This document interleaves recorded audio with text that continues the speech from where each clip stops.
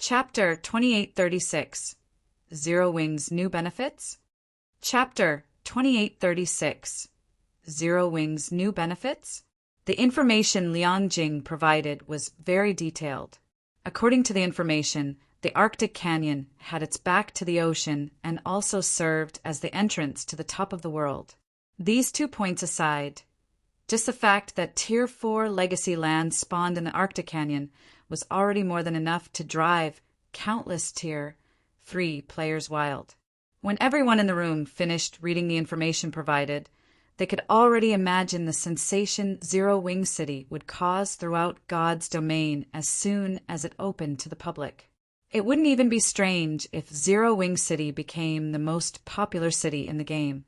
At this time, let alone Zero Wing's members, even Heaven's Blade's divine shadow couldn't help gazing at the information before him with passionate eyes.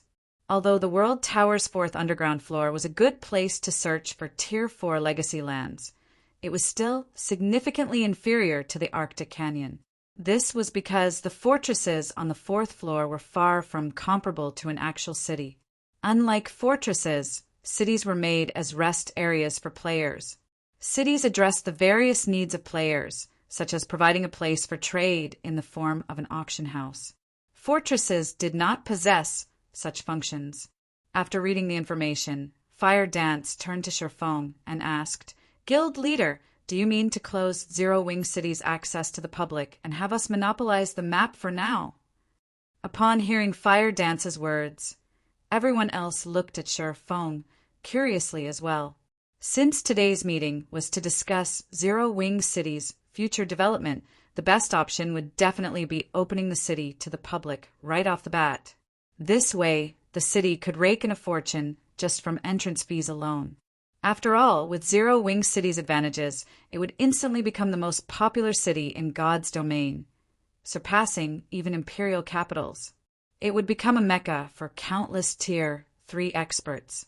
However, if Sherfong had decided to simply open Zero Wing City to the public, there would be no point in gathering them here today. He could do so on his own volition. That's right. Now that we have secured such a big advantage, we naturally have to use it to benefit ourselves. Only after we have grown stronger will we open Zero Wing City to the public, Sherfong said, nodding. It's just that operating a main city costs a lot. If it were an ordinary guild city, just the maintenance cost of 30,000 NPC soldiers could bankrupt several first-rate guilds. Moreover, he had enhanced the city with the 12-array magic world, further increasing the city's demand for magic crystals. Hence, he had no choice but to give up on his plan to limit access to the guild's several thousand core members. After all, a measly few thousand players could hardly cover the expenditure of such a main city. In that case, we might as well give access to all guild members.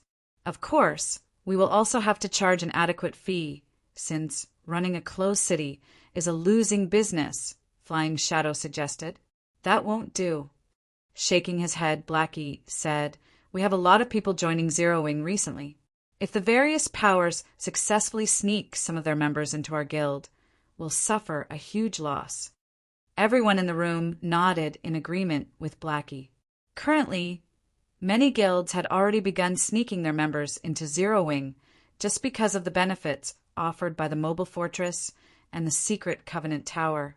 To counter this problem, Fire Dance had deliberately made core membership a requirement for entering the mobile fortress. To become a core member of Zero Wing, one would have to contribute a lot to the guild. It would take a new member 1 or 2 months to accumulate sufficient contributions. Only after this new regulation appeared did the various guilds dismiss their plans. However, this new regulation failed to deter the adventure teams. Adventure teams still joined Zero Wing one after another, all of them with the purpose of utilizing the mobile fortress's training environment. They had joined the guild solely to exploit the guild for their own benefit. Once these adventure teams achieved their goals, there was a high chance they would just pack up and leave. Of course, Zero Wing didn't mind that much. After all, these adventure teams would have to make the corresponding contributions to obtain the benefits they sought. At this time, Yulan suggested, "How about we learn from the mobile fortresses example and let only core members enter?" "I'm afraid we won't have enough numbers if that's the case." Shaking her head, Liangjing explained, "Based on our current estimates, we need at least 80,000 people to keep Zero Wing City running normally. Even then, we'd have to charge 1 magic crystal per person. It cost 40,000 magic crystals just to keep the 12-array magic world running. After factoring in the magic crystals needed to keep the city's various other magic arrays and constructions operating, the city would need to make at least 80,000 magic crystals per day to avoid falling into the red. Moreover, this still didn't include the cost of the 30,000 tier 3 NPC soldiers the guild planned to recruit." "That much?" Yulan was slightly surprised. A daily operational cost of 80,000 magic crystals was something even the various superpowers would find hard to stomach, especially since this was only one city they were talking about.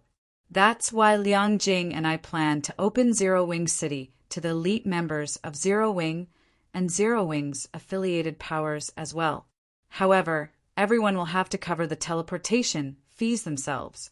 Elite members will also have to pay 3 magic crystals to enter the city, while core members will have to pay 2 magic crystals," Shifeng said. "Apart from the core members we gathered this time, everyone else will be free to choose whether they want to enter the city or not. 3 magic crystals per person?" This entrance fee rendered everyone present speechless. It was undoubtedly the highest ever charged in God's domain's history. If the city were open to the public, there might still be many people entering the city despite the high cost. However, if access was limited to guild members, the number of players entering the city would be minimal.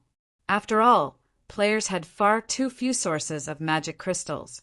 For the average player, they could obtain magic crystals only by harvesting ores, doing quests, opening treasure chests, and raiding large-scale team dungeons. It was almost impossible for them to obtain magic crystals through standard grinding. If a player was merely seeking to level up, they would be much better off heading to the secret Covenant Tower instead of the Arctic Canyon. As for those trying to find Tier 4 legacy lands, to put it bluntly, how many players in Zero Wing were actually confident of completing their Tier 4 promotion quests? Tier 4 legacy lands were necessary for the guild, not for the guild's members. If the average guild member found a Tier 4 legacy land, they would, at best, receive a reward from the guild. However, if obtaining this reward meant having to explore a level 140 neutral map and pay an entrance fee of 3 magic crystals, very few people would accept such a business proposition. After listening to Shifeng's words, Cleansing Flame turned to Divine Shadow and asked quietly, "Vice Commander, should the 2 of us head to Zero Wing City and take a look first? Although we brought only core members with us this time, it would still be a considerable cost if all 2,000 of them enter the city." It would be a lie to say that they weren't tempted by the prospect of finding Tier 4 legacy lands. However, Heaven's Blade had already suffered a major loss due to its previous disbandment. Apart from some fixed assets, Heaven's Blade didn't have much resources left, and just maintaining the adventure team's daily operation was a struggle. If they splurged their precious magic crystals now, they would be putting the cart before the horse. After all, magic crystals were different from ancient coins and standard coins. While purchasing magic crystals in small quantities was possible, purchasing them in bulk was absolutely impossible. At this stage of the game, due to the high demand for magic crystals, even the 5 great super guilds had begun publicly purchasing magic crystals. Yet, they only managed to purchase the crystals in small quantities from independent players seeking to earn credits. None of the various guilds or adventure teams members would be dumb enough to trade magic crystals for credits. "We'll do that," Divine Shadow said, nodding. "If the Arctic Canyon is better, we can shift our base of operations to Zero Wing City instead of continuing our struggle with the various superpowers on Dragonheart Island."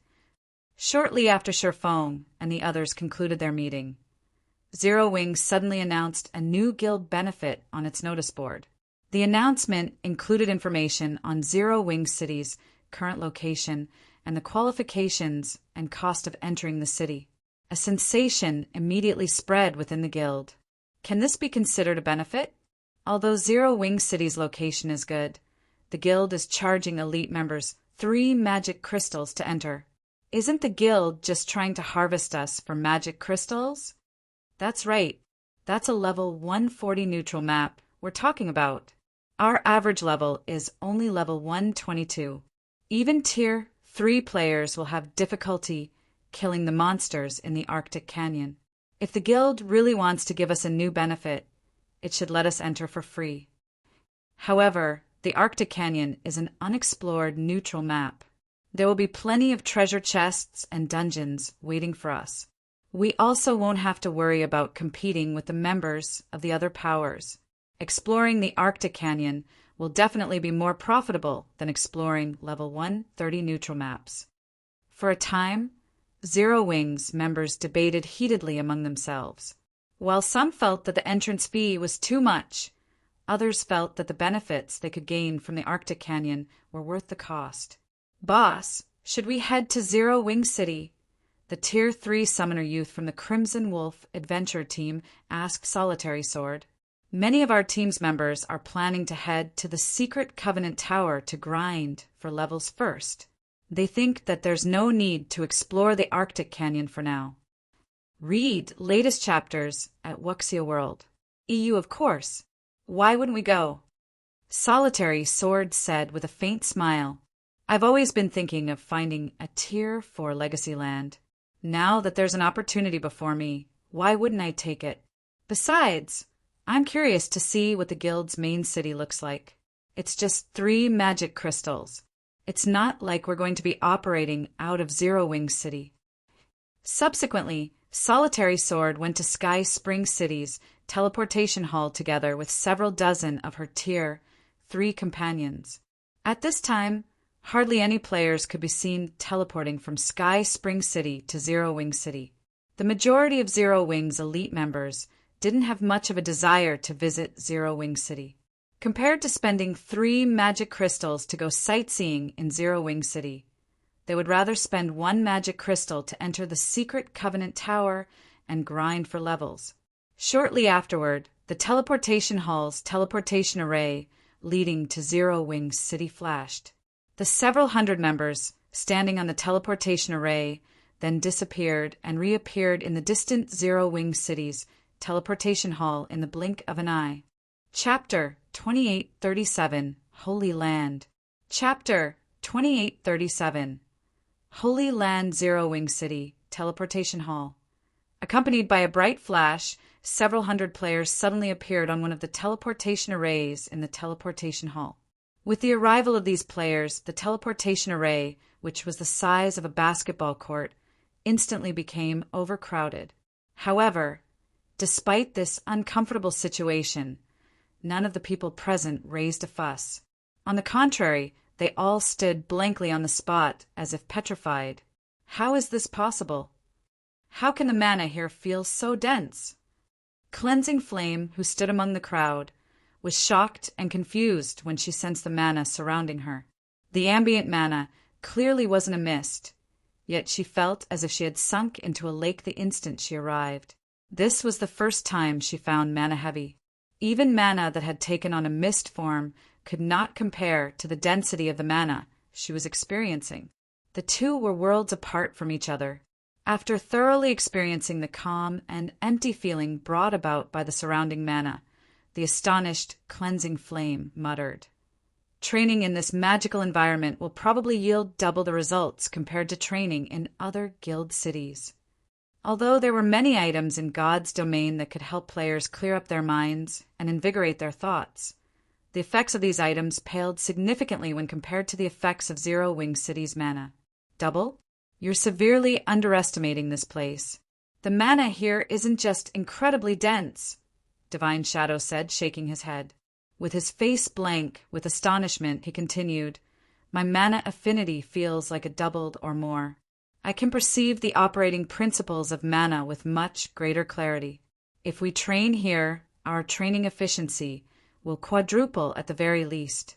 Moreover, this place should also be of great help toward reaching Tier 4.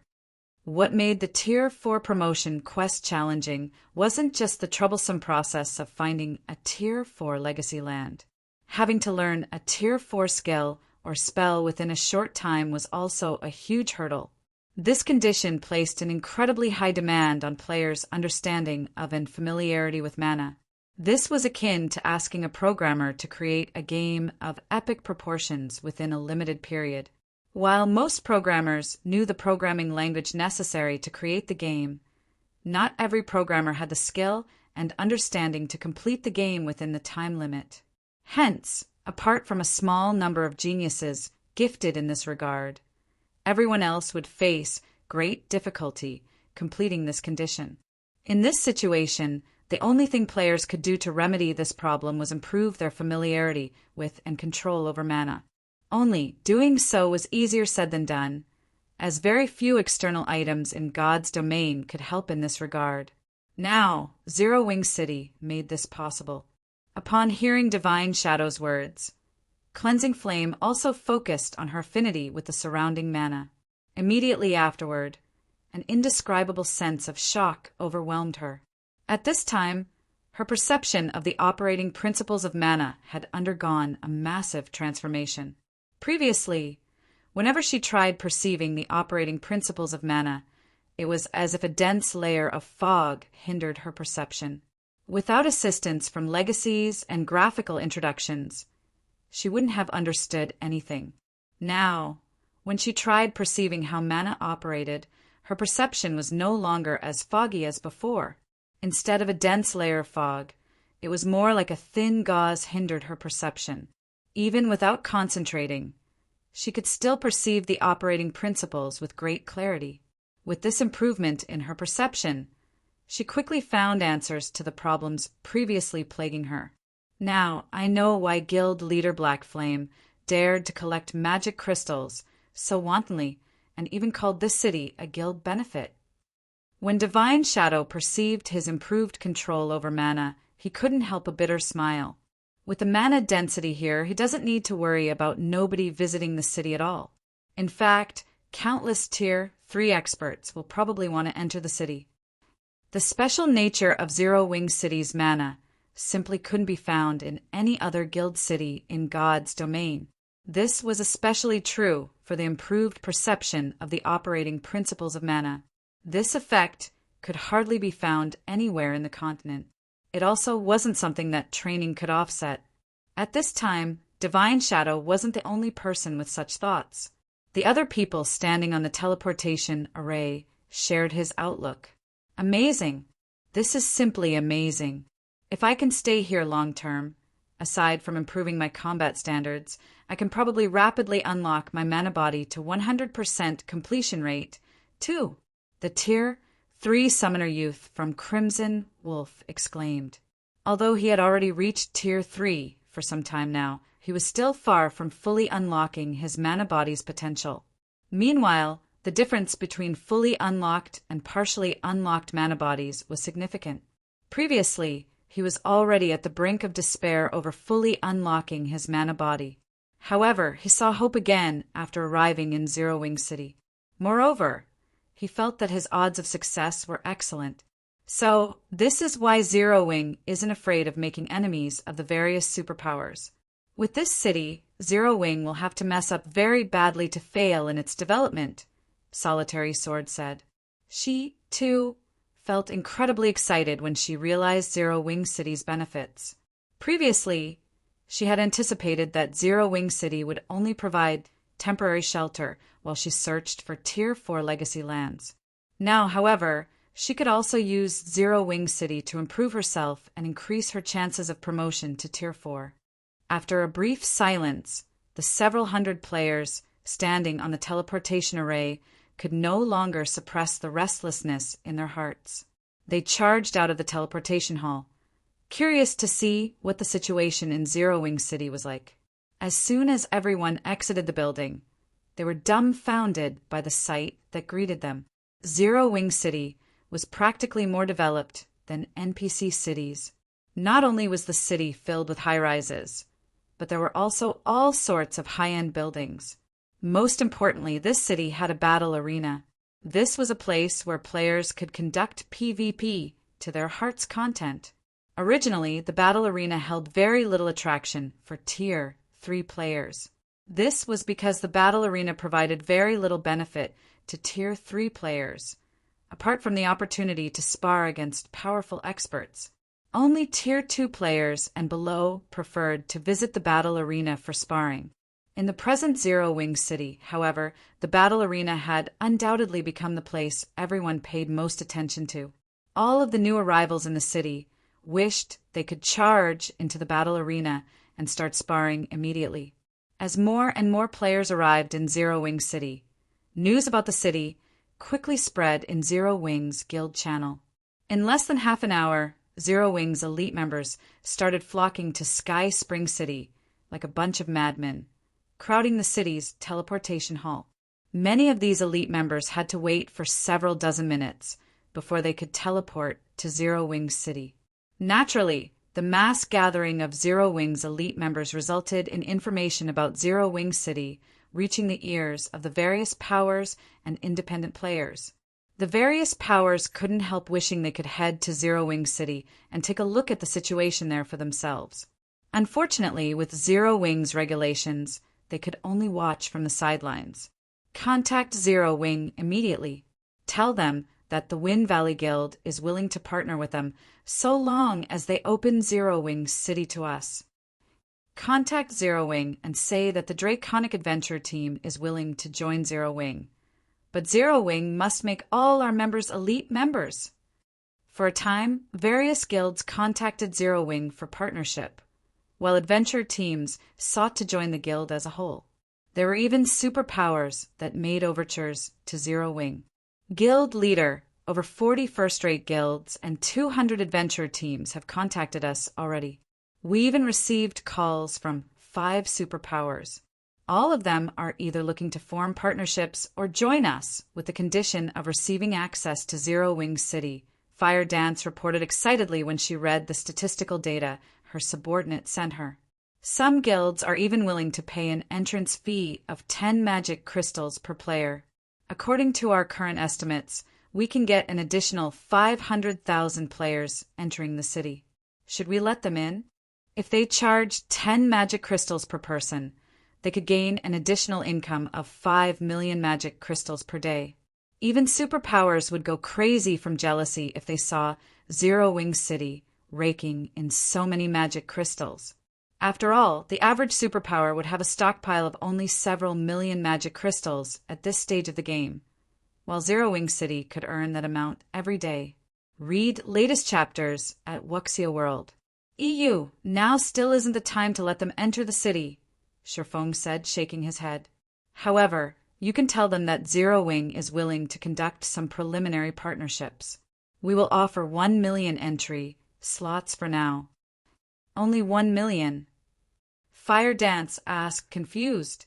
Zero Wing City was already a main city. Let alone 1 million, it could easily accommodate 10 million players. Even if they excluded the slots Zero Wing needed, such a tight restriction to the entry slots shouldn't be necessary. After all, they would be making 10 magic crystals for every non-guild member that entered the city. MHM. Any guild that has signed a strategic alliance or resource alliance with Zero Wing can purchase these slots, Shifeng said, nodding. We will auction off these slots through candlelight with a starting bid of 10 magic crystals per slot. Auction. Fire Dance's eyes lit up in realization when she heard Shifeng's words. I understand. I'll notify them now. Chapter 2838. Astonishing News. Chapter 2838.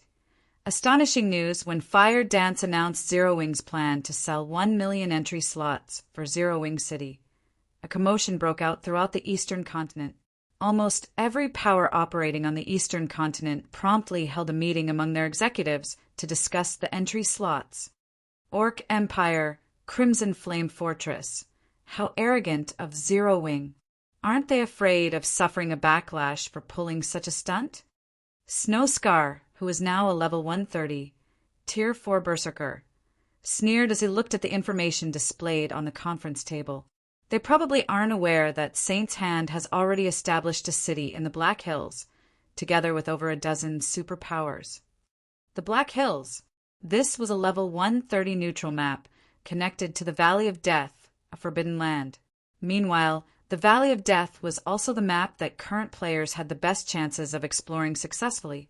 Although the Forbidden Land was dangerous, according to the reports of the Tier 4 experts who had explored it already, the number of Tier 4 legacy lands appearing inside far exceeded that of other places.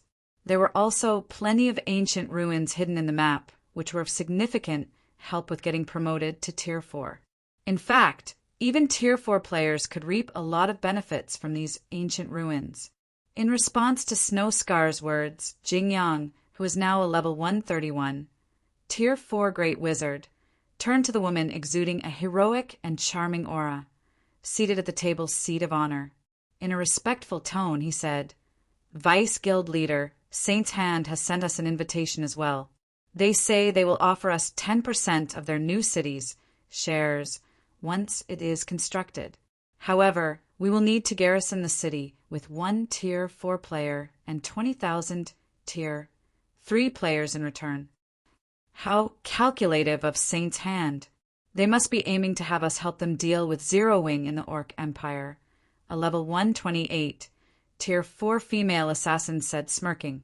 However, if they want to use us as pawns, don't you think that the price they're offering is too low?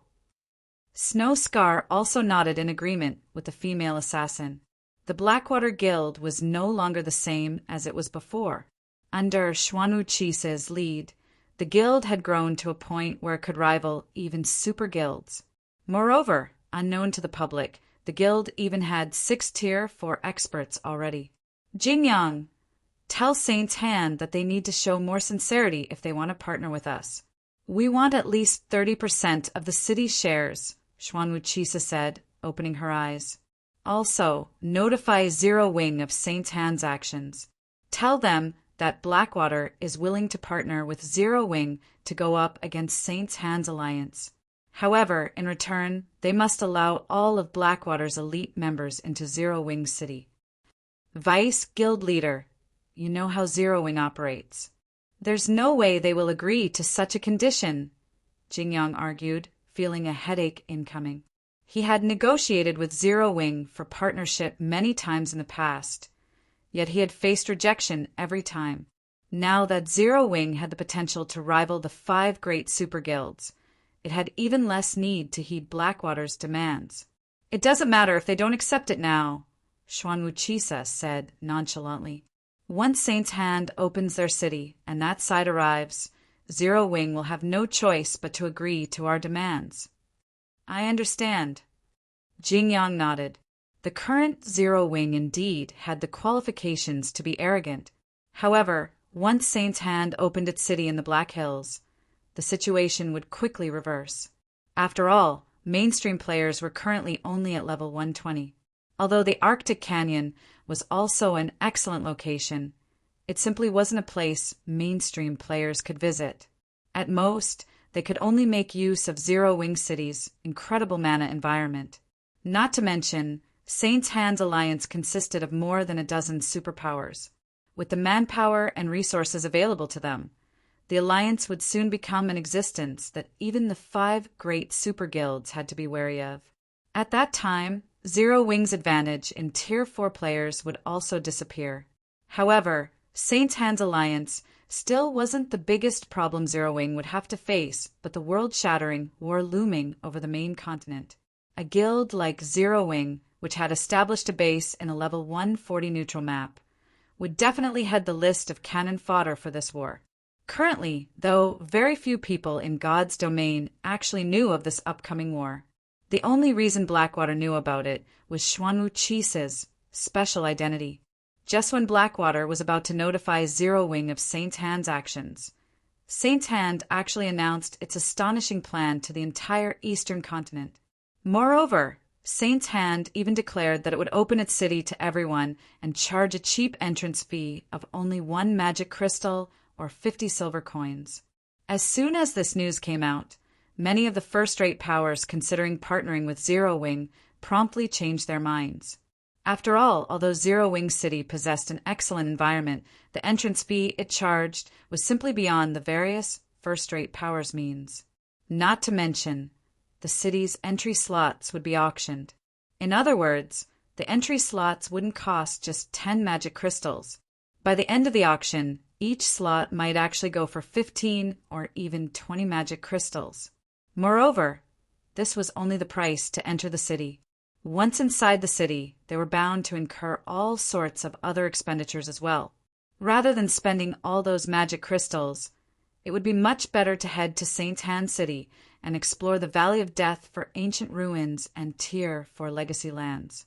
Not only could they save up on a lot of magic crystals by doing so, but their potential income was also higher. Sky Spring City, Zero Wing's residence. Guild leader, 90% of the first-rate powers seeking to partner with us and 80% of the adventure teams seeking to join us changed their minds after Saint's Hand's announcement. Fire Dance said, a hint of disbelief in her eyes as she read the report she just received. There won't be any competition for the entry slots. In fact, the 1 million slots we're offering exceed the remaining guild's demand. It doesn't matter. Let Saint's Hand do whatever it wants. Our plan will remain the same. We will still sell 1 million entry slots during the auction, Sherfong said, chuckling as he looked at the statistical report. When the time comes, just sell as many slots as possible. To begin with, we're not doing this to earn magic crystals. We're just trying to keep Zero Wing City operational. You might be right, but if we have enough magic crystals, we could construct another mobile fortress, right? Fire Dance said regretfully. The magic crystals Zero Wing earned from its members visiting Zero Wing City were already more than enough to keep the city functioning normally. The only problems remaining were the recruitment and maintenance of the city's NPC soldiers. However, resolving these issues wasn't a big deal for the present Zero Wing. This was because many guild members were willing to develop themselves in Zero Wing City. There were also more than 20,000 Tier 3 experts from Heaven's Blade and Azura. In total, Zero Wing City already had an astonishing 50,000 Tier 3 players operating in it. At this point, all they needed to do was wait until the guild accumulated enough Tier 3 members to ensure Zero Wing City security.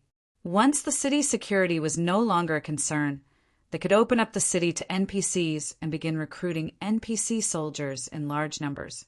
However, the mobile fortress's power had made a deep impression on Fire Dance.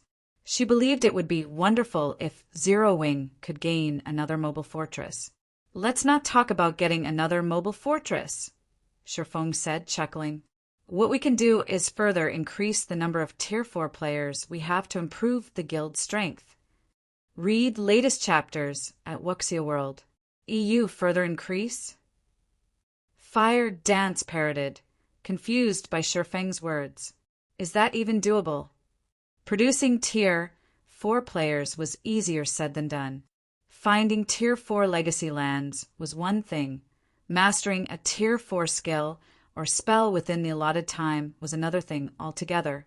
The help Zero Wing City's environment provided for this aspect could already be regarded as the best available in God's domain. She found it hard to imagine other ways to help Zero Wing produce even more Tier 4 players. Of course. Smiling, Sherfong said, contact Summer and the others and have them gather in Zero Wing City's city, Lord's Mansion. If it were before he had visited the ancient god's domain, he would indeed have no way of accomplishing such a feat, however. After his trip to the ancient era he did. And that was by using the ancient beast sculpture. Chapter 2839. Statue's Astonishing Function. Chapter 2839. Statue's Astonishing Function Zero Wing City. City Lord's Mansion. Alluring Summer, Shadow Sword, Turtle Dove, Cola, Yulon, Blackie, Flying Shadow, Silent Blade, Stubborn Bone Yi Wumian, Rampant Blade, Su Qianlu, Minor Wind, and Graceful Moon gathered in the second underground floor of the city, Lord's Mansion, after receiving Fire Dance's summons. Looking at Fire Dance, who was guiding their group, Kola asked curiously, "Commander, why did the guild leader suddenly have us come over?" At Kola's question, the others in the group also looked at Fire Dance curiously. For the sake of raising their chances of getting promoted to Tier 4, they had all focused on training in the battle arena recently to improve their control over mana. In Zero Wing City's mana environment, their control over mana had improved at a noticeable rate. Among them, Alluring Summer had become a master magician and even gained her own mana domain. Her achievements had spurred the rest of them to train even more zealously. Yet, instead of letting them focus on their training, Fire Dance had suddenly summoned them here. "It's a secret," Fire Dance answered with a smile. "Moreover, this trip will be beneficial for you. You might even increase your chances of getting promoted to Tier 4 by a large margin." Fire Dance naturally knew of everyone's desire to get promoted to Tier 4. After all, Zero Wing City's environment was greatly beneficial to even a Tier 4 player like herself, let alone Tier 3 players. Moreover, in the current God's domain, Tier 3 players couldn't make any waves at all. Only by reaching Tier 4 would a player have an impact on the big picture. "Are you trying to trick us, Commander? We already have Zero Wing City's environment to help us. Is there really another way to increase our chances of promotion further?" Shadow Sword asked skeptically. However, he couldn't help growing a little eager and excited at Fire Dance's answer. He understood very clearly that with his current standards, it would be incredibly difficult for him to get promoted to Tier 4. Even with the support of Zero Wing City's excellent environment, it would most likely take him several attempts before he could get promoted. And worse, players who failed their Tier 4 promotion quest had to wait for a long period before they could re-challenge their promotion quest. Even if he could find another Tier 4 legacy land quickly, he would still have to wait up to a month. If he suffered consecutive failures, it could very well take him up to half a year or possibly more to reach Tier 4. If he were to hover at Tier 3 for half a year, he simply couldn't imagine how far he would fall behind the current Tier 4 players. After all, there were still many places in God's domain that only Tier 4 players and above could set foot in. Meanwhile, the opportunities, legacies, and items available in these forbidden lands were far superior to what other maps provided. That was what the guild leader said, Fire Dance said, nodding. Otherwise, he wouldn't have interrupted your training spree and called you here. After saying so, Fire Dance stopped before a stone door sealed by a magic array. Standing guard beside the stone door were 4 level 140, Tier 3 fine gold guards. Even if a Tier 4 player came here, they shouldn't think of getting past these NPCs quickly. When the 4 NPCs saw Fire Dance, they promptly removed the seal on the stone door. Subsequently, the stone door parted slowly, revealing a room the size of a basketball court. Many magic arrays isolated the room. Even if a Tier 4 player made a ruckus inside the room, their actions would go unnoticed in the outside world. Shifeng was waiting inside the isolated room. After glancing at everyone, Shifeng said, "Come on in." In response to Shifeng's words, Fire Dance entered the room curiously, followed by the rest of the group shortly afterward. After everyone entered the room, the 4 guards outside the room closed the door and quietly stood watch by the door, none of them daring to relax for even a moment. Having entered the room, Fire Dance and the others couldn't help looking at Shifeng in confusion. This was because even after entering the isolated room, they failed to sense anything special about it. In fact, the mana density inside the room even seemed slightly lower compared to outside. Upon seeing everyone's confusion, Shifeng smiled and said, "You must be wondering why I summoned you to such a place, right? Guild leader, the commander said you have a way to further increase our chances of getting promoted to Tier 4. Unable to hold back his curiosity any longer, Kola asked, "Is that true?" Truthfully, Kola didn't have much confidence in getting promoted to Tier 4 since his combat standard was still stuck at the flowing water realm even now. His control over mana was also only at the advanced magician standard. It was basically impossible for him to learn a Tier 4 legacy skill within a short period. It's true.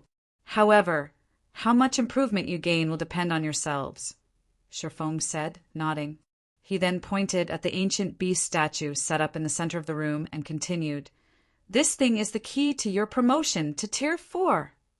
A statue. Everyone present grew even more confused when they heard Shifeng's words. Even Fire Dance was no exception. Although the statue in front of them looked exquisite, no matter how they looked at it, it did not seem like a tool that could help them reach Tier 4. "Observe it from a closer distance," Shifeng said, chuckling. "But don't use your eyes. Use your whole body to perceive it." The ancient beast statue was an incomparably mysterious object, and it was incredibly difficult for someone to notice its uniqueness. This was because the ancient beast statue would reveal its properties only in an environment with incredibly dense mana. Moreover, these properties were noticeable only at close distance. If one stood too far away from the statue, one wouldn't sense anything special about it. In fact, placing the statue in a room would even cause the density of the mana in the room to drop. In the past, some players had even treated the ancient beast statues as junk and sold them cheap. At Shifeng's advice, Kola and the others approached the statue, and when everyone got within 10 yards of the ancient beast statue, their expressions promptly changed. How is this possible? The operating principles of mana have become much clearer. There's at least a 50% improvement. As a Tier 4 player, Fire Dance was the quickest to notice the changes the ancient beast statue brought about, and she couldn't help gaping at the statue in disbelief. Assuming that she could view the operating principles of mana at only 10% clarity under normal circumstances, then in Zero Wing City's environment, she could view the operating principles at 20% clarity. However, standing beside the ancient beast statue, she could view the operating principles at 30% clarity. Kola and the others did not achieve as good a result as Fire Dance since they were still at Tier 3. However, they still managed to achieve a clarity of at least 20%. At this time, their perception of the operating principles of mana was superior to the average Tier 4 players. Now, they were basically viewing the world around them from a higher perspective than even Tier 4 players.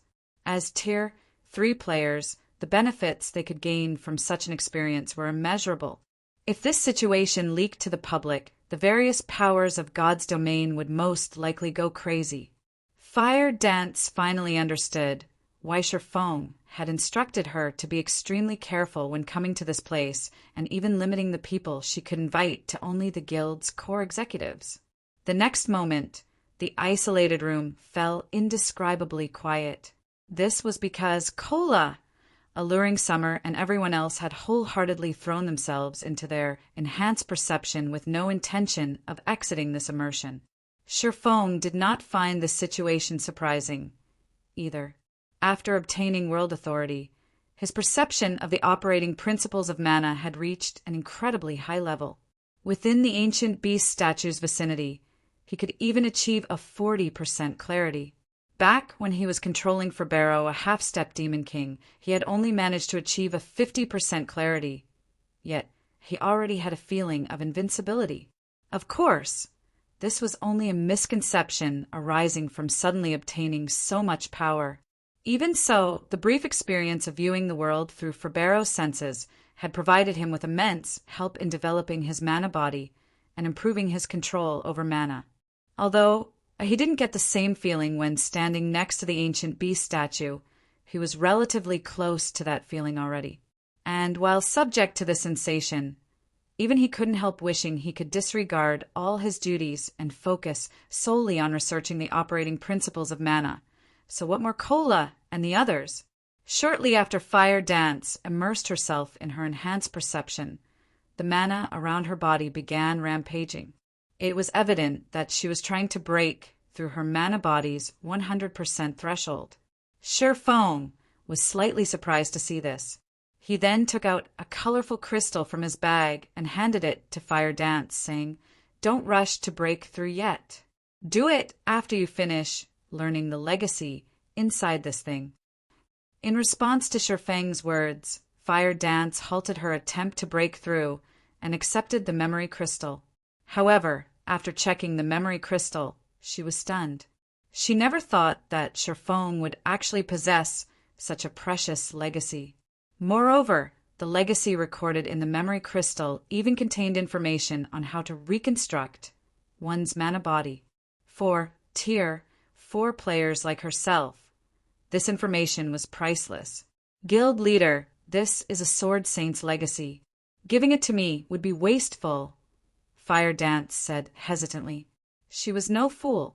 Anyone who had gotten promoted to Tier 4 would know what was most important to a Tier 4 player: achieving a breakthrough in one's mana body and reconstructing it.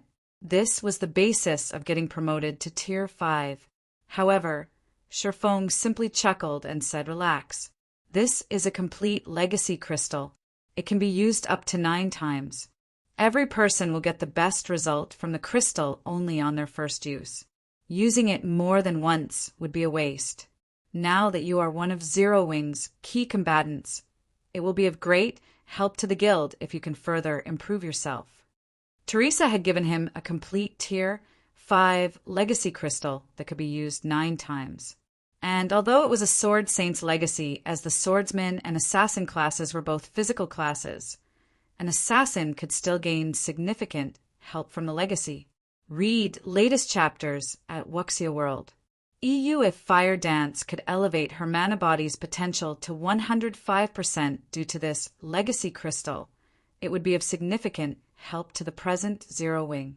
Since Shifeng wasn't accepting any argument, Fire Dance eventually gritted her teeth and activated the memory crystal. After all, what Shifeng said was true. There were significant differences even between Tier 4 players. Take Violet Cloud, for example. Because she had long since broken through her mana body's 100% threshold, her combat power had surpassed Fire Dance's by a large margin as soon as she reached Tier 4. If Fire Dance could break through the 100% threshold now, she would be able to hold her ground even against monstrously strong Tier 4 experts. Immediately, the colorful crystal in Fire Dance's hand released several streaks of light that flowed straight into her eyes. Simultaneously, a large amount of information was transmitted directly into her brain. Chapter 2840, Consecutive Breakthroughs. Chapter 2840, Consecutive Breakthroughs, as information from the Sword Saint's legacy flooded Fire Dance's mind. The mana she exuded strengthened and weakened in intervals. It was evident that she had received a lot of inspiration from the legacy. Both her control over mana and understanding of mana rose at a visible rate. Seeing this development, Shifeng couldn't help growing envious. Truthfully, he had constantly been thinking of using the Sword Saint's legacy himself ever since he received it. However, he also understood that he wouldn't benefit much from it. This was because the current bottleneck he faced wasn't related to mana, but his concentration. To raise the strength of his mana body to a whole new level, he needed to raise his concentration to a point where he could control his mana body with a 3-fold manipulation method. Hence, using the Sword Saint's legacy now would simply be a waste. I should start training and adapting to a 3-fold manipulation method as well. Shifeng smiled involuntarily when he saw everyone in the room improving rapidly. Then he sat down and began his own training. Back when he was in the Ancient Gods domain, his concentration standard had only been at the Tier 4 intermediate standard. Among Tier 4 existences, that wasn't anything to brag about. However, merging with the Tier 4 Hellfire had thoroughly tempered his concentration. He now estimated that his concentration was at the Tier 4 peak standard already. He should be only one step away from reaching the Tier 5 standard and achieving world creation. Of course, just elevating his concentration standard to Tier 5 wouldn't be enough to achieve world creation. He would still need to become a Grandmaster Magician first. This was also the main reason many players and NPCs couldn't achieve world creation even after reaching Tier 5. After all, becoming a Grandmaster Magician was incredibly challenging. Generally, most people capable of becoming a Grandmaster Magician were lifestyle Grandmasters. Yet, most of these lifestyle Grandmasters were unsuited for combat and were incapable of reaching Tier 5, only reaching Tier 4 best. This situation was especially obvious among players. In the past, over 70% of experts that had achieved world creation were lifestyle Grandmasters stuck at Tier 4, and many experts who had risen to Tier 5 couldn't help envying those players. After all, the disparity in combat power between individuals with and without world creation was like the difference between heaven and earth. Even at Tier 5, world creation could still influence a battle, following which, time passed swiftly. In the blink of an eye, half a day had gone by already. Amid Sher Feng's repeated attempts at executing a threefold manipulation method, the mana fire dance exuded suddenly skyrocketed in intensity. Her rapid transformation even kicked up a mana storm, the phenomenon startling everyone in the room. What's going on with Sis Fire? The mana she's exuding is so powerful, Flying Shadow exclaimed. He was thunderstruck when he saw the white mist wreathing Fire Dance's body. She should have broken through her mana body's limits, Turtle Dove said enviously. No, this shouldn't be just a simple breakthrough, Alluring Summer said, shaking her head. I've broken through the 100% threshold as well. Yet compared to Fire Dance right now, the phenomenon my breakthrough created was much weaker. Even if she achieved her breakthrough at Tier 4, the reaction shouldn't be so exaggerated. Alluring Summer had much greater authority when talking about breaking through the mana body's limits, since she had unlocked her mana body to 102% potential already. Back when Alluring Summer broke through, her mana body had indeed undergone a qualitative transformation and provoked a powerful reaction in her surroundings. However, that reaction was much more subdued than Fire Dance's. At this time, the mana surrounding Fire Dance was already almost liquid. Even if Alluring Summer factored in the special environment of this room and the fact that Fire Dance was at Tier 4, a breakthrough in the mana body's limits still shouldn't generate such a powerful reaction. Several more minutes later, Fire Dance finally stabilized her mana, and an excited expression immediately appeared on her face. Guild leader, I succeeded, Fire Dance said as she looked at Sher Feng excitedly. My mana body is currently at a 107% completion rate. If you give me a little more time, I can even reach 110%. She had heard plenty regarding the mana body from Sher Feng. According to him, after breaking through the 100% threshold, the mana body would see further qualitative transformations at the 105% and 110% thresholds. Although she had yet to reach a 110% completion rate, with the information the Sword Saint's legacy provided and the ancient beast statue's effect, she was now confident of reaching that threshold. At that time, her combat power would definitely surpass Violet Cloud's. After all, Violet Cloud's mana body was only at a 108% completion rate right now. You reached 107% on the first breakthrough. Sher Feng was shocked. Normally, a player couldn't reach or exceed 105% on their first breakthrough. Even Violet Cloud was no exception. After all, players would need to overhaul the method they used to manipulate their mana body to reach this threshold. Nevertheless, Fire Dance had skated through this process. The improvement she achieved was beyond remarkable. That Sword Saint had a very thorough understanding of the mana body. His explanations were also simple to understand. It's a pity that I'm not a swordsman myself. Otherwise, I would have improved even more, Fire Dance said regretfully. If this legacy is given to Shadow Sword and the others, they should have a very easy time breaking through the 110% threshold. If you used it, you would probably achieve even more astonishing results. Guild leader, the legacy actually has such great effects? Sher Feng couldn't help feeling tempted by Fire Dance's words. However, he still suppressed his agitated heart in the end and said calmly, "I'll pass for now. However, we can let Shadow Sword and the other swordsmen use the legacy once they reach Tier 4. Anyone with a physical class can also use it if they manage to break through the 100% threshold." Shi Feng was indeed very tempted to use the Sword Saint's legacy and go beyond his mana body's present 110% completion rate. He might even be lucky enough to reach a 115% completion rate. If that happened, he would have full confidence in completing the Divine Dragon's Trial. However, his current priorities were developing his concentration standard and improving his understanding of magic arrays. So long as he succeeded in doing so, combined with the Sword Saint's legacy, he could develop his mana body beyond even a 115% completion rate. In fact, once he reached level 150, he could even start trying to create a personalized mana body. After all, not every Tier 5 expert in the past had started creating personalized mana bodies only after exceeding the 110% completion rate. Many of these Tier 5 experts had tried and succeeded even at 109% and 110%. This was because there was no integral connection between a mana body's completion rate and the creation of a personalized mana body. Having a higher completion rate only meant that a player was more familiar with the mana body they currently had. At most, this familiarity would grant the player an easier time in creating a personalized mana body. It wasn't essential. As for the matter of sharing the Sword Saint's legacy if it were possible, he would prefer to let only Tier 4 swordsmen use it.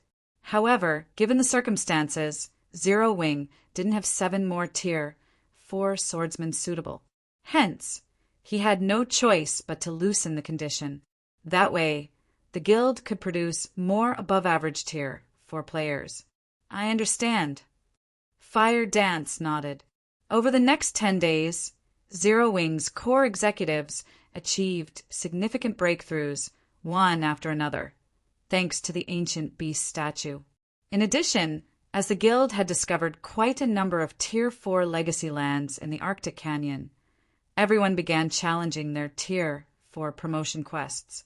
As for Fire Dance, after reaching a 110% completion rate with her mana body, she led an exploration team into the Arctic Canyon, drastically increasing Zero Wing's income, particularly of top-tier level 130 plus equipment and materials.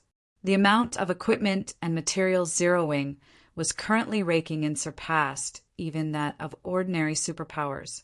Among the harvests Zero Wing made, the most notable one was 7 Luminaries crystals.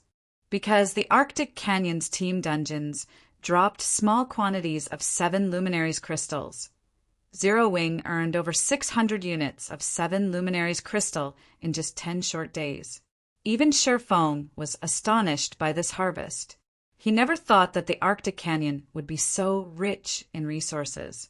Fire Dance's team was responsible for more than half of the 7 Luminaries crystals earned. At this time, he could already foresee that once Zero Wing gained more and more Tier 4 players, the guild's income of 7 Luminaries crystals would reach staggering levels. Meanwhile, Shi Feng had been relatively free compared to Fire Dance and the others these past 10 days. He was also only half a step away from successfully implementing the threefold manipulation method on his mana body. However, during this time, huge events had also taken place in God's domain one after another. Firstly, there was the appearance of Saint Heart City.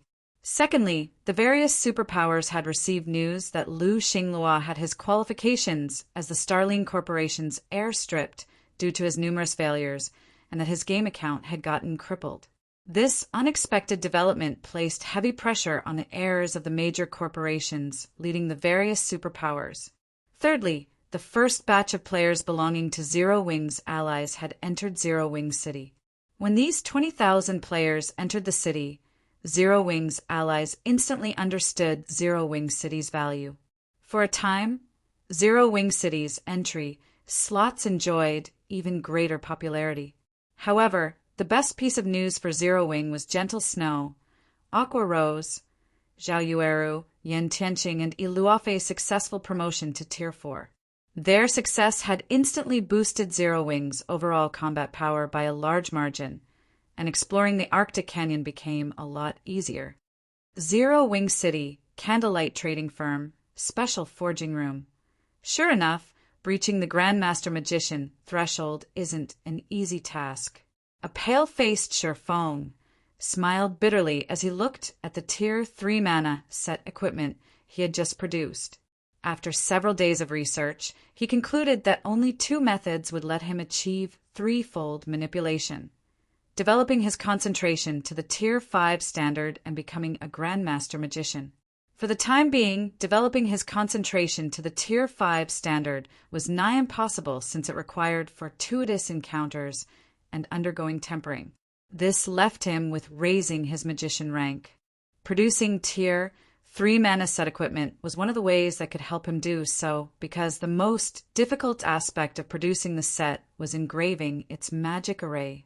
Although the system deemed the set's magic array as only a master magic array, it rivaled even Grandmaster magic arrays in complexity. If he could successfully engrave the entire magic array in one go, he wouldn't be far off from becoming a Grandmaster Magician. Unfortunately, even after working for several days consecutively and producing more than 200 sets of Tier 3 mana set equipment, he still couldn't engrave the set's magic array in one go. He felt as if an invisible barrier was preventing him from advancing. Meanwhile, Shifeng also happened to reach level 150, the threshold where he could get promoted to Tier 5. Guild Leader, you previously asked the Boulder Corporation to look into Phoenix Rain's little sister, right? At this time, Liang Jing suddenly contacted Shifeng. They just sent back news that Phoenix Rain's little sister should be staying in Haitian City's upper zone. Read latest chapters at Wuxia World. I got it. Nodding, Shifeng promptly chose to log out of God's domain and decided to pay Haitian City's upper zone. Apart from checking up on Phoenix Rain's little sister, he could also use this opportunity to broaden his business circle to Haitian City's upper zone. Every upper zone had its own contribution competition. Since the various corporations were placing such heavy importance on this season's competition, it would be a huge waste not to take advantage of it and make a killing. After all, Zero Wing was already a massive organization that had many mouths to feed. A large number of newcomers with great potential had even joined the guild's headquarters recently. There were also the resources needed to nurture Zero Wing's executives. With all the guild's resource requirements, simply relying on the 5 states corporation would be far from enough. Chapter 2841, Mental Strength Training House. Chapter 2841, Mental Strength Training House, Haitian City, Upper Zone. A luxury hovercar slowly landed in front of the upper zone's entrance. A man and a woman then got out of the car, their appearance instantly attracting the hundreds of teenage boys and girls waiting by the entrance. This man and woman were none other than Shifeng and Mushin. However, all of the teenagers focused on Mushin, their eyes filled with surprise and confusion. Why is the Boulder Corporation's heir here at Haitian City's upper zone? Could she be transferring to our upper zone? That's impossible. I heard that Mushin broke through recently and acquired Grade 1 authority in Yuantian City's upper zone. Moreover, not only does she have the Boulder Corporation's full support, but the base layer supervisor is also quite supportive of her. At this rate, she might enter the middle layer of Yuantian City's upper zone. Why would she want to come to our upper zone? The teenage boys and girls began a heated discussion among themselves when they saw Mushin.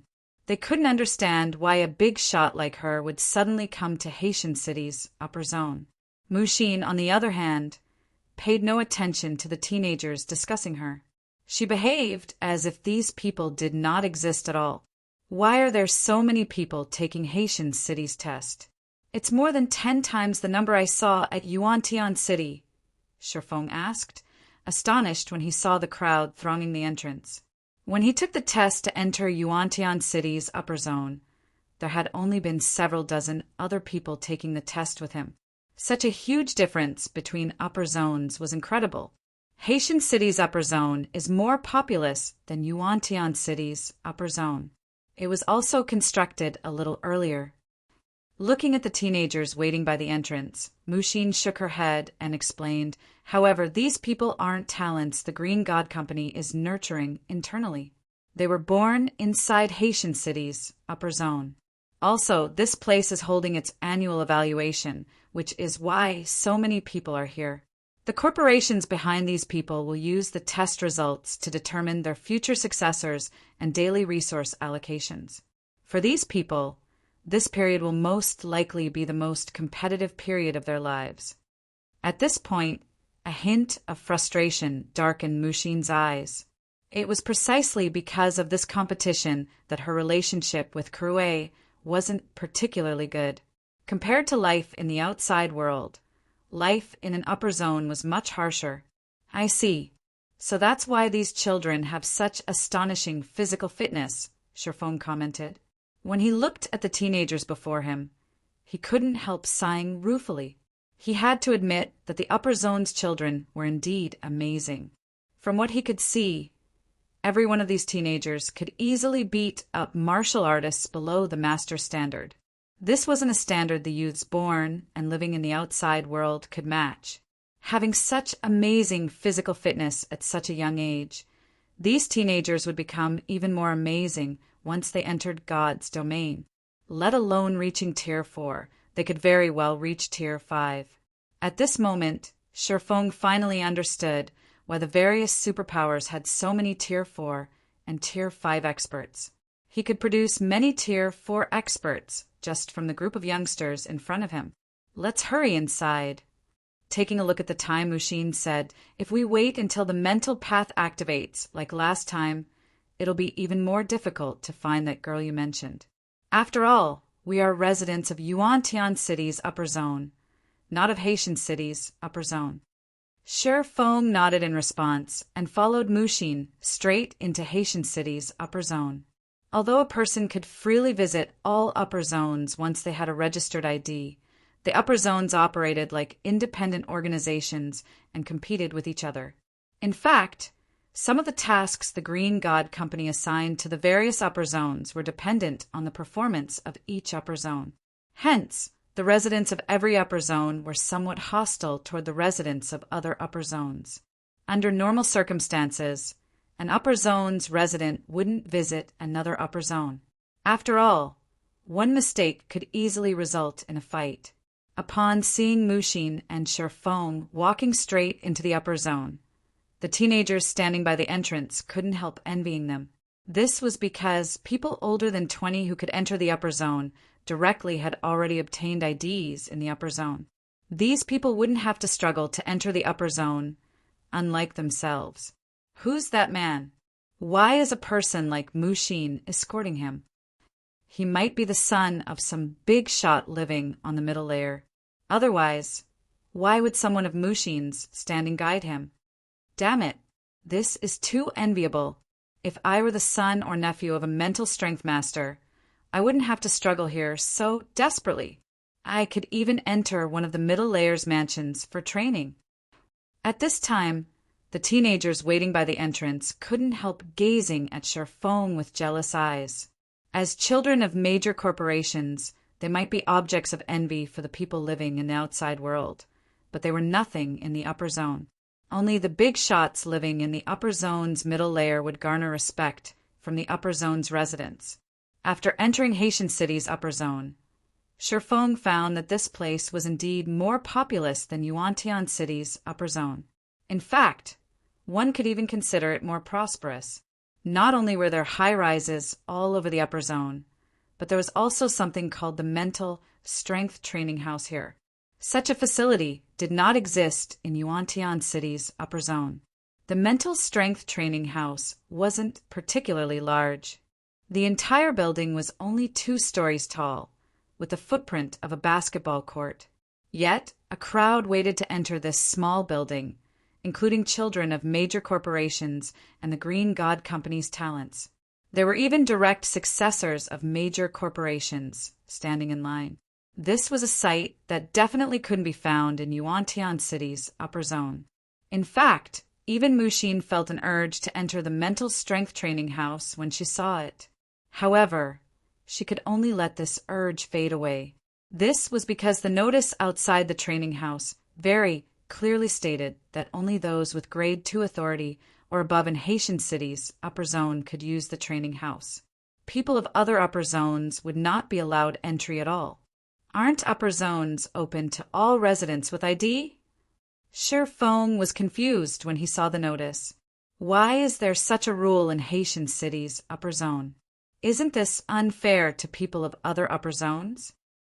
The upper zone placed extreme importance on mental strength. One could easily imagine how attractive a place capable of helping a person improve their mental strength would be for the residents of the various upper zones. There's no helping this. The Mental Strength Training House is a resource Haitian City's upper zone 1 after competing with the other upper zones. Hence, the Green God Company gave the residents of Haitian City's upper zone exclusive use of it. It is also why many more corporations are willing to invest in Haitian City compared to the other upper zones, Mushin said, shaking her head. A bitter smile appearing on her face, she added, "If not for the Boulder Corporation having deep roots in Yuantian City, we would have most likely moved the focus of our development to Haitian City already." Mushin's words didn't particularly surprise Shi Feng. Although he had not experienced the training house's effects, mental strength was everything in the upper zone. It would naturally be very attractive to the various corporations. In fact, Shi Feng also felt tempted to transfer to Haitian City's upper zone. After all, his concentration was currently bottlenecked at the Tier 4 peak standard. Thus far, he had already used 3 phantom potions, yet he was still nowhere near the Tier 5 concentration standard. While Shi Feng and Mushin were conversing, an argument suddenly broke out in front of the training house. "Lu Tiendi, I've already said my adventure team will never join you." A fair-skinned girl sporting a double ponytail and wearing light blue sportswear glared at a handsome and dapper young man in his early 20s, her eyes blazing with indescribable rage. However, the young man in question paid no heed to the girl's anger at all. Instead, a robust, middle-aged man standing beside him smiled and said, "Miss Jiluorong, you are free to refuse my young master's invitation. But if you do, you can forget about obtaining resources from anyone in this upper zone from now on. You should understand very clearly that my young master has the power to blacklist you. You." None of the people present dared to refute the middle-aged man's words. In fact, nobody stepped forward to champion the girl. This was because Lu Tiendi was the Starline Corporation's new heir. With the Starline Corporation's influence in Haitian City's upper zone, it would be child's play for it to prevent the upper zone's residents from selling resources to a specific individual. Looking at the girl named Ji Luorong, the middle-aged man chuckled and said, "Miss Ji, I advise you to listen obediently to my young master's words and have your entire adventure team join us. Otherwise, you shouldn't think of staying in Haitian City's upper zone anymore, because nobody here will sell you any resources. You shouldn't even think of asking your older sister for help, either. Read latest chapters at Wuxia World." EU. At the middle-aged man's words, many of the corporate children present looked at Ji Luorong sympathetically. In Haitian City's upper zone, even major corporations wouldn't dare to offend the Starline Corporation outright, let alone an individual with no background. If Ji Luorong refused Lu Tiendi's demand, everyone could already foresee the girl having to leave the upper zone shortly after due to a lack of resources. However, as Ji Luorong remained silent, the middle-aged man smiled triumphantly, and the spectating crowd sighed ruefully. A low voice suddenly resounded in the area. "Is that so? What if I want to sell resources to this young lady?" Chapter 2842, Silent Upper Zone. Chapter 2842, Silent Upper Zone. A deathly silence suddenly fell over the area as everyone turned toward the voice's origin. What entered everyone's sight was an ordinary-looking young man clad in dark gray casual wear. Besides his ordinary appearance, the young man also felt no different from an ordinary passerby. This person was none other than Shifeng. Although he had grown a lot taller as his physical fitness improved, he still couldn't change his plain appearance. Who is that guy? Isn't he a little too courageous? That guy is dead for sure. Even the successors of the other major corporations here wouldn't dare blatantly refute Lu Tiandi's words. Could this guy be a newcomer to the upper zone? The gathered people were astonished as they looked at Shifeng. They never imagined that such an ignorant person could exist in Haitian City's upper zone. If it were the Starline Corporation of the past, there would still be many people who would dare go against it. They definitely wouldn't let Lu Tiandi, who was merely the corporation's heir, act so arrogantly. Even Lu Xinglua, the corporation's previous heir, hadn't dared behave like Lu Tiandi was behaving now. However, Lu Tiandi's background was different from Lu Xinglua's. Lu Tiandi had caught the eye of one of the middle layer's big shots at a young age and had been secretly nurtured by this big shot since then. Only after Lu Tiandi had replaced Lu Xinglua as the Starline Corporation's new successor had this matter gotten exposed. Due to this revelation, the Starline Corporation's status in Haitian City's upper zone had instantly skyrocketed.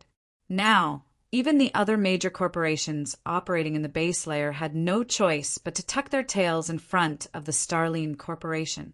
Otherwise, Ikue, Lu Tiandi's butler, wouldn't have dared to be so arrogant, openly making such a bold statement in public. Ji Lurong, who had been standing silently in front of the training house all this time, couldn't help turning to Shifeng in surprise and confusion. She never thought that someone would be willing to stand up for her. At the same time, though, she couldn't help worrying for Shifeng.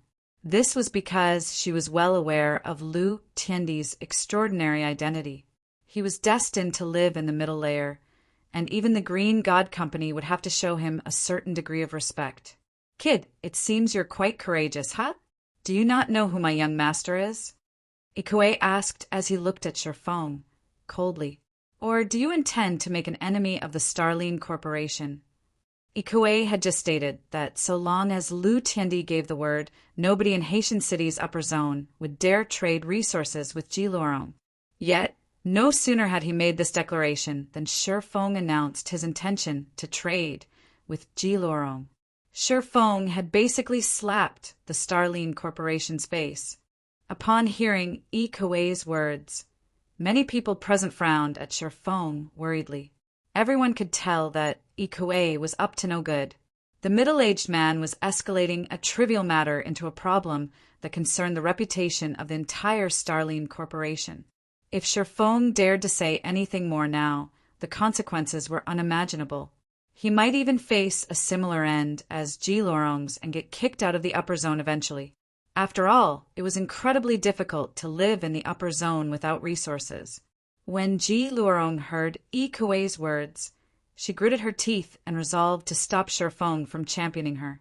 However, just as she was about to take action, a lithe figure suddenly appeared before her. "Little girl, you don't need to worry about him," Mushin said. Looking at Ji Lurong's worried expression, Mushin smiled and continued. Even the Starline Corporation wouldn't dare do anything against him. Shifeng not only possessed Grade 1 authority in the upper zone, but was also a neutralizing grandmaster, let alone the measly heir of the Starline Corporation. Even if the Starline Corporation's current owner were here, he wouldn't be able to do anything against Shifeng. Looking at Mushin's dazzling beauty, Ji Lurong could tell that Mushin had an extraordinary background, which should mean that Shifeng did as well. However, she still couldn't help worrying. But before Ji Lurong could say anything more, however, a low voice resounded throughout the area once more. "So what if I am?" These 5 simple words instantly created a commotion among the spectating crowd. Is he crazy? He's actually openly making an enemy of the Starline Corporation? Does he not know what death is? If it were the Starline Corporation of the past, Even the upper zone's ordinary corporate children wouldn't fear offending it. After all, they were all residents of the upper zone's base layer. Why should they be afraid of each other? However, the situation was different now that the Starling Corporation had the backing of a middle-layer big shot. That big shot could just make some random excuse and have them removed from the upper zone temporarily. Once they were outside the safe haven known as the upper zone, the Starling Corporation would have plenty of means to deal with them. Upon hearing Shifeng's response, Ikue was momentarily dumbfounded as well. After snapping out of his daze, he bellowed, "Punk, it seems you really are itching for a beating. In that case, I'll help you loosen those bones of yours." Although the Green God Company prohibited fighting in the upper zone, the company would turn a blind eye to small conflicts in private settings. So long as one did not go too far, the Green God Company wouldn't look too deeply into the matter. After all, disputes were bound to occur wherever people gathered. However, if anyone dared to take things too far, the Green God Company was bound to dish out a severe penalty. In fact, many corporations and forces had gotten banished from the upper zone and suffered an early demise because they had crossed this line. Hence, nobody would dare to openly defy the Green God Company's rules. The next moment, Ikue stomped his right foot on the ground, and his body shot forward like a cannonball. The impact of his feet shook the ground slightly and even left a deep footprint behind on the cement. As his body shot forward, Ikue punched, perfectly integrating his fist speed with the speed of his moving body. His fist generated explosive noises due to this perfect combination as it collided with the air. Evidently, his punch had already exceeded the speed of sound. A sonic boom. He's a Hunglian Grandmaster. When everyone heard the explosive noises, they stared at Ikue in shock. The upper zone's environment allowed one to develop one's physical fitness rapidly. In fact, even developing one's physical fitness to the standard of a Hunglian Master or a half-step Hunglian Grandmaster wouldn't be a problem. However, those who could actually overcome the final hurdle and become a Hunglian Grandmaster were incredibly rare. Even in the upper zone, such people were considered top-tier experts and treated as VIPs by major corporations. These corporations would even be willing to grant a Hunglian Grandmaster the position of elder to rope in such individuals. This was because every Hunglian Grandmaster was no different from a humanoid beast. Hence, everyone couldn't believe that Ikue was serving as a mere butler of a corporation successor, despite being a Hunglian Grandmaster. Let alone the spectators. Even Mushin was astonished by this situation. Only two people weren't surprised by this situation, Lu Tiendi and Ji Luorong. "It's over." Ji Luorong reflexively shut her eyes at this sight. She had found out that Ikue was a Hunglian Grandmaster only because Ikue himself had revealed his strength to her during one of their previous meetings. Hence, she knew that Ikue wasn't just an ordinary butler, but was also a terrifying bodyguard. If Shifeng got struck by Ikue's punch, he would be fortunate to leave with only a few broken bones. It wouldn't be strange if he ended up hospitalized for half a month. Boom! The next moment, as if a grenade had exploded, the sound of an explosion echoed throughout the area. Even those standing over a dozen meters away felt the intense impact. Almost everyone present shut their eyes subconsciously. After all, they could easily imagine the outcome that awaited those struck by a Hunglian Grandmaster. If a Hunglian Grandmaster managed to land a square blow, they could kill a bull with one hit. Even a neutralizing Grandmaster would end up with broken bones if they got struck by a Hunglian Grandmaster. Meanwhile, the sound of an impact meant that Ikue's punch landed on Shifeng. Read latest chapters at Wuxia World. EU, however, when everyone opened their eyes again, they were dumbfounded. How is this possible? At this time, not only was Shifeng completely intact, but he had actually caught Ikue's iron fist with just one hand. Ikue himself was surprised by this situation. He never thought that his punch would meet with such a result. "You've made your move." Holding on to Ikue's fist, Shifeng looked at the middle-aged man and asked calmly, "Is it my turn now?" Chapter 2843. Shocking the Upper Zone. Chapter 2843. Shocking the Upper Zone. Shifeng's words seemed to stimulate Ikue, the latter's face immediately turning ashen.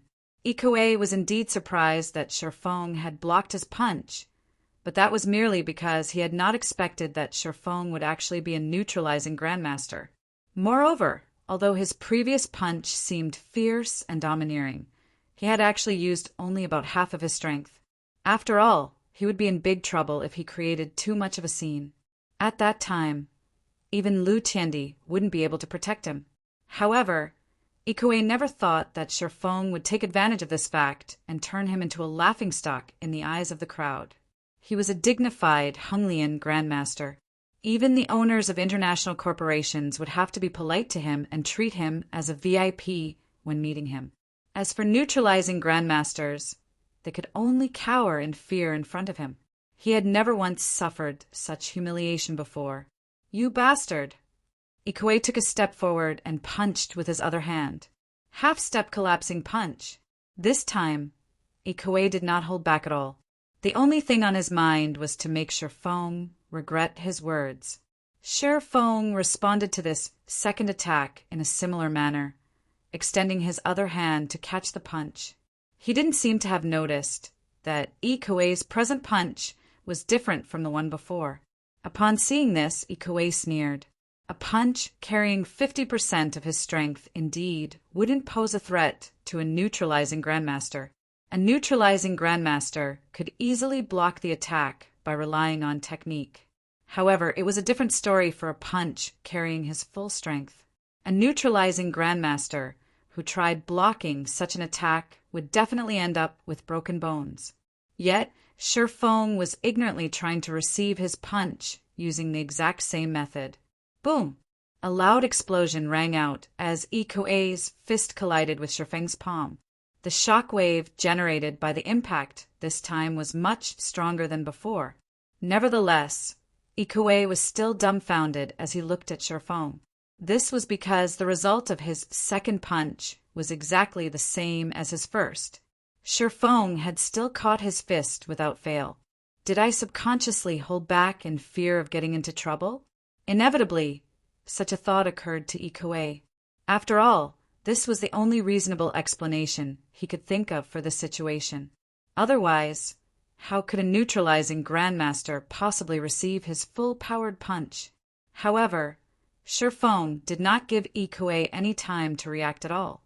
Immediately, he pushed Ikue's hands aside and executed a palm strike on the latter's chest. The palm strike was so fast that the attack had already connected with Ikue's chest before he realized what was going on. However, even after noticing the attack, Ikue paid no attention to it at all. As a Honglian grandmaster, he had long since developed an instinctual defensive mechanism. Whenever his body received an attack, his muscles would tighten, giving them a toughness resembling steel and neutralizing the attack's impact. If neutralizing grandmasters were proud of their techniques, then Honglian grandmasters were proud of their physical body's toughness. In simpler terms, a Honglian grandmaster was someone trained to take hits and dish out devastating blows. Even if a Honglian grandmaster managed to land only 1 out of 100 attacks on a neutralizing grandmaster, this one attack would end the fight instantly. Boom! Ikue stood steadily even after receiving Shifeng's palm strike. He also looked at Shifeng in silent contempt. Nobody present found it surprising that Shifeng's attack had no effect on Ikue either. This was because Honglian grandmasters were precisely this powerful. They were truly monsters in human skin, and trying to harm these monsters with the hands and feet of ordinary humans was an utter joke. This was also why the various major corporations in the upper zone would desperately try to recruit or befriend Honglian grandmasters. "Kid, I admit that you're strong. However, you can't hurt me." Patting his clothes, Ikue said disdainfully, "On the other hand, how long do you think your stamina can hold out against my attacks?" A neutralizing grandmaster's ability to exert complete control over their physical body was indeed extraordinary. However, when it came to stamina, a neutralizing grandmaster was far from comparable to a Hunglian grandmaster. A Hunglian grandmaster could fight 3 days and 3 nights without rest.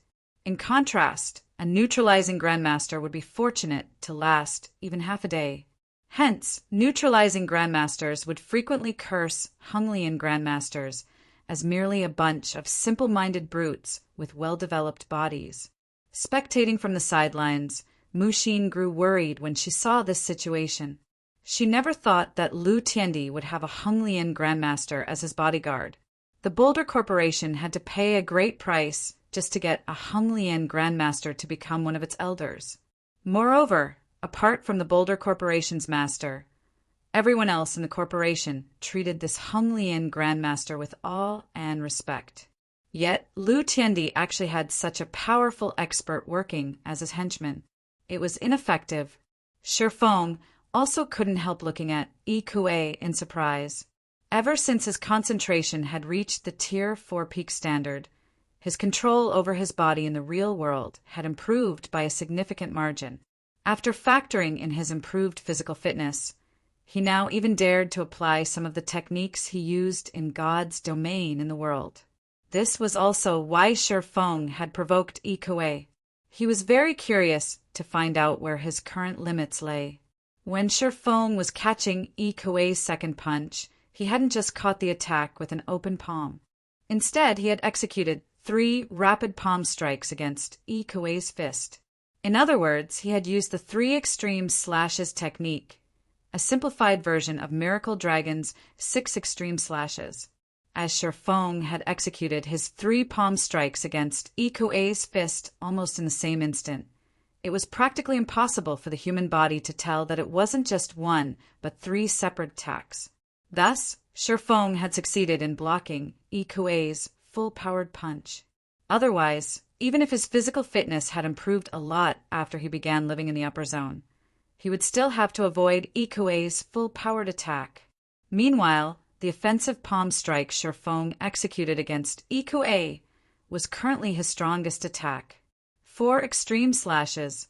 From an outsider's perspective, Shifeng's attack would look like an ordinary palm strike. In reality, his attack consisted of 4 palm strikes executed in rapid succession on the same location. This attack placed a heavy burden on his mental strength, and he couldn't use it a second time even if he wanted to. Looking at Shifeng's surprised expression, Yi Kuei smiled. "Kid, now it's my turn to..." Just when Yi Kuei thought to attack again, his body suddenly stiffened, and he collapsed to the ground willy-nilly. His breathing became stifled, and he had difficulty even speaking. In fact, even his vision started to blur. These abrupt changes discombobulated Yi Kuei. He couldn't understand what was happening at all. What the hell did you do to me?" Struggling to lift his head, Yi Kuei gaped at Shifeng in confusion. He simply couldn't wrap his mind around how Shifeng had managed to injure him so severely with just a palm strike. Now he found even standing up from the ground difficult. The spectators were likewise surprised when they saw Yi Kuei collapse to the ground. He defeated a Hunglian grandmaster in 1 strike. Who is this guy? At this time, the onlookers eyed Shifeng as if he were a monster. They even began wondering whether the scene before them was staged. After all, who could possibly believe that a Hunglian grandmaster would fall from just 1 palm strike? "I think I know who he is. Some time ago, 2 people managed to pass Yuantian City's mental path together. One of these people was even someone the Boulder Corporation brought in using its reserve slots. According to the rumors, that person was Zero Wing's guild leader, Black Flame. Although this guy looks different from God's domain's Black Flame, they should be the same person. Read latest chapters at Wuxia World." What? He's a guy responsible for dragging down the Starline Corporation's Lu Xinglua? Among the crowd, some people who kept tabs on Yuantian City's upper zone recognized Shifeng. For a time, the street bubbled with commotion. Nobody had thought that Black Flame, the mythical sword emperor of God's domain, would actually appear in their upper zone. Moreover, the man had even defeated a Hunglian grandmaster with a single palm strike. His strength was simply terrifying. So he is the Black Flame Big Sis told me about? Ji Luorong gaped in shock as she looked at Sherfong. After all, Black Flame was currently rumored to be the strongest person in God's domain right now. He was in existence even the 5 great super guilds had to tiptoe around. Chapter 2844, God's Domain's Black Flame. Chapter 2844, God's Domain's Black Flame. So, that's why he dared to stand against Lu Tiandi. He's the one responsible for Lu Xingluo's removal. Lu Tiandi will probably have to tread cautiously around him. Amazing. As expected of Black Flame, I never thought that he would be the person who received Grade 1 authority in Yuantian City recently. This is interesting. It seems Lu Tiandi has met his match. Everybody present knew of Black Flame, but they did not know much about Black Flame's identity in the real world. After all, they had many things they needed to handle. How could they possibly have the time to look into the real-world identity of every famous expert in God's domain? Only if they were particularly interested in a specific person would they spend some money to commission a detailed investigation. Not to mention, Black Flame was someone who had never publicly declared his God's domain identity in the real world. This made it even more difficult to investigate his situation. Only superpowers that paid close attention to Zero Wing would know of Black Flame's identity. While most people did not know of Black Flame's identity in the real world, it was a different story for the name Black Flame itself. This name was far too well known in God's domain. Not only was this name involved in many iconic battles in the game, but it was also behind the creation of many miracles. In fact, many of Black Flame's battle videos had circulated through the various kingdoms and empires forums, and were regarded as a paradigm for swordsmen. It wouldn't be an exaggeration to say that almost every player operating on the Eastern continent would know Black Flame's name. Needless to say, residents of upper zones like themselves, who were expert players in God's domain, would definitely know of Black Flame. Although Zero Wing started out as a guild with no backing or background, it was now publicly recognized as a superpower. Compared to the various superpowers that had relied on powerful organizations to gain their strength, the influence Zero Wing had over the public was many times greater. In fact, Zero Wing's influence over the virtual gaming industry almost rivaled the 5 great super guilds already. Zero Wing had already become an absolute titan in God's domain. Thus, Ji Luorong felt like she was dreaming when she looked at Sherfong. While the onlookers were discussing quietly among themselves, Lu Tiandi, who had been silently spectating the situation all this time, suddenly approached Sherfong. "It seems I have been impolite. I didn't think that you would be Zero Wing's guild leader, Black Flame," Lu Tiandi said as he looked at Sherfong with a friendly smile. He also gave off an indescribably calm feeling, betraying no anger over Sherfong having heavily injured his butler. "Hello, my name is Lu Tiandi, the current guild leader of Starlink. You have truly helped me a bunch by defeating Lu Xingluo, guild leader Black Flame. Otherwise, I would most likely have to expend a lot of time and effort to take over Starlink. No need for thanks. You and I are not allies," Sherfong retorted nonchalantly. Others might not know about Lu Tiandi, but Sherfong had a very deep understanding of him. This was because Lu Tiandi had been a well-known Tier 6 God-ranked expert in the past. However, he had not joined any guild. Instead, he had led an adventure team while working under Starlink. Although Lu Tiandi appeared friendly on the surface, he was deep down a very conniving person. He had toyed with many powers in the past. These powers had worked for Lu Tiandi only to get backstabbed. For this reason, many superpowers had detested Lu Tiandi. However, because of Lu Tiandi's extraordinary strength and his tremorous clown adventure team, one of God's domain's 7 great dark adventure teams, None of the various superpowers could do anything against him. Guild leader Black Flame, must you be so unapproachable? Lu Xinglua and I are two different people. There are many people within the corporation who dislike Lu Xinglua for his overbearing and arrogant attitude as well. However, he is, after all, the patriarch's son. Even if others have an opinion regarding his behavior, nobody dares to say anything. Guild leader Black Flames dragging Lu Xinglua off his pedestal is an event worth celebrating for the Starling Corporation, Lu Tiandi said, chuckling. Since Miss G is your friend, Guild leader Black Flame, I will naturally stop trying to recruit her. Also, I have admired Zero Wing for a long time now. May I know if you are willing to form a partnership with me? To present Starling's sincerity in this partnership and apologize for my rudeness to Miss G, I can sell a large batch of phantom potions to you and Miss G at cost on behalf of Starlink. May I know what you think of this, Guild leader Black Flame? At Lu Tiandi's words, everyone couldn't help envying Shifeng. The phantom potion was something the various major corporations coveted. Let alone at cost, they would even be willing to buy the phantom potion at double or triple the original price. After all, the importance of improving one's mental strength trumped everything else in the upper zone. Ji Luorong was tempted by Lu Tiandi's offer. She currently held only Grade 2 authority in Haitian City's upper zone. If she could acquire a few more phantom potions and improve her mental strength, she might reach Grade 1 authority. At that time, she would have a much easier time operating in the upper zone. After all, only around 300 people held Grade 1 authority in Haitian City's upper zone, and the Green God Company placed heavy importance on every one of them. At that time, even if a corporation in the upper zone wished to target her, they would face incredible difficulty.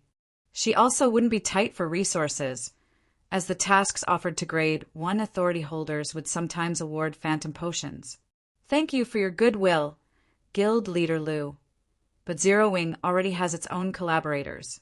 Currently, Zero Wing has no plans to cooperate with more guilds, so there is nothing I can do about this, Shifeng said, directly rejecting Lu Tiandi's offer. If there is nothing else, we will be taking our leave now. If that's the case, then it truly is a pity. Sighing, Lu Tiandi said, if you have any intentions of forming a partnership in the future, feel free to contact me any time, Guild leader Black Flame. Shifeng responded to these words with just a polite smile. He then turned around and left the training house together with Ji Luorong and Mushin. The spectating crowd also dispersed, leaving Lu Tiandi and Ikoue alone. After the crowd dispersed, Ikoue made a full recovery after consuming a life potion. Looking at Shifeng's departing back, Ikoue said in a quiet voice, Young master, Black Flame is simply too arrogant. You already extended such a sincere invitation to him. Yet he actually refused to show you any respect. It's no wonder he managed to anger Lu Xinglua that much. Should I find an opportunity to teach that kid a lesson?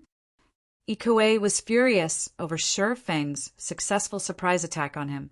Had he been a little more careful earlier, he definitely wouldn't have suffered such a serious injury.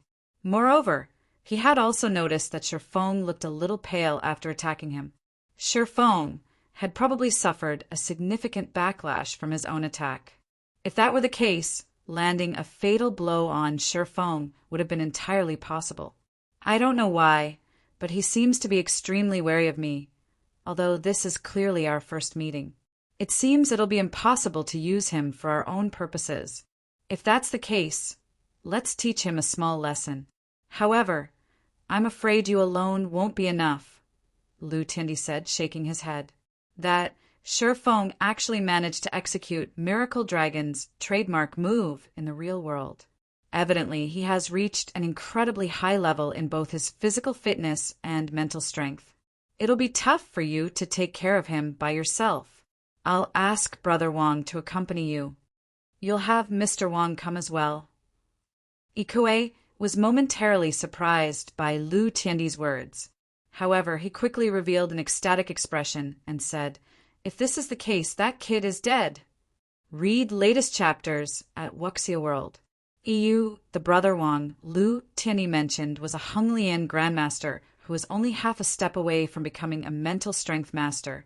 He was also Lu Tianyi's senior brother and a resident of the upper zone's middle layer.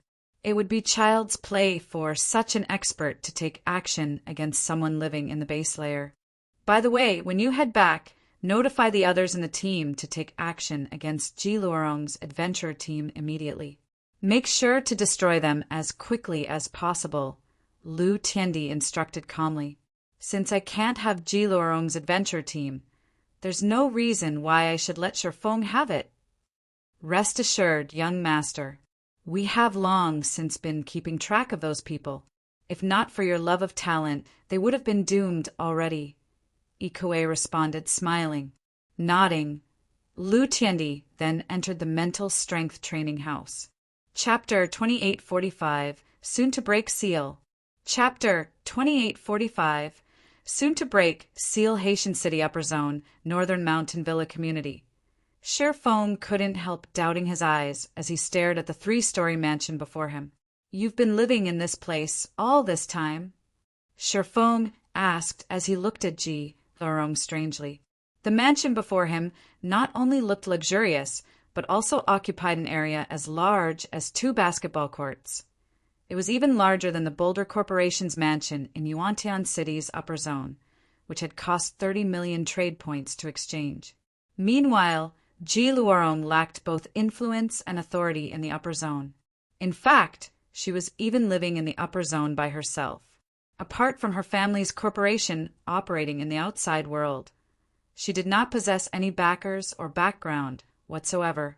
Hence, Shifeng found it truly hard to believe that she had managed to purchase such a large mansion. Even Mushin was a little surprised by this situation. After all, the base layer's mansions couldn't be bought by just anyone with sufficient points. Normally, one also needed to have grade 1 authority or above. However, from the information she obtained on Ji Luorong's background, the latter had only grade 2 authority. This is the mansion my maternal grandfather left behind, Ji Luorong said, nodding. Because of my family's decline, we had no choice but to live in the outside world. However, because my mental strength showed promise, my family decided to make use of the reserve slot my maternal grandfather left behind and let me live in the upper zone. Realization immediately dawned upon Shifeng at Ji Luorong's explanation. This also explained why Phoenix Rain had been living in the outside world despite her family having such a large mansion in the upper zone. The upper zone had existed for a long time already. During this period, there had indeed been many families that had fallen into obscurity and were forced to leave the upper zone. After all, the strong preyed upon the weak in the upper zone. Without a reserve slot or sufficient talent in the mental strength department, one would not qualify for residency in the upper zone at all. Through this revelation, Shifeng also realized that the Ji family was indeed extraordinary. Although it was in decline now, the fact that it had managed to acquire such an extravagant mansion in the upper zone proved that it had once been a powerful force there. This also explained how Phoenix Rain managed to rely on her own strength to become one of the Dragon Phoenix Pavilion's pavilion masters. As Ji Luorong talked about her family circumstances, the group arrived inside the mansion. Upon entering the mansion, Shifeng had to admit that it was indeed much better than his housing unit.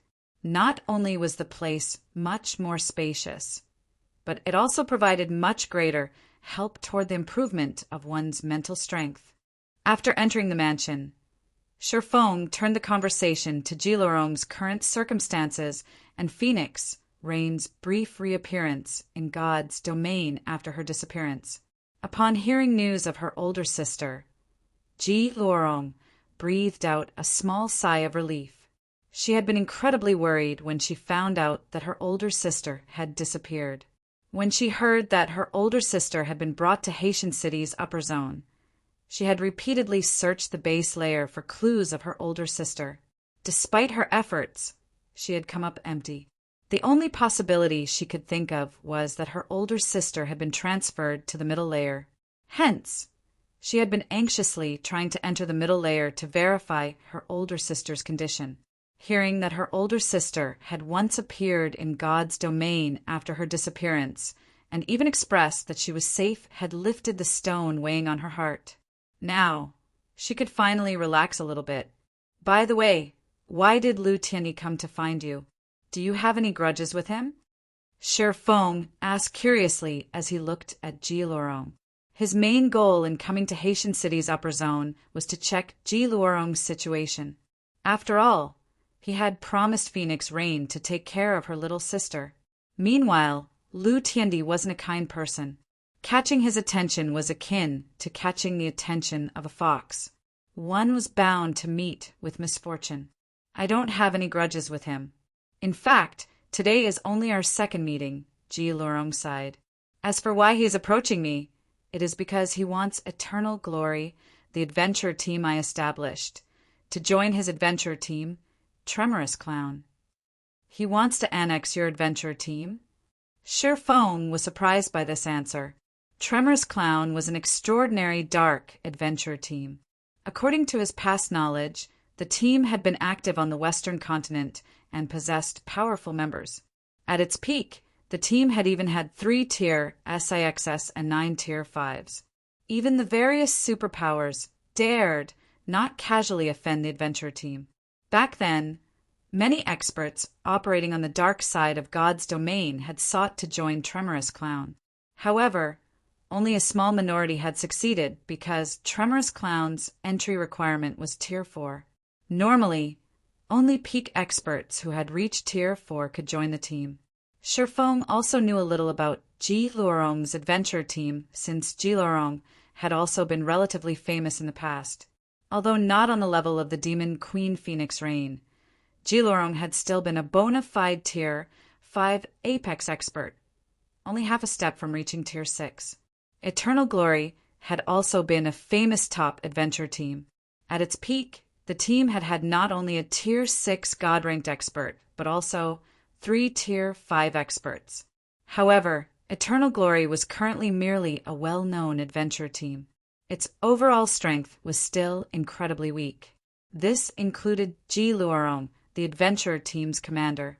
Shi Feng doubted that the team even had a single Tier 4 player in its ranks right now. Hence, he found it inconceivable that Lu Tianyi wished to annex Eternal Glory. Of course, Shi Feng wasn't looking down on Ji Luorong and her companions. The present Tremorous Clown was far stronger than Eternal Glory.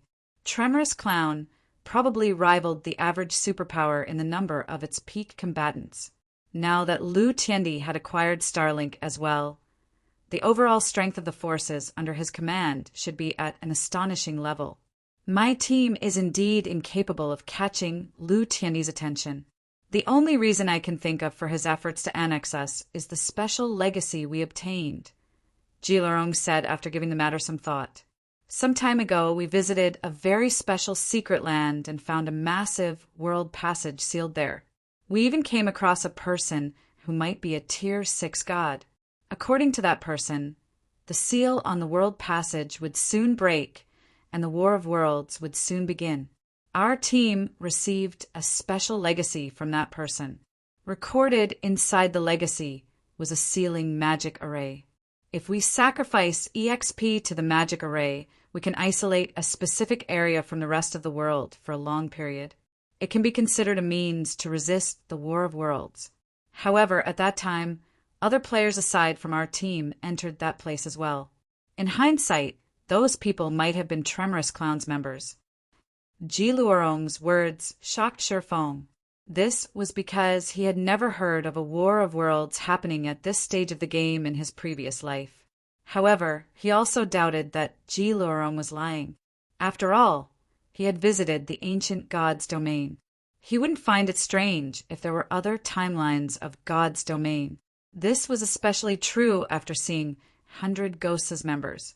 Those people clearly didn't come from the ancient God's domain, but most likely were from another interstellar continent. This so-called War of Worlds was probably a great war between Earth's players and the said interstellar continent's players. If this was true, it would be a disaster for Earth's God's domain. After all, in terms of resources and experts, the interstellar continent's God's domain was far superior to Earth's God's domain.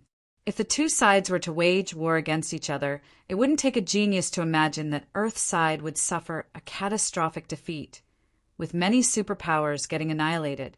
Even the present Zero Wing would have a difficult time facing the interstellar continent's offensive. This explained why Lu Tiandi wanted Ji Luorong's adventure team to join Tremorous Clown. After all, the ability to isolate an area from the outside world would be of significant help to a guild in the upcoming war. When Mushin heard Ji Luorong's words, her complexion darkened. Mushin did not doubt that the War of Worlds would happen. This was because of information Frostheaven obtained from investigating 100 Ghosts. Previously, she had still been questioning the validity of this information. However, after listening to Ji Luorong's tale, everything made sense. Yet, she couldn't bring herself to be happy about this discovery. Frostheaven had gone to great lengths to secure one of the reserve seats for God's domain's 12 great guilds. Yet, just when the guild was about to usher in an era of rapid development, the War of Worlds was about to begin. This was an absolute nightmare for Frostheaven. However, Mushin felt a little fortunate. If she hadn't chosen to accompany Sherfong to Haitian City's upper zone, she would have most likely remained ignorant about this upcoming, world-shaking change. If Frostheaven did not prepare for the War of Worlds, it wouldn't be strange if the guild got annihilated. While Mushin was pondering Frostheaven's future, Sherfong looked at Ji Luorong and said earnestly, "Luorong, now that Lu Tiandi has set his sights on you, and you have even rejected his offer, with his personality, I'm afraid it won't be long before he takes action against your team. It is no longer suitable for you to remain in Haitian City's upper zone. It will be safer if you move to another upper zone. I have a housing unit in Yuantian City's upper zone. Although it isn't comparable to this mansion, you can still conduct daily exercises there. Would you like to move there?" Sherfong knew Lu Tiandi's personality better than anyone. Lu Tiandi would eliminate anyone he deemed his enemy. With the Starline Corporation's present influence over Haitian City's upper zone, Ji Luorong definitely couldn't live there in peace. Only by leaving Haitian City's upper zone would Ji Luorong escape Lu Tiandi's clutches. Go to Yuantian City's upper zone. Inevitably, Ji Luorong hesitated. However, she also knew that Sherfong was right. Living in Haitian City's upper zone would no longer be safe. "Miss Ji, if you find it inconvenient to live with Guild Leader Sherfong, you are welcome to live with me. Although the Boulder Corporation isn't as powerful as the Starline Corporation, we have established a solid foundation in Yuantian City's upper zone," Mushin invited. "Miss Mushin, you misunderstand. I don't find it inconvenient. I am already very satisfied to be able to live in Yuantian City's upper zone," Ji Luorong said, shaking her head. "I am just worried about my friends. They don't live in the upper zone. If Lu Tiandi targets them, I'm afraid they won't be able to hide from him for very long. If it were before, when God's domain still didn't hold such great importance to the various corporations, she wouldn't have to worry about the Starline Corporation secretly taking action against her companions. However, the situation was different now. Because of the extreme importance the Green God Company placed on God's domain, the various major corporations now prioritized the game. It wouldn't be strange if they took action against individuals in the real world. In response to Ji Luorong's worries, Sherfong chuckled and said, "That is simple. Just have your friends head to Zero Wing's headquarters. I'll have everything arranged for their stay. Read latest chapters at Wuxia World." He very much welcomed alliances with experts. Meanwhile, Eternal Glory had plenty of experts in its ranks. Once these players grew up, they would become formidable allies. Sheltering Eternal Glory's members now would only benefit Zero Wing. Moreover, Lei Bao was currently at the half-step Honglian Grandmaster standard already. There was also Fire Dance, who was not much inferior to Lei Bao. Combined with the various top-level security measures set up in Zero Wing's headquarters, even a Honglian grandmaster would have difficulty making trouble there. After hearing Shifeng's words, Ji Luorong couldn't help rejoicing. Excitedly, she said, "Thank you, guild leader Shifeng. I assure you that they will listen to all of Zero Wing's arrangements during their stay."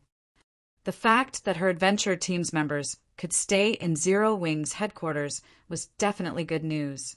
After all, the present Zero Wing was already very strong. Moreover, the various major corporations hadn't been able to do anything against the guild thus far. Hence, her companions should be relatively safe once they moved to its headquarters. After ending her conversation with Shifeng, Ji Luorong promptly contacted her companions and had them hurry to Zero Wing's headquarters immediately.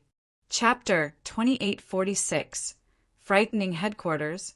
Chapter 2846 Frightening Headquarters. The sun was setting, and the sky was growing darker. Originally, this was a time when countless office workers would be getting off work and going home. However, the lights of Zero Wing Tower remained brightly lit. Compared to the buildings around it, the tower looked much livelier, with many people coming and going from it. There was even a long queue of young men and women waiting outside the entrance to take the basic tests for joining Zero Wing. At this time, a group of several dozen people of various origins and clad in diverse styles suddenly appeared in front of the tower and quietly studied the tall building before them with curious expressions. "So this is Zero Wing's headquarters," a young man with freckles on his face said in disdain as he looked at the line of young men and women waiting outside the building. "I really wonder what's gotten into the commander. Why does she want us to train in Zero Wing's headquarters all of a sudden?" Although Zero Wing is a powerful guild in God's domain, the number of peak experts it actually has isn't a lot. These people trying to join Zero Wing are obviously newbies as well. I bet they can't clear the trial tower's 3rd floor. Yet the commander actually wants us to train with Zero Wing? None of the group objected to the youth's derisive remarks. It was evident that they agreed with him. As people who had chosen to join an adventure team, the thing they disliked the most was being tied down by various restrictions. Hence, they also held players who joined guilds in extreme contempt, considering guild players to be basically weaklings who feared the strong but bullied the weak. In comparison, every member of their adventure team could become a core member of a guild, even a super guild, should they choose to join one. This was because they had honed their combat techniques through fighting powerful monsters and various outdoor PvPs without relying on any background or backer. They were completely different from the experts, pampered and cultivated by guilds. Moreover, they were also incredibly strong in real-world combat, much stronger than the fighting champions frequently mentioned on TV. This was also why they felt that going out of their way to train with Zero Wing was a complete waste of their time. However, the middle-aged man leading the group shot a glance at the freckled youth and said coldly, "Enough, Tian Tong. This is the commander's order. Either you go to Zero Wing or leave the team. Do you wish to leave the team?" The freckled youth, named Tian Tong, no longer dared complain. Although he was still unreconciled to the situation, he did not dare defy the middle-aged man. Similarly, everyone else in the group held their tongue, nobody daring to voice any opinions. This was because this middle-aged man wearing a black shirt was not only Crimson Mask, the Eternal Glory Adventure Team's vice commander, but also the strongest person in the adventure team. He was so powerful that even if everyone in their adventure team, including their commander Ji Luorong, banded together, they would just barely be able to hold their ground against him. On the Western continent, he was also known to many as Crimson Mask the Demon. In one instance, in order to save a companion cornered by a large guild, he had charged into a map sealed off by an army of 10,000 all by himself. This army had over 1,000 Tier 3 experts. Yet not only had this 10,000-man army gotten routed, but none of the 10,000 players had managed to leave the map alive either. After this battle, the nickname Crimson Mask the Demon began to spread across the continent. As a result, Eternal Glory had a much easier time operating out in the fields. Moreover, Crimson Mask possessed an extraordinary identity even in the real world. He used to be very famous in the bodyguard industry. Many international corporations had sought to employ him. However, for some reason, he had suddenly retired as a bodyguard to become a full-time gamer, thoroughly investing his life in God's domain. As for his decision to join Eternal Glory, which had been a weak adventure team back then, that had simply been an accident. After seeing that everyone had quieted down, Crimson Mask nodded and led the group into Zero Wing Tower's lobby. As soon as Crimson Mask and the others entered the lobby, a beautiful woman with shoulder-length hair in sportswear approached their group. The core member's emblem pinned on her top indicated that she was a member of Zero Wing. When this woman appeared, Eternal Glory's members automatically raised their guard. The expression of Crimson Mask, in particular, turned grave when he saw her. This was because the pressure and presence this woman gave off were simply too powerful. Although the woman did not exude any kind of aura, they couldn't help feeling nervous for some reason when standing in her presence. Faced with this feeling, ordinary people would most likely think nothing of it. However, as players who had fought in numerous life and death battles in God's domain, Eternal Glory's members had long since honed their intuition beyond that of ordinary people. Anyone capable of making them feel nervous definitely wasn't an ordinary person. Eyeing the woman approaching them, Crimson Mask inwardly calculated his chances of winning should he fight her. However, after a round of careful observation, he was surprised to conclude that he had only an even chance of victory, and this was only because his physique was stronger. Could she be Fire Dance, the commander of Zero Wing's main force? No matter how Crimson Mask thought about the situation, this was the only possibility he could think of. Otherwise, he couldn't explain why this woman before him gave him such immense pressure. "You must be Eternal Glory's members, right?" the woman said, smiling as she scanned the group before her. "You can call me Turtle Dove. I've already heard about your situation from the guild leader. Since you have come to Zero Wing, you can treat Zero Wing as your home from now on. Your rooms are ready, so you can go there and rest whenever you want." After saying so, Turtle Dove led Crimson Mask and the others toward the elevator to the residential area.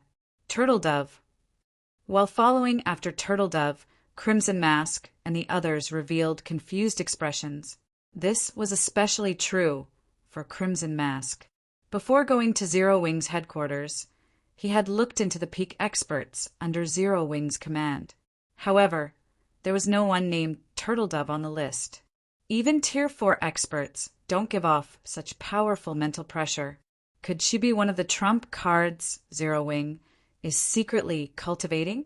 Tiantong was also inwardly surprised when he looked at Turtle Dove.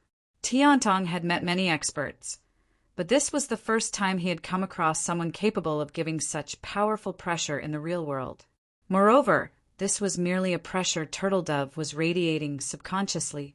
Only those who had experienced countless harsh battles and training would develop such a temperament and aura. This was something even Crimson Mask had yet to accomplish even now. Crimson Mask was incredibly strong. He could defeat even master martial artists in a few moves. Despite his strength, Tiantong had never felt such pressure coming from the middle-aged man.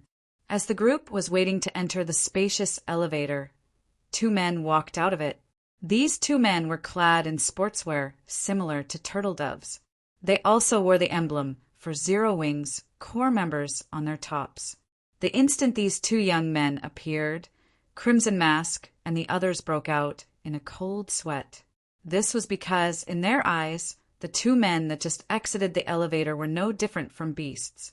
Even someone with dull senses would feel a chill crawl down their spine when bathed in the violent auras and oppressive feeling the two men exuded. Moreover, the two were incredibly fit as well. In fact, they were even superior to Crimson Mask. However, the presence of these two young men did not cause any of the Zero Wing members nearby any trouble. Instead, these Zero Wing members acted as if they did not see these two people, with some of them even chatting and laughing among themselves. What's wrong with these people? Tiantong was flabbergasted when he saw the behavior of the Zero Wing members around him. Can they not sense this oppressive feeling at all? Right now, Tiantong felt as if a lion was baring its fangs and claws at him, as if death itself was staring at him. If an ordinary person were subjected to such a feeling for long periods, they might even go crazy. Yet, Zero Wing's members seemed oblivious to this oppressive feeling. Looking at the two departing men, Crimson Mask couldn't help asking Turtledove, "Miss Turtledove, may I know who those two people are?" The instant those two young men exited the elevator, Crimson Mask had the feeling that he was doomed. This was because both of those young men were evidently stronger than him. If the two of them attacked him together, he wouldn't even have a chance to retaliate. "Their Shadow Sword and Flying Shadow," Turtledove answered calmly, "because they have been improving quite slowly recently. Big Sisfire has been scolding them a lot. Currently, the two of them must train with Master Lei Bao for 2 hours every day. Otherwise, they will be prohibited from entering God's domain." Slow improvement. Turtledove's words rendered Tiantong speechless. She must be boasting. Yes, Turtledove is definitely boasting. After all, who could possibly find two guys who are both stronger than Crimson Mask to be lacking? However, when Tiantong and the others finished settling into their rooms and visited Zero Wing's training room, they discovered that Zero Wing's headquarters was basically a den of monsters. This was because they witnessed Shadow Sword and Flying Shadow getting beaten up and yelled at by a sultry beauty dressed in a red t-shirt and shorts. The two young men were utterly incapable of fighting back at all. From an outsider's perspective, it looked as if an adult was beating up two children. While Eternal Glory's members were training in Zero Wing's headquarters, Shifeng's group arrived back in Yuantian City's upper zone. Mushin promptly bade farewell to Shifeng and returned to the Boulder Corporation's mansion. She intended to report the matter of the War of Worlds to the Guild and begin preparations for it as soon as possible. As for Ji Luorong, she arrived at Shifeng's residential unit. To her surprise, there were actually two big sisters sharing the residential unit. Neither of these two big sisters was inferior to her older sister in appearance. This was especially true for Gentle Snow. She was basically a goddess who had descended to the mortal world. Moreover, these two big sisters were incredibly strong and knowledgeable in combat as well. When the two of them saw Ji Luorong going through her daily training, not only were they able to point out her flaws in the blink of an eye, but their advice was also easy to understand. Yuantian City's upper zone, in a restaurant a short distance away from Shifeng's residential unit. Read latest chapters at Wuxia World. EU Ikue stood respectfully beside a burly young man and reported carefully, "Mr. Wang, according to my investigation, Black Flame and that little girl are living in that residential area. However, they are currently remaining in their house, so it isn't suitable to take action now. I'm afraid I'll have to waste some of your time." "No need for that much trouble." Chuckling, the youth named Wang Xianming said nonchalantly, "That's merely an ordinary residential area. Besides, it's just teaching and neutralizing Grandmaster a lesson. I can just sneak in at midnight. I guarantee that none of the surveillance systems in place will notice me." "Then I'll have to trouble you with that, Mr. Wang." Ikue did not doubt Wang Xuanming's claim. Those surveillance systems might be able to stop him, but they definitely couldn't stop someone like Wang Xianming. Of course, it would be a different story if Shifeng were living in a mansion. Unfortunately, Shifeng was only living in an ordinary residential area, and the level of security in such a place wasn't particularly amazing. Chapter 2847, Den of Monsters? Chapter 2847, Den of Monsters? The night was quiet and the moon hung high in the sky. Apart from the streetlights, no other light source shone in the 6th Southern District. It was evident that the people living in this residential area had already gone to bed. Outside the residential area, Ikue approached Wang Xianming, who was all in black, and reported carefully, "Mr. Wang, all the houses in the residential area have already turned off their lights. Only a few monitoring facilities are still operating there. In addition, we found 32 enforcement robots patrolling the area. They do not follow any set patrol routes." The reason the upper zone was incredibly safe wasn't just the Green God Company's absolute authority in the upper zone.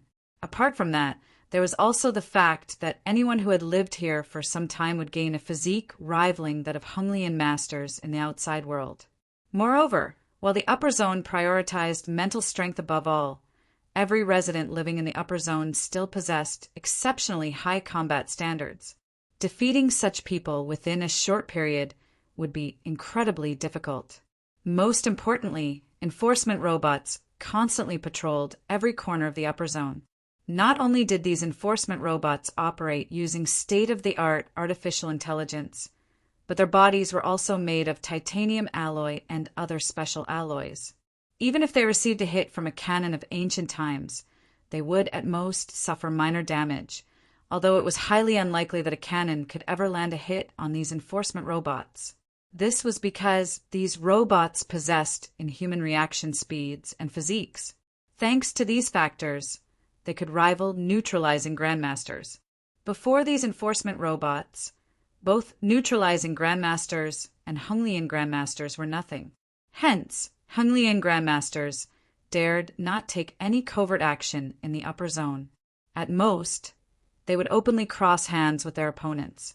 This frightening technology was exclusive to the Green God Company and was one reason the various corporations worldwide feared the Green God Company so much. 32. Nodding, Wang Xianming said, "Okay, give me a map of their general location." Wang Xianming was not the slightest bit surprised to find so many enforcement robots in a residential area. In fact, this number was significantly lower than what mansion districts would boast. Even an ordinary mansion district would have at least 200 enforcement robots on patrol at all times. The security there was truly impeccable. It was only because Shi Feng was living in an ordinary residential area that Wang Xianming had an opportunity to take action. Even then, Wang Xianming was only confident of teaching Shi Feng a small lesson and heavily injuring him. This was because these enforcement robots were incredibly fast. The first enforcement robot would arrive within 8 seconds of the moment he broke into Shi Feng's house. This was also the basic arrangement for ordinary residential areas. Hence, after Wang Xianming factored in the time he needed to escape, he concluded that he only had a very short time to do battle. If he delayed too long and got discovered by an enforcement robot, he shouldn't even think of escaping. As for putting up a fight against the enforcement robots, that was simply suicidal. These are the locations of the 32 robots 10 seconds ago, Ikue said as he transferred the data to Wang Xianming's quantum watch. Immediately, 32 red dots appeared on the map displayed on Wang Xianming's watch. After glancing at the map, Wang Xianming smiled and said, "It seems Xia Qingying is treating this guy quite well. With this distribution, I'll only have 7 seconds to conclude the operation." 7 seconds. Ikue frowned at Wang Xianming's estimate. How about I attract the attention of those robots? There might only be a 1-second difference between 7 seconds and 8 seconds, but a Hunglian grandmaster could cross a distance of several dozen meters in 1 second. Hence, 1 second was by no means a short period. "Relax." Grinning, Wang Xianming said, "Let alone this residential area, I've infiltrated even more dangerous places than this in the past. 7 seconds is more than enough for me already. If an ordinary Hunglian grandmaster were taking action, 7 seconds would indeed be insufficient for them to injure a neutralizing grandmaster and escape without getting caught. Not to mention, Shi Feng was a neutralizing grandmaster who had achieved an incredibly high standard in his mental strength. The control he had over his body was far superior to the average neutralizing grandmasters, which would make teaching him a lesson even more difficult. However, this wasn't a problem for Wang Xianming. After all, He was only half a step away from becoming a mental strength master. The control he could exert over his body was far beyond what an ordinary Honglian grandmaster like Yi Kuei could exert. In a situation where Wang Xianming fully exerted himself, he would need only 3 seconds to kill a Honglian grandmaster, let alone a neutralizing grandmaster. Besides, his goal was only to injure Shifeng heavily. Yi Kuei did not doubt the man in the slightest. After all, not only was Wang Xianming incredibly famous in Haitian City's upper zone, but Yi Kuei had sparred with him before and suffered defeat after exchanging a single punch. Moreover, after that exchange, his entire arm had gone numb and became paralyzed for a short period, despite Wang Xianming holding back. Before that fight, Yi Kuei had never thought that it would be possible for a person to possess such incredible strength. Wang Xianming's strength could practically rival Superman's. With such strength, it would be child's play for Wang Xianming to teach Shifeng a lesson. After Wang Xianming made some basic preparations, he promptly sneaked into the residential area by himself. Wang Xianming's actions were swift and silent. Despite Yi Kuei keeping a close eye on him, the latter disappeared from his sight after just 3 seconds. Did his control over his body improve even further? Yi Kuei shuddered involuntarily when Wang Xianming disappeared into the coverless residential area. This was the first time he had seen someone with such an astonishing grasp of their body and surroundings. If Wang Xianming decided to take action against him, the consequences would be unprecedented. Yi Kuei felt very fortunate that Lu Tiandi had a good relationship with Wang Xianming. If the two of them were hostile, then as Lu Tiandi's butler-cum-bodyguard, he would definitely suffer a miserable death. While Yi Kuei was in awe of Wang Xianming's capabilities, Wang Xianming successfully evaded the enforcement robots one after another and arrived before Shifeng's residential unit undetected. However, Wang Xianming did not rush to break into the house. Instead, he hid in a corner and silently observed his surroundings, then inspected the distribution of the 32 enforcement robots. He was being so cautious because the only way he could enter the house was by breaking down the door. Hacking the lock system was simply impossible. Meanwhile, the moment he broke down the door, the nearby enforcement robots would take action. Hence, he needed to have a precise grasp of his timing and plan his escape route first. Otherwise, he would definitely get caught. Good. There are 3 escape routes. So long as I can teach that Shifeng a lesson in 5 seconds, I can get out of this residential area scot-free. After planning his escape routes on his quantum watch and conducting some mental simulations, Wang Xianming set his sights on the nearby door. He then put on the helmet he carried, thoroughly concealing his identity. And as soon as he finished mentally preparing himself, he strode forward silently and arrived in front of the door in the blink of an eye. Subsequently, he kicked the door without hesitation. The door deformed, smashed open in an instant. Immediately afterward, the alarm in the house rang, and 6 enforcement robots received the alert almost simultaneously. These 6 enforcement robots then dashed straight for Shifeng's house. Meanwhile, Shifeng, who was logged into God's domain, also received the intruder alert as soon as the alarm sounded, and logged out of the game immediately. His reaction speed was so fast that he completed the entire process in just 1 second. However, for a Honglian grandmaster, 1 second was a long time. Even though the house had a 200 square meter footprint, Wang Xianming still passed through the long corridor and arrived in the middle of the living room in just 1 second. The next moment, just as Wang Xianming entered the 60 square meter living room and was about to charge toward Shifeng's bedroom, he was stunned. This was because he discovered a woman with silky, waist-length hair sitting on the living room sofa, wearing a snow-white nightgown. She quietly regarded Wang Xianming with eyes that carried neither joy nor sorrow. Looking at the absolute beauty before him, Wang Xianming smiled and said, "Miss, it's bad for your skin to stay up this late." Wang Xianming did not stay surprised for long. This was because the information he had acquired had indicated that Shifeng was living together with 2 women who appeared to be Zero Wing's Vice Guild leaders. As Wang Xianming spoke, he did not stop his feet at all. In just a few steps, he had already arrived before Gentle Snow. Immediately afterward, he executed footwork and split his body into 3 afterimages. These 3 afterimages then executed a chop at Gentle Snow simultaneously, the chops breaking the sound barrier. Rest up for a week. The 3 chops Wang Xianming executed were lightning fast. Facing this move, even a neutralizing Grandmaster would barely manage to stop 2 of the blows. The next moment, the 3 chops could be seen landing on Gentle Snow's body simultaneously. However, the instant his hand hit Gentle Snow's body, Wang Xianming was stunned. An afterimage. Moreover, before Wang Xianming realized it, another lithe figure had appeared beside him. This figure was none other than Gentle Snow.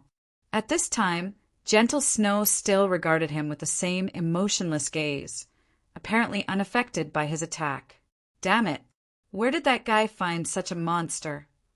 Wang Xianming stared at Gentle Snow in shock and confusion. He also couldn't understand how Gentle Snow could be so powerful despite being so young. Before clashing with Gentle Snow, he already had an inkling that she would be a difficult opponent.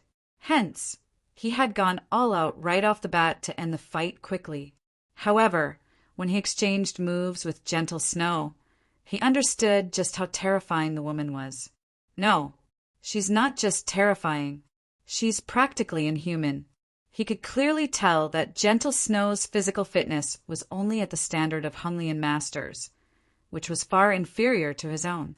Nevertheless, she had reacted to his attack as if she had long since known what he would do. Moreover, he had even failed to perceive her evasion.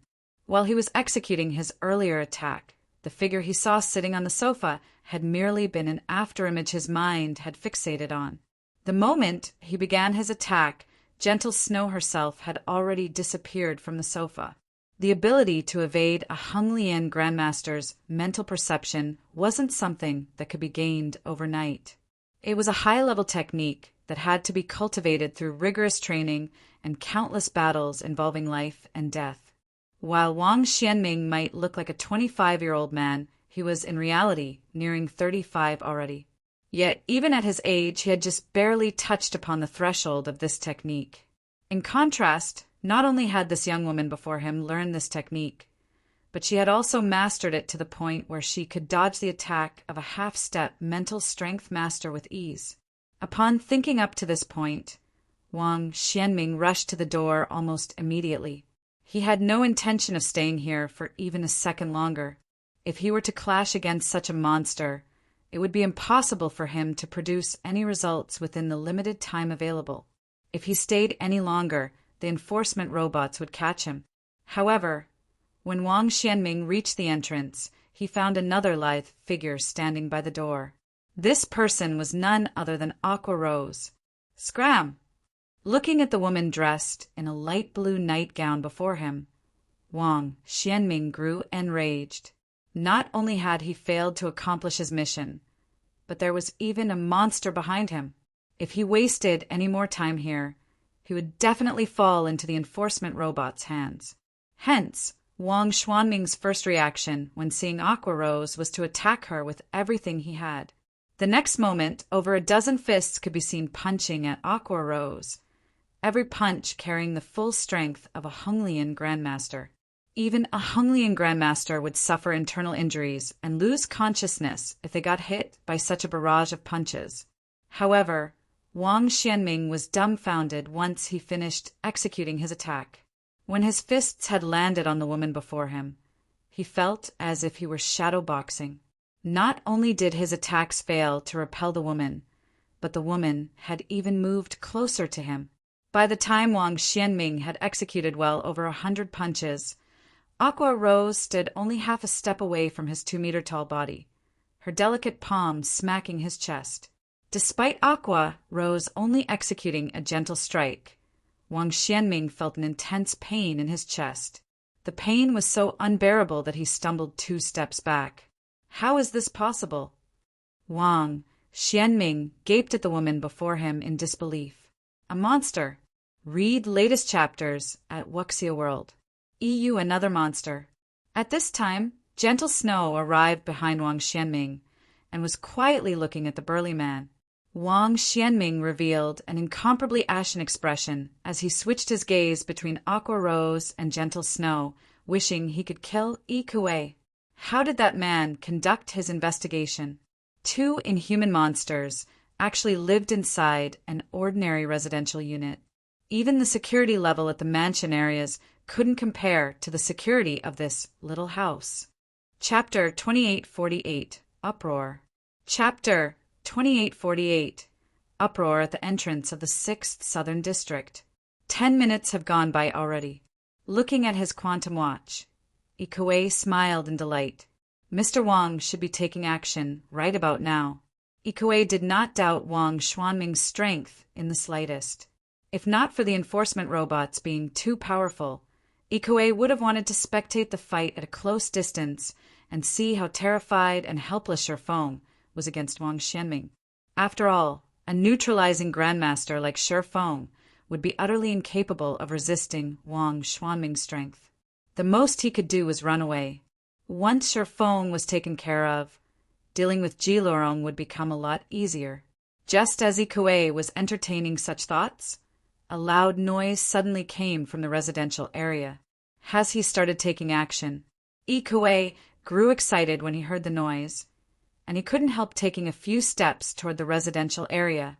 Although he knew that the most he would see from his location was Shifeng's building, this was more than enough.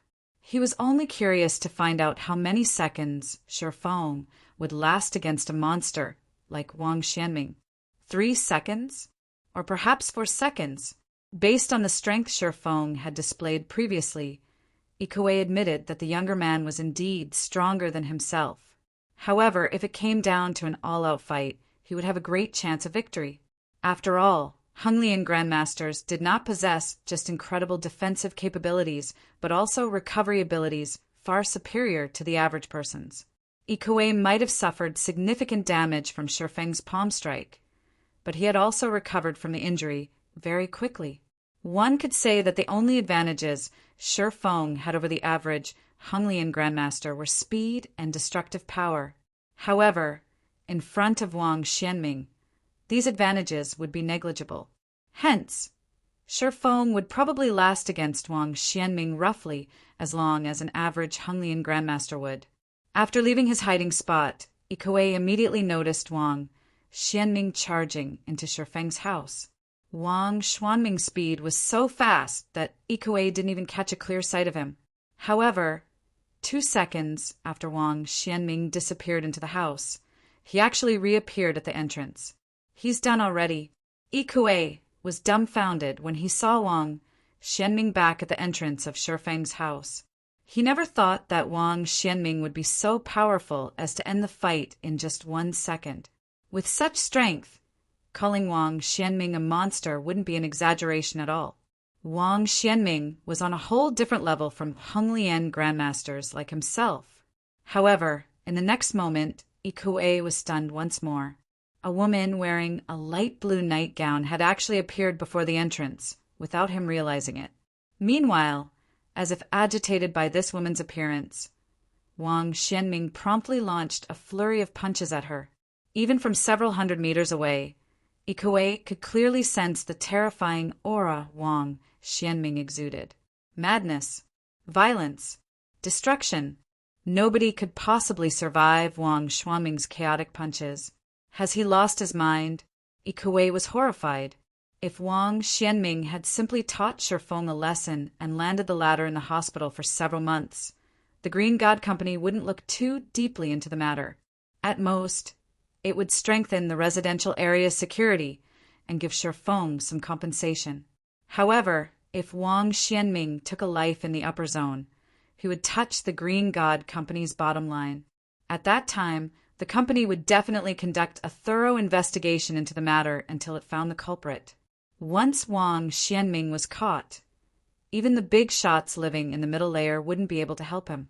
In fact, he might even drag down Lu Tiandi and Yi Kuei as accomplices. However, before Ikuei could recover from his shock, he received yet another jolt. This time, his eyes nearly fell out of their sockets. This was because the woman dressed in a nightgown actually remained unscathed despite facing Wang Xuanming's flurry of punches. She even moved closer and closer to Wang Xianming and eventually planted a palm on his chest. The instant the woman's blow landed, Wang Xianming actually stumbled 2 steps back and clutched his chest in pain. He also stared at the woman before him with fear in his eyes. Who is she? Why did such a monster appear in Shi Feng's house? Ikuei was shocked and confused as he looked at Aqua Rose, who stood in the corridor outside Shi Feng's house. He even rubbed his eyes to make sure he wasn't hallucinating. Wang Xianming, an incredibly powerful Honglian grandmaster, had actually lost to a frail woman. As Ikuei gaped in shock, Wang Xianming added to Ikuei's confusion by charging forward and attacking Aqua Rose once more. He actually showed no signs of trying to escape from another location. However, Ikuei quickly noticed that another woman of extraordinary beauty had walked out of the house. This woman was similarly dressed in a snow-white nightgown and had silky black hair flowing down to her waist. Under the illumination of moonlight, she looked just like a goddess that had descended to the mortal world. Although this woman did not exude an imposing aura, the indifference in her eyes combined with Wang Xuanming's strange behavior allowed Ikuei to guess what was going on. Most likely, the woman behind Wang Xianming was a monster as well. Hence, he did not choose to enter the house and break out from another location. After all, if Wang Xianming were to fight inside the more spacious house, he would have to face those 2 monstrous women simultaneously. No matter how powerful Wang Xianming was, he definitely wouldn't have any opportunity to escape under such circumstances. Hence, he could only choose to fight in the narrow hallway and risk a pincer attack. However, contrary to Wang Xuanming's expectations, Gentle Snow had no intention of double-teaming him. She simply stood aside and quietly looked at the broken door, appearing quite bothered about it. In other words, the broken door seemed much more important to Gentle Snow than Wang Xianming was. On the other side, Aqua Rose treated Wang Xuanming's series of desperate attacks as if they were child's play. Not only did she evade all of them effortlessly, but she also landed another palm strike on Wang Xianming, aggravating his injuries. Their clash continued for 4 seconds. At this point, Wang Xianming could no longer stand steadily, so weakened that even a Honglian grandmaster could go up against him. Trying to escape in such a condition was a luxury he couldn't afford. Before Wang Xianming could launch another round of attacks against Aqua Rose, the alerted enforcement robots finally arrived at the scene. After distinguishing everyone's identities, the enforcement robots promptly took Wang Xianming into custody. Once arrested by the enforcement robots, even a Honglian grandmaster would have no chance of putting up a struggle. As Ikuei watched Wang Xuanming's capture, he noticed Gentle Snow walking out of the house and looking in his direction. Fear seized Ikuei's mind, and goosebumps rose all over his body. He instinctively turned around and fled immediately. She shouldn't have seen me. I was so far away, and I even had my aura concealed. Even if she's a monster, she shouldn't have discovered me. Ikuei reassured himself this way as he fled. He repeatedly told himself that he was merely imagining things. Only after Ikuei had left Yuantian City's upper zone did he finally calm down from receiving Gentle Snow's attention. That was too damn scary. How can such a monster exist in this world? Chills crawled down Ikuei's back when he recalled Gentle Snow's indifferent gaze. I need to have the young master report this matter to the higher-ups immediately. Those monsters aren't things we can offend. Those 2 women simply aren't human. As Ikuei was fleeing Yuantian City's upper zone, Xia Qingying, the base layer's general manager, arrived at Shi Feng's residential area together with several supervisors. Who's the fool who would actually dare assault someone in a residential area? Luo Hanbin frowned as he looked at the broken door before him. It had already been several years since a home assault had happened in Yuantian City's upper zone. The previous occasion had greatly angered the Green God Company. Although the victim had sustained only heavy injuries, not only had the offender gotten banished from the upper zone forever, but he was even imprisoned for 10 years once outside. Now that another occurrence had taken place, even if the Green God Company's executives didn't say anything, the managers of Yuantian City's upper zone definitely wouldn't spare the offender. However, when Luo Hanbin entered the house and saw Wang Xianming being held in place by 2 enforcement robots, his eyes nearly fell out of their sockets. Wang Xianming, a peerless genius of Haitian City's upper zone. Wang Xianming was a big shot who was only half a step away from becoming a mental strength master. Even a supervisor like Luo Hanbin had to act politely around him. Meanwhile, with Wang Xuanming's strength, he could rank within the top 3 of Haitian City's upper zone's base layer. The man even had a mental strength master as his teacher. With all these conditions, he was almost certain to become a permanent resident of the middle layer, let alone Luo Hanbin. Even Xia Qingying was shocked. Originally, she had expected the offender to be an ignorant punk. She never imagined that the offender would be a peerless genius of Haitian City's upper zone. She also couldn't help wondering how Shifeng had apprehended Wang Xianming. With Wang Xuanming's skills, Xia Qingying had only a slight edge over him. She couldn't guarantee she would win if they clashed, and if Wang Xianming focused solely on escaping, even she wouldn't be able to hold him down for 7 or 8 seconds. Looking at Shifeng sitting on the living room sofa, Xia Qingying blurted out, "You sure know how to surprise people. The last time, you broke the mental paths record. Now, you even brought down Haitian City's Wang Xianming." Smiling bitterly, Shifeng said, "An accident. This really is an accident. I never thought that a big shot from Haitian City's upper zone would actually take action against me out of the blue." From the time Wang Xianming had broken into the house and until his apprehension, Shifeng hadn't done anything. He had been a spectator all the while. He also never expected an expert like Wang Xianming to attack him. Read latest chapters at Wuxia World. EU not wishing to reveal gentle snow and aqua Rose's matters for the time being. He did not dispel Xia Qingying's misunderstanding. All right then. Seeing that Shifeng didn't intend to continue speaking, Xia Qingying said, "Now that Wang Xianming has been arrested, the Green God Company will definitely punish him. Even his teacher won't be able to do anything about it. However, his teacher is incredibly protective of his students. While he might not be able to do anything about Wang Xuanming's punishment, he is sure to pick a fight with you. Although we will strengthen the security of this area, you should still be careful. It's best if you don't leave the residential area for the time being." Even base layer general managers like herself would have a headache dealing with the anger of a mental strength master, let alone Shifeng, who held only grade 1 authority. "Thank you for your warning, General Manager Xia," Shifeng said, nodding. Shortly after Xia Qingying's group left with Wang Xianming, word of Wang Xuanming's assault on Shifeng's house spread like wildfire. Even though it was already midnight, everyone in Yuantian City's upper zone still quickly received news of it. Chapter 2849, Hong Xinyuan's Choice.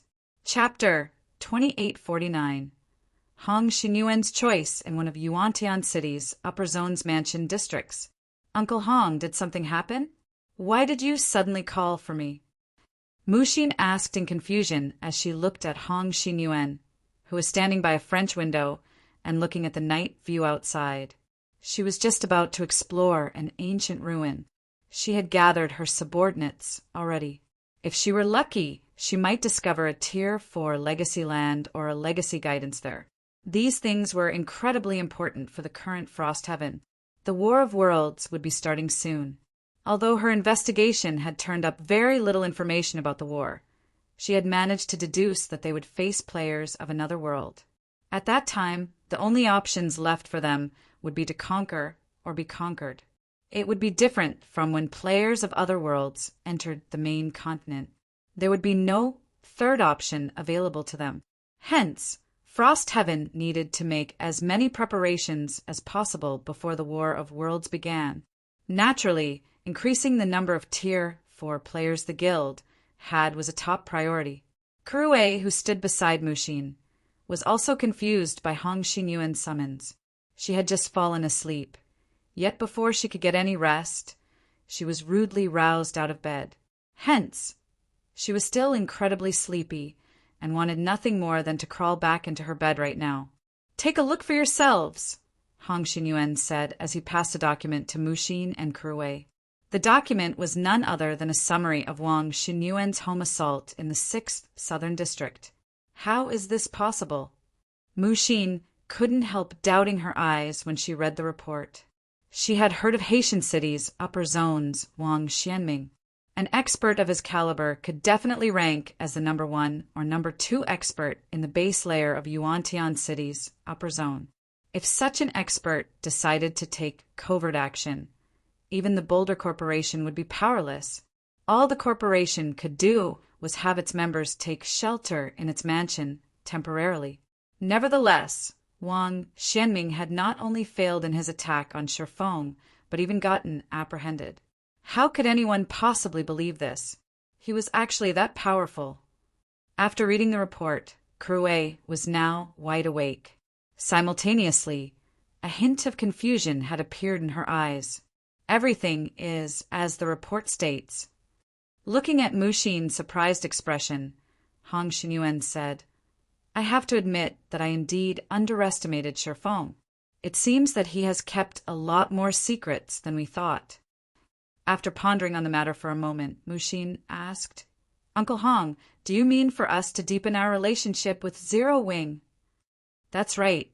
You already know what's coming in the future. When the war begins, even superpowers will have difficulty surviving. If we wish to survive, thoroughly solidifying our alliance with Zero Wing will undoubtedly be a good choice," Hong Xinyuan said, nodding. "I also plan to sell some of the corporation's phantom potions and life potions to Zero Wing. These should be what Zero Wing lacks the most right now." "I understand. I'll contact Zero Wing immediately." Mushin nodded and promptly left the living room. Kurue snapped out of her daze. Looking at Hong Xinyuan, she asked, "Uncle Hong, do we need to go to such lengths?" If Hong Xinyuan were merely trying to form a strategic alliance with Zero Wing, then she could still accept such a decision. After all, the present strength and potential Zero Wing had displayed far exceeded those of the various superpowers.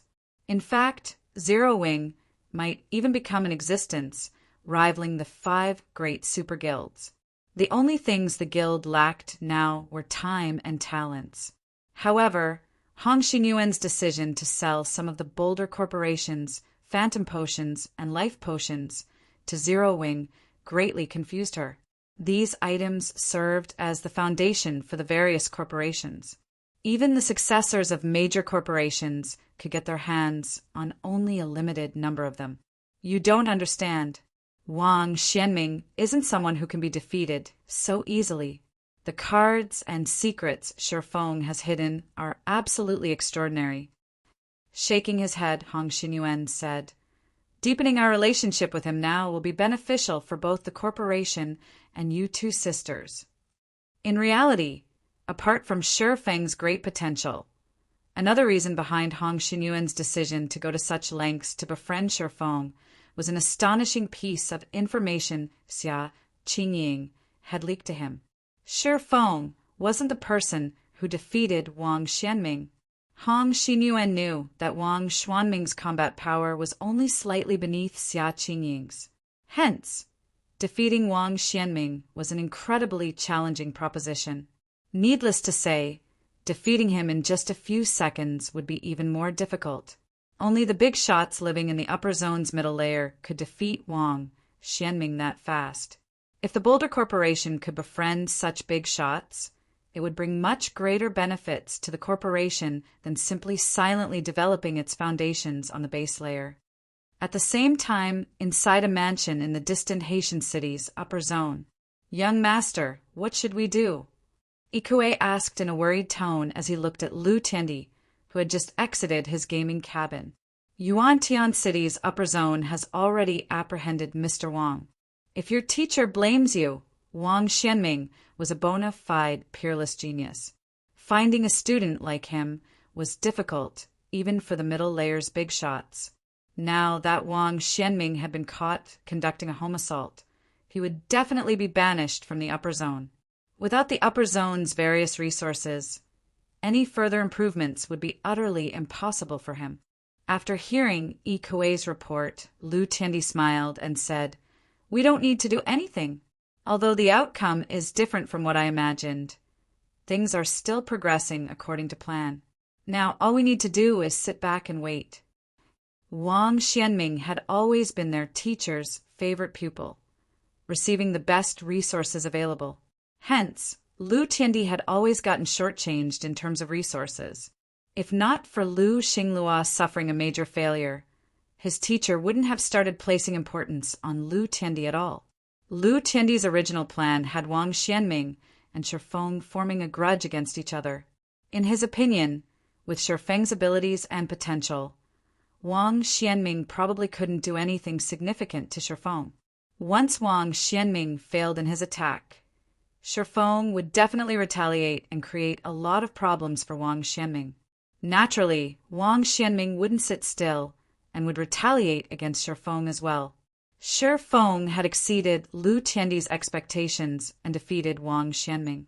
However, this was not bad news for Lu Tiandi. In fact, this was the outcome he hoped to see the most. After all, not only would Wang Xianming get banished from the upper zone now, but Shifeng would also earn the ire of their teacher. Once their teacher retaliated, Shifeng would most likely be forced to leave the upper zone. In fact, he might even disappear from the world altogether. At that time, Lu Tiandi could plan on taking over Zero Wing. According to plan, Ikue shuddered involuntarily when he saw Lu Tiandi's indifferent smile. He never thought that Lu Tiandi would scheme against even Wang Xianming. Ignoring his butler's reaction, Lu Tiandi said, "All right, move along. I still need you to take care of Ji Lurong's group in God's domain." "Yes, sir," Ikue responded in a hurry. Although he had long since known that those who stood in Lu Tiandi's way would never have a good ending, he still got frightened when he saw one of Lu Tiandi's schemes coming to fruition. Meanwhile, after Wang Xuanming's assault, Yuantian City's upper zone arranged for Shifeng's group to live in a better residential unit. Xia Qingying had an enforcement robot stationed near Shifeng's new house long-term to prevent a similar situation from occurring. As icing on the cake, the Green God Company gifted 10 Phantom Potions and 10 Life Potions to Shifeng as compensation. However, Shifeng did not feel happy at all in this situation. On the contrary, he even felt slightly pressured. Now that Wang Xianming is in custody, his teacher definitely won't spare me. Even with an enforcement robot guarding the house 24/7, it'll probably be difficult to stop the retaliation of a mental strength master. As Shifeng studied the information Xia Qingying supplied him, his head ached.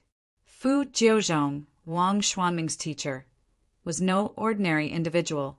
He was an expert that ranked at the top even in the middle layer and wielded incredible authority. He even had influence over several corporations operating in Yuantian City that rivaled the Boulder Corporation in scale. If Fu Jiuzhong began targeting Shifeng would most likely have difficulty acquiring resources from Yuantian City's base layer. Although it is still a little early, it seems I have no choice but to take on the Divine Dragon's trial. Even now, Shifeng still wasn't confident of completing Auerbach's trial. This was because a Tier 4 Divine Dragon was much stronger than an ordinary Tier 4 Dragon. Even Tier 5 existences were unlikely to be a match for a Tier 4 Divine Dragon.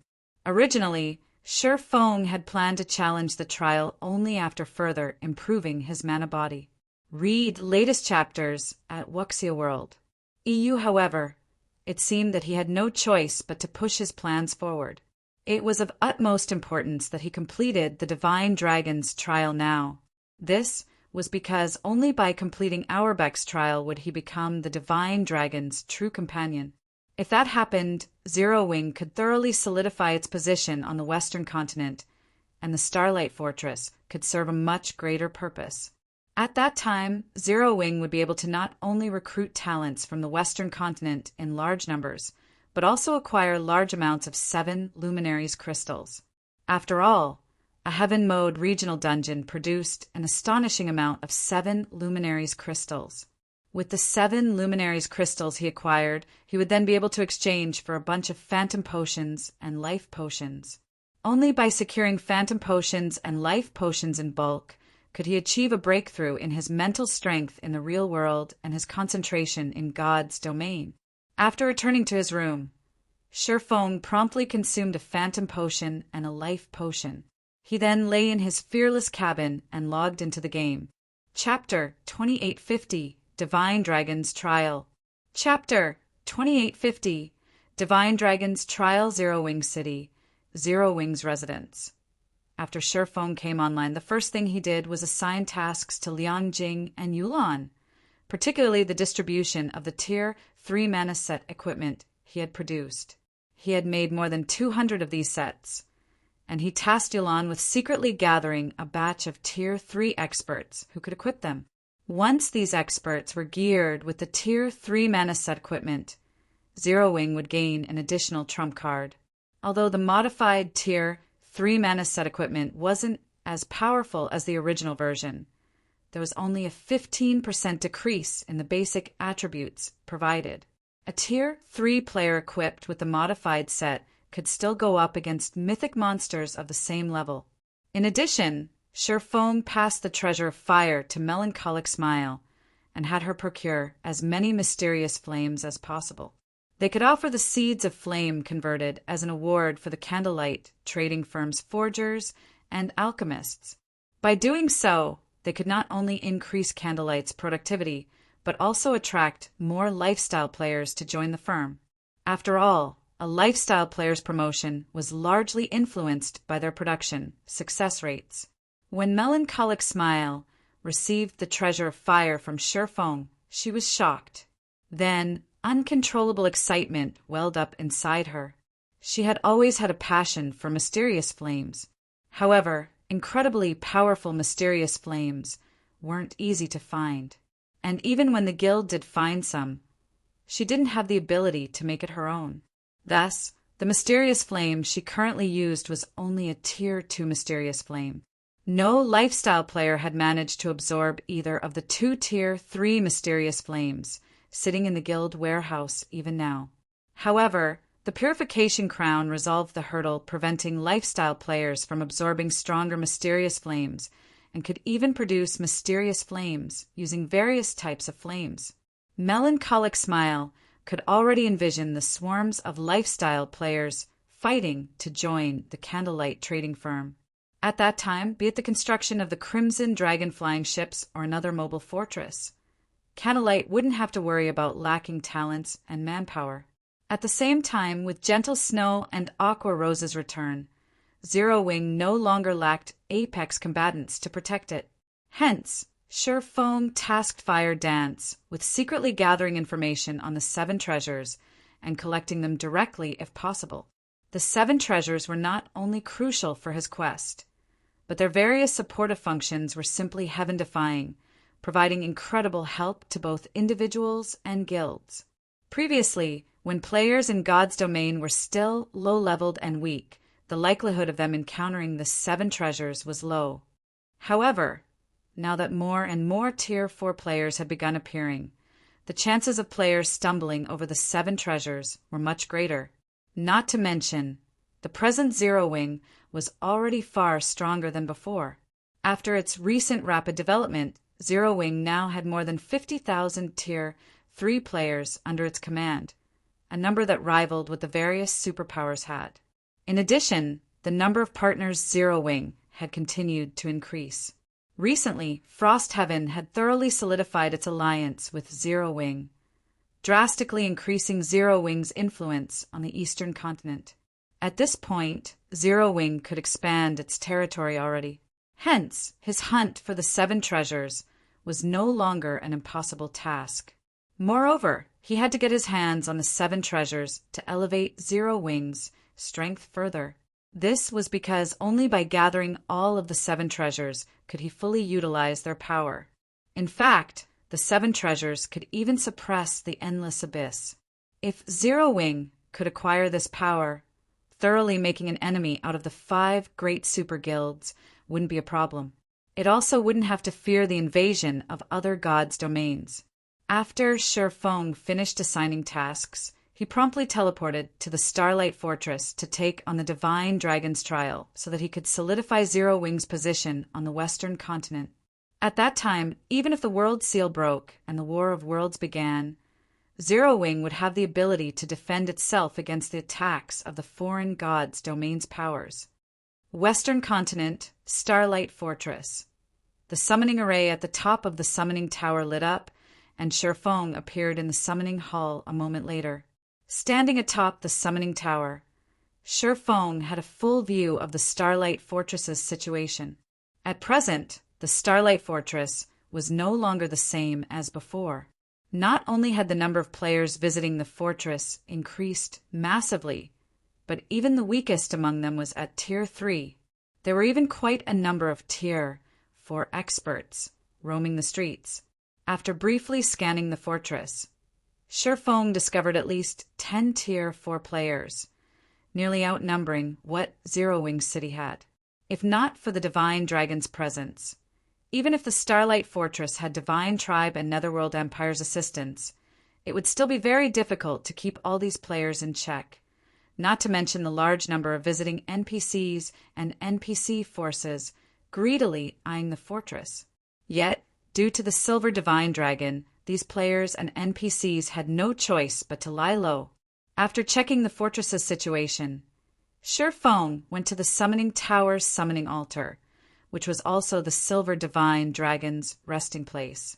When Shifeng arrived in the spacious summoning altar, what greeted him was the sight of a miniature version of the Silver Divine Dragon Audiobook. The Divine Dragon, which was only around a dozen meters in length, was sleeping quietly in the middle of the room. At this time, Audiobook had already reached level 164.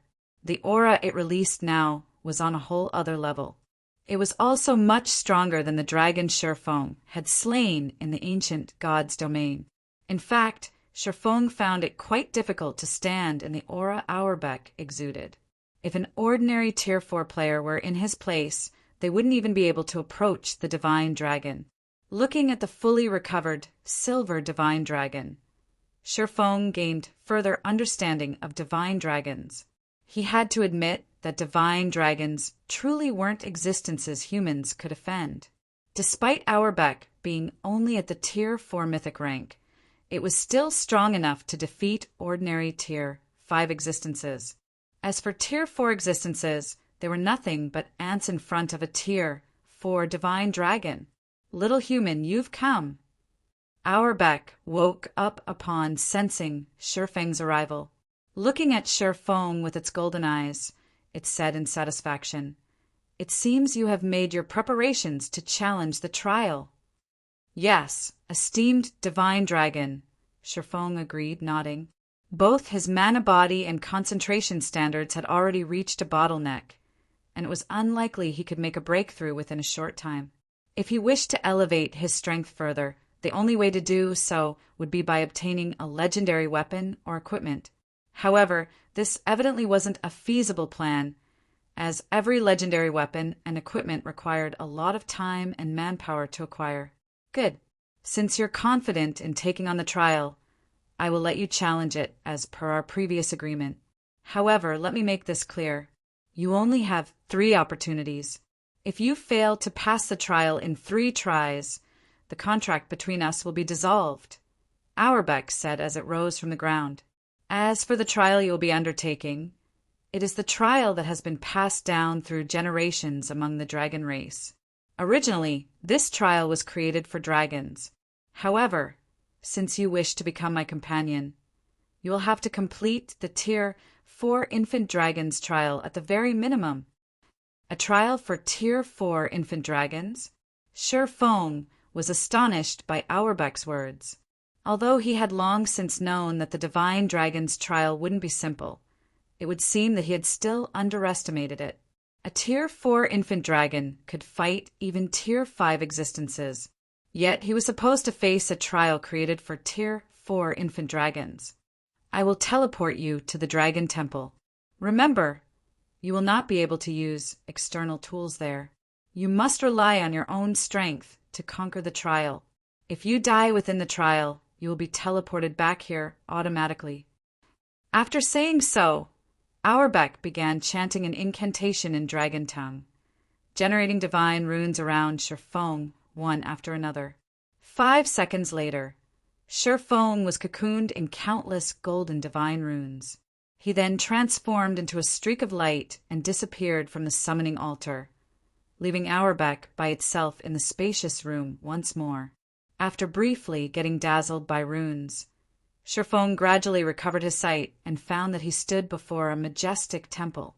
The temple was tens of thousands of meters tall, and it looked like a huge mountain. Even a dragon would appear tiny in front of this temple, let alone a human. As soon as Sher Feng walked up to the 1,000-meter-tall door before him, an ancient and deep voice suddenly rang out in his mind. A human? No, you're not a human. How interesting. Auerbach actually sent you here to take the trial? Along with this voice, the phantom of a gigantic dragon gradually faded into view before Sher Feng.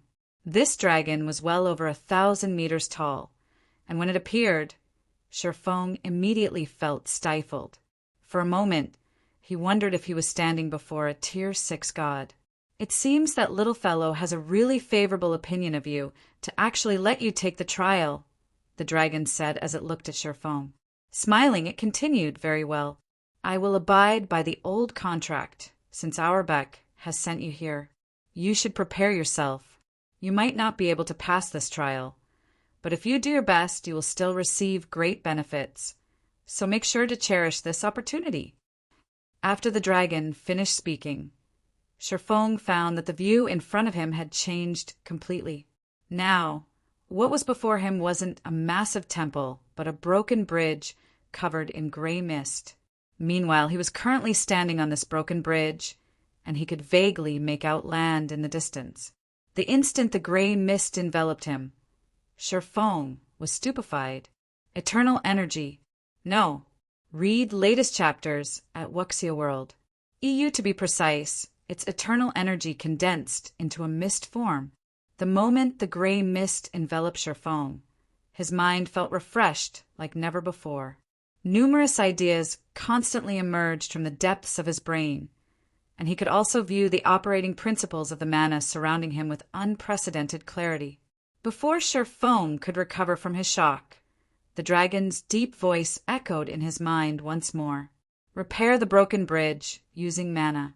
So long as you repair 1/3 of the bridge, you will pass the trial. Your time limit is 3 days. However, for every 300 meters you progress, the time limit will get extended by an additional day. If you fail to repair 1/3 of the bridge when your time runs out, you will have failed the trial. When the dragon finished speaking, Sher Feng heard rocks breaking off somewhere nearby. Turning toward the sound source, he found that the bridge's broken end was continuously crumbling. At this rate of collapse, let alone 3 days, the remaining portion of the broken bridge would disappear completely in just a few hours. And once the bridge disappeared, he would plunge into the endless darkness below.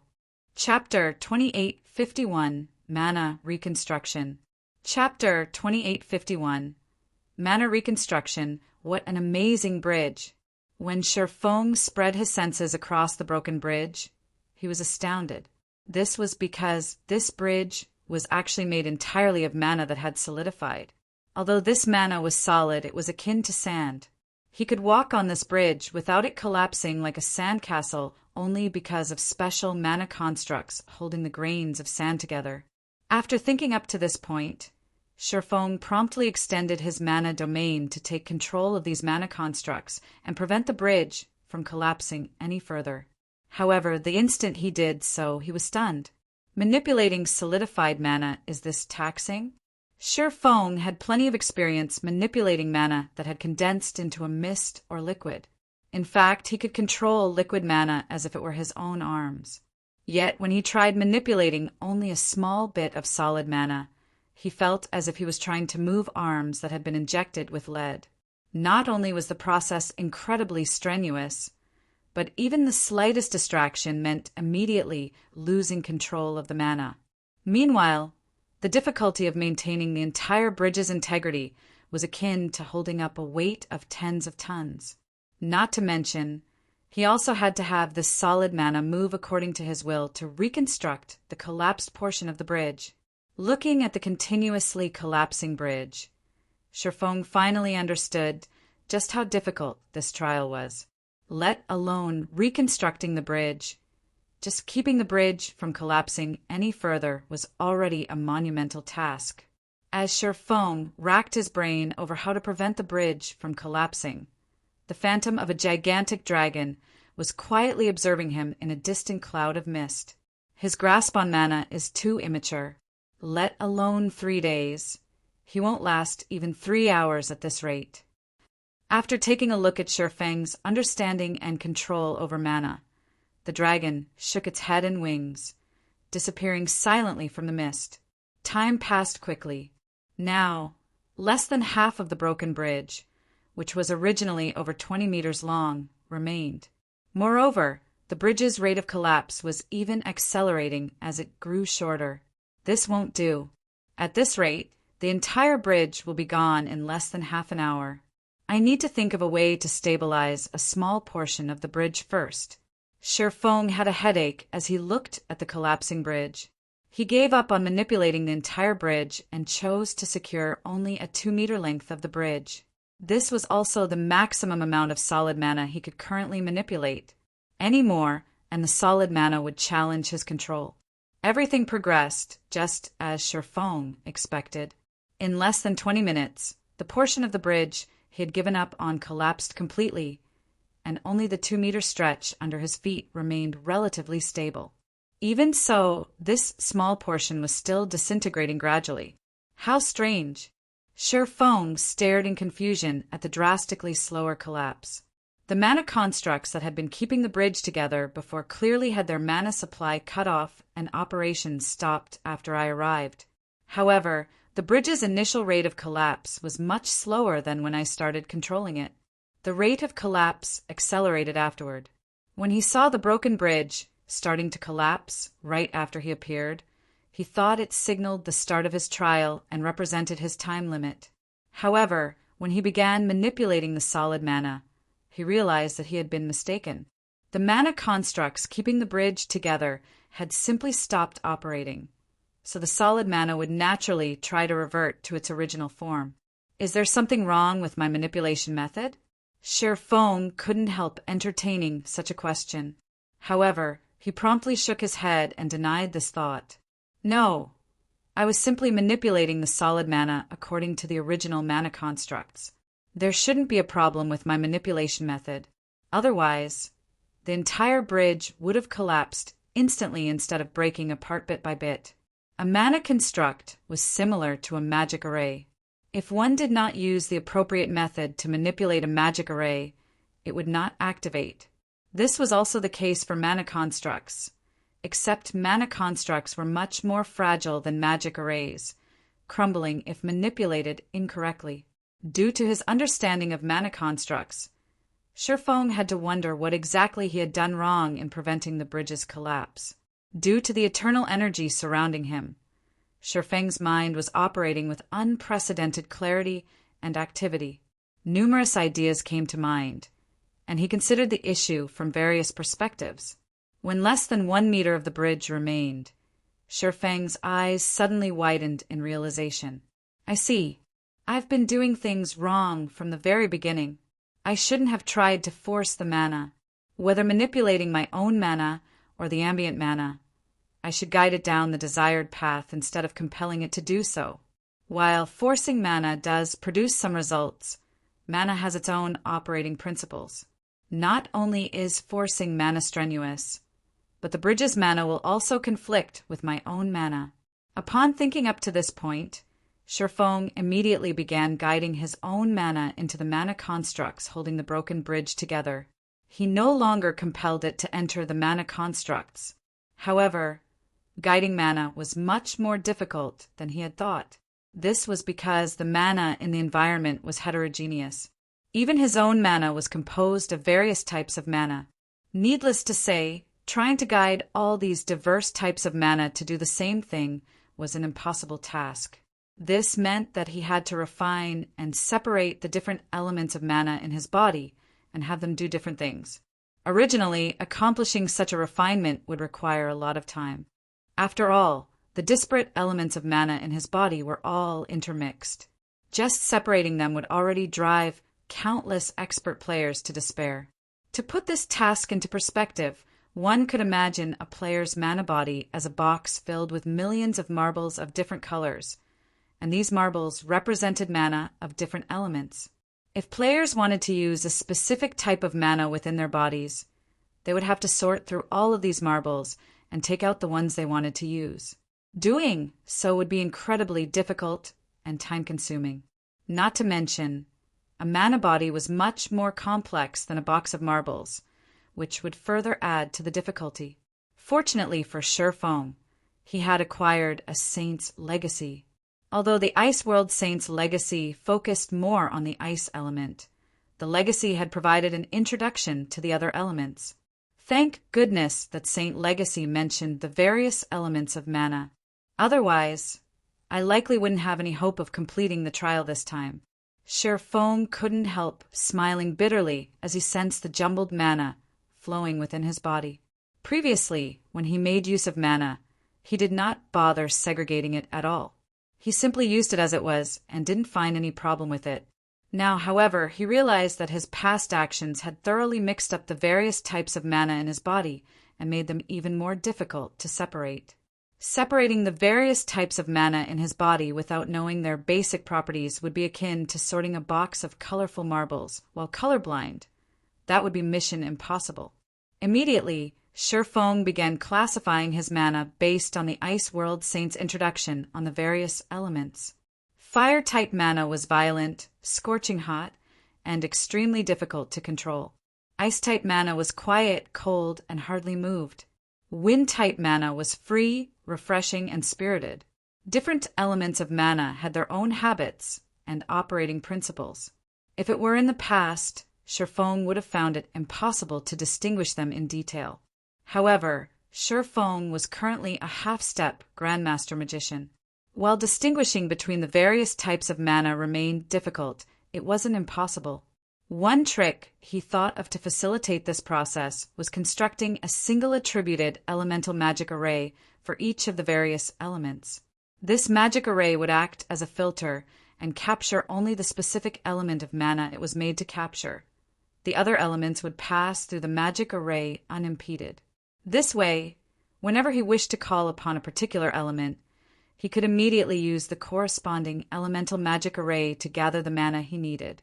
Originally, constructing these elemental magic arrays within one's mana body was a very delicate task. Even a half-step Grandmaster Magician like Shifeng would need 1 or 2 days to construct all of the necessary elemental magic arrays. However, thanks to the eternal energy surrounding him, Shifeng spent only 15 minutes constructing all the necessary magic arrays. Immediately, the various elements of mana in Shifeng's mana body gathered at specific locations, no longer one big, heterogeneous mess. Amazing! So this is the effect of segregating mana? When Shifeng scanned the mana in his body, he found that not only had its purity undergone a qualitative transformation, but his mana body also resonated far more powerfully with the environment. In fact, he also had a much easier time manipulating the magic array responsible for controlling his mana body.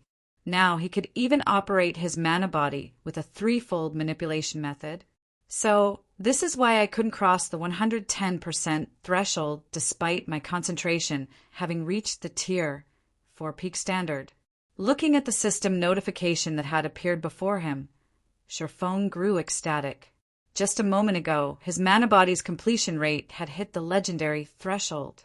Read latest chapters at Wuxia World. His mana body had reached a 120% completion rate. Meanwhile, the instant his mana body reached the 120% threshold, Sherfong sensed his physique improving significantly and his perception of his surroundings rising to a whole other level. Most importantly, his mana was not only much denser than before, but its quantity had also doubled. Now that I'm done segregating my mana, it's about time I started taking on the trial. Sherfong shifted his gaze toward the half-meter-long bridge underfoot. Chapter 2852, Breakthrough, Tier 5 Concentration. Chapter 2852, Breakthrough, Tier 5 Concentration. Even without Sherfong deliberately maintaining the bridge, the aura he radiated was now enough to slow the bridge's collapse drastically. A 120% completion rate mana body truly is amazing. No wonder people thought players could contend against a dragon of the same tier once a player's mana body reached 120% completion. Sherfong was astonished as he studied the stabilized bridge underfoot. Despite not making a conscious effort to control his mana body, he exerted a powerful stabilizing effect on his surroundings.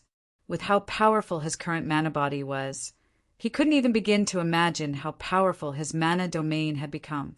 Fighting a dragon of the same tier and level aside, he could now contend against a half-step demon king of the same level at the very least. Afterward, Sherfong began injecting his segregated mana into the broken bridge. Once he did so, the broken bridge seemed renewed. The bridge's gradual collapse instantly halted, and its toughness had clearly risen to a whole new level as well. At this time, the bridge could probably receive Tier 4 attacks without sustaining any damage. Amazing! Sure enough, this is the true way to use mana. In the past, whenever he activated a skill or spell, he would make use of every type of mana available in his body to manipulate the ambient mana around him. Achieving a 10% efficiency by doing so would already be fortunate. This was because most skills and spells utilized only a specific element of mana to activate. To manipulate only a specific type of mana in the environment, using the corresponding element of mana to do so would yield the best results. Using other elements would still allow one to exert a certain degree of control. However, the efficiency would be incredibly poor. A backlash might even occur.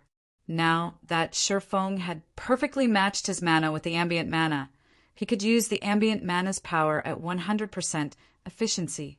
One could easily imagine how much of a boost to his combat power this change would bring. After thoroughly stabilizing the broken bridge, Sherfong shifted his attention to the mana constructs keeping the bridge together. Keeping the bridge's mana constructs stable and operational could be considered the bottom line for this trial. If he wished to pass the trial, he would need to reconstruct the bridge. Otherwise, all he could do was stand still and stare idly at the distant land until his time ran out. After carefully inspecting the bridge, Sherfong was surprised. Previously, he had focused entirely on stabilizing the bridge, so he hadn't spent much time observing the bridge itself. Now that his mana body had reached a 120% completion rate, his perception of his surroundings had improved to a point where it felt as if he had again taken over a half-step Demon King's body. As expected of the Dragon Race's trial, this bridge's mana constructs are simply phenomenal. Sherfong sighed in awe as he observed the broken bridge's structure. This bridge has made use of practically every property and operating principle of the various elements of mana. Without a considerable understanding of these aspects, it would be impossible to create such mana constructs. In God's domain, it was already a heaven-defying task for players to gain a deep understanding of the operating principles of the various types of mana. Hence, Making proper use of these types of mana was simply a luxury players couldn't afford. In fact, even the Ice World Saints Legacy provided a detailed introduction of only Ice-type mana and just briefly touched on the other elements. Needless to say, the Legacy didn't include instructions on how to use these other mana types. However, the bridge Shifeng stood on perfectly displayed the basic use of the various elements of mana. It was much better than a simple text introduction. Of course, it wouldn't be an easy task to see how exactly this bridge was constructed. This was because ordinary Tier 4 existences couldn't get a clear view of the operating principles of mana, let alone the operating principles of a mana construct. Only dragons with their high life ratings could possibly accomplish such a feat at Tier 4. Even so, this situation was definitely a massive opportunity for Tier 4 players. The biggest hurdle Tier 4 players needed to cross to reach Tier 5 was the construction of their personalized mana body. This process required players to have not only excellent control over mana, but also a profound understanding of the operating principles and usage of mana and knowledge of the construction of mana bodies. Meanwhile, the broken bridge underneath Shifeng just so happened to address these problems. Suppressing the impatience in his heart, Shifeng immediately began reconstructing the broken bridge with his own mana. Following this, time passed quickly. Although reconstructing the bridge was incredibly challenging due to the eternal energy surrounding him, Shifeng found that the incomparably complex mana constructs weren't impossible to understand. Despite encountering failure one after another, Shifeng did not grow disappointed, but even became increasingly excited instead. This was because he was making progress with each failure. As he continuously adjusted his utilization of the various mana types, his control over them also improved in precision and efficiency. After experimenting for 2 days straight, Shifeng finally constructed a half-meter-long bridge. I did it. I finally did it. An indescribable sense of joy and excitement welled up in Shifeng's heart as he looked at the portion of the bridge he had reconstructed. Although the bridge he reconstructed looked much cruder than the original bridge, it did not send him plunging into the abyss below when he tried to stand on it. Most importantly, he had finally gained a basic understanding of the various mana constructs. This meant that he had finally reached a qualified level when it came to utilizing the various elements of mana. With these achievements, he was confident he could begin constructing his Tier 5 mana body. Of course, Shifeng did not let his achievements blind him. He still gave the trial's completion top priority. After all, having a divine dragon as a companion was much more important than constructing his personalized mana body. Immediately afterward, he resumed reconstructing the broken bridge and advanced toward the distant land. Although Shifeng had spent 2 days reconstructing his first half-meter-long segment, now that he had a foundation, he could reconstruct the subsequent segments much more quickly. Moreover, he also improved his precision with every segment he reconstructed, which in turn made his reconstructions look increasingly refined. After working for nearly a day, Shifeng finally reached the 500-meter mark, his achievement extending his time limit by 1 day. The distance from the starting point to the distant land is roughly 20 kilometers. So, I'll need to extend the bridge by 7 kilometers or so to pass the trial. If I can complete 500 meters per day, I should finish this trial within half a month. After Shifeng made some rough mental calculations, anticipation filled him. Although he would be spending much more time in this trial than he initially expected, the harvest he would gain was very much worth the time spent. After resting for a moment, Shifeng promptly resumed his job as a construction worker. Meanwhile, after another 8 days had gone by while Shifeng was reconstructing the broken bridge, a loud tearing sound suddenly appeared in a secret land in the eastern continent. A spatial channel several kilometers tall and 20 kilometers wide was sealed in this secret land. The moment the loud, tearing noise sounded, the divine rune sealing this spatial channel shattered and faded out of existence. It is still starting an end. An illusory figure appeared before the spatial channel. After looking at the spatial channel with a complicated gaze, this figure then disappeared without a trace. At the same time as this illusory figure disappeared, nearly 20 figures emerged from this gigantic spatial channel. Every one of these figures exuded powerful and ancient auras, highly incompatible with the surrounding space. Ha ha ha! It's finally open. Our guild was even the first to discover it. So this is an alternate God's domain? Why is the ambient mana here so thin? Although the mana density is somewhat low here, it is still another God's domain. Hurry up and notify the guild leader and the others. Tell them that the seal has been lifted and that the world passage is open. Have them make the necessary preparations. I'll go ahead with a team to understand the situation of this God's domain. We must claim this world for ourselves ahead of the other guilds, said the middle-aged man standing at the head of the team. At the middle-aged man's words, the team immediately split into 2 groups. 3 players returned to the world passage, while the remaining 15 players charged straight toward the secret land's exit. As these foreign invaders were taking action, Shifeng was struggling inside the distant special space. I didn't think that reconstructing the bridge would place such a huge burden on the brain.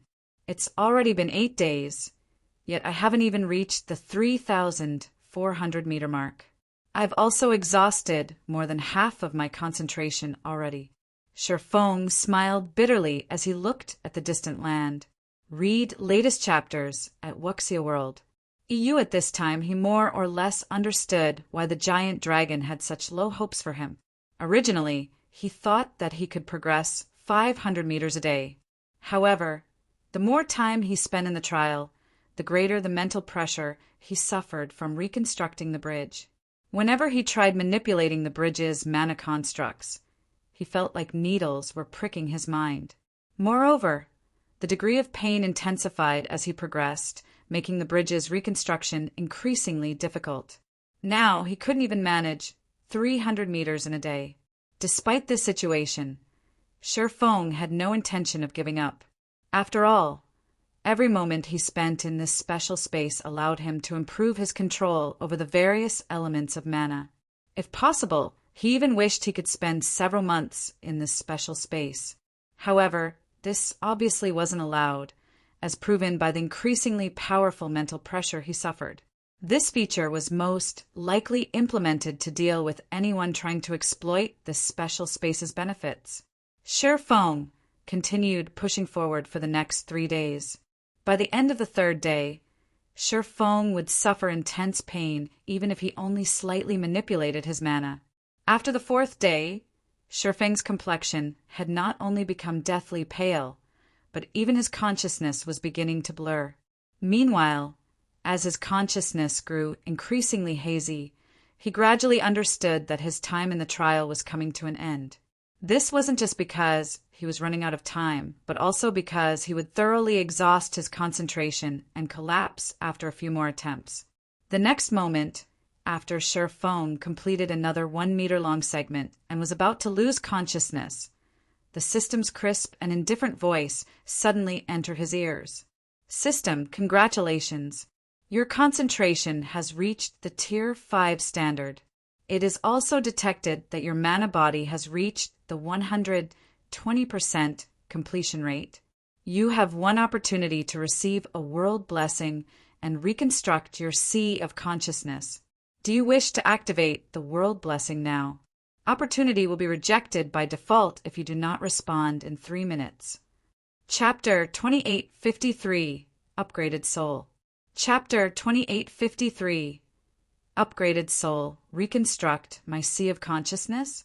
Shifeng was shocked and confused as he looked at the system notification. The concept of reconstructing one's sea of consciousness wasn't foreign to him. In fact, he knew plenty about it. However, it was precisely because of this that he found this situation unbelievable.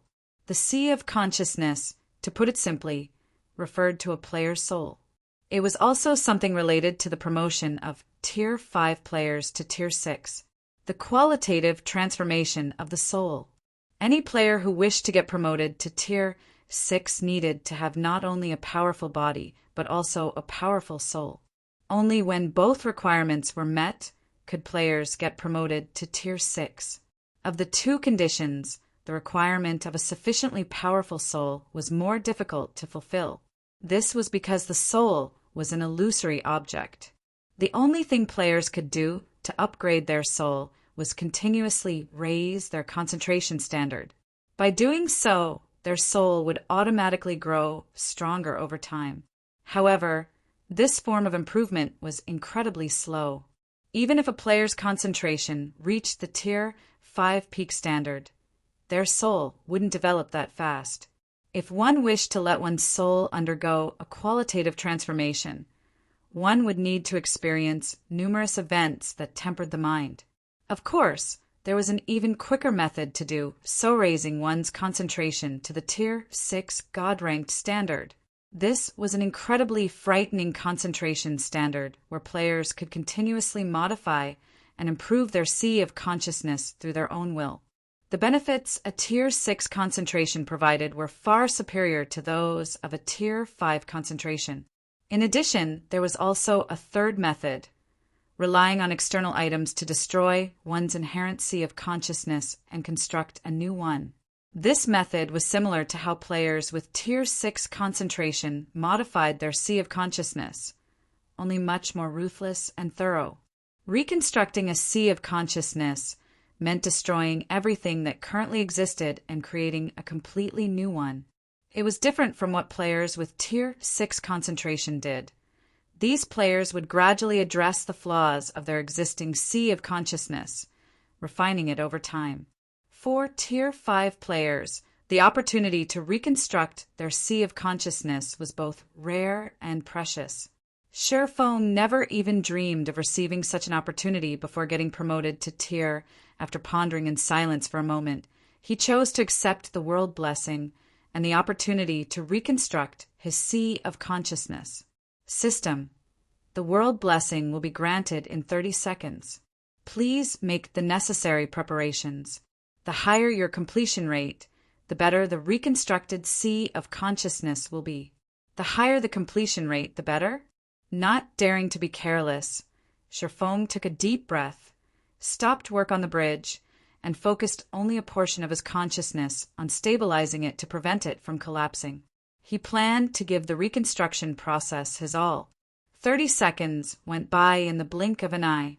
Sherfone felt an unprecedented pain assault him, as if his soul was getting ripped out of his body. Had he not absorbed the Tier 4 hellfire before, he wouldn't have been able to endure this pain at all. However, after 10 seconds of this soul-wrenching pain, it disappeared all of a sudden. Simultaneously, Sherfone felt his mind go completely blank.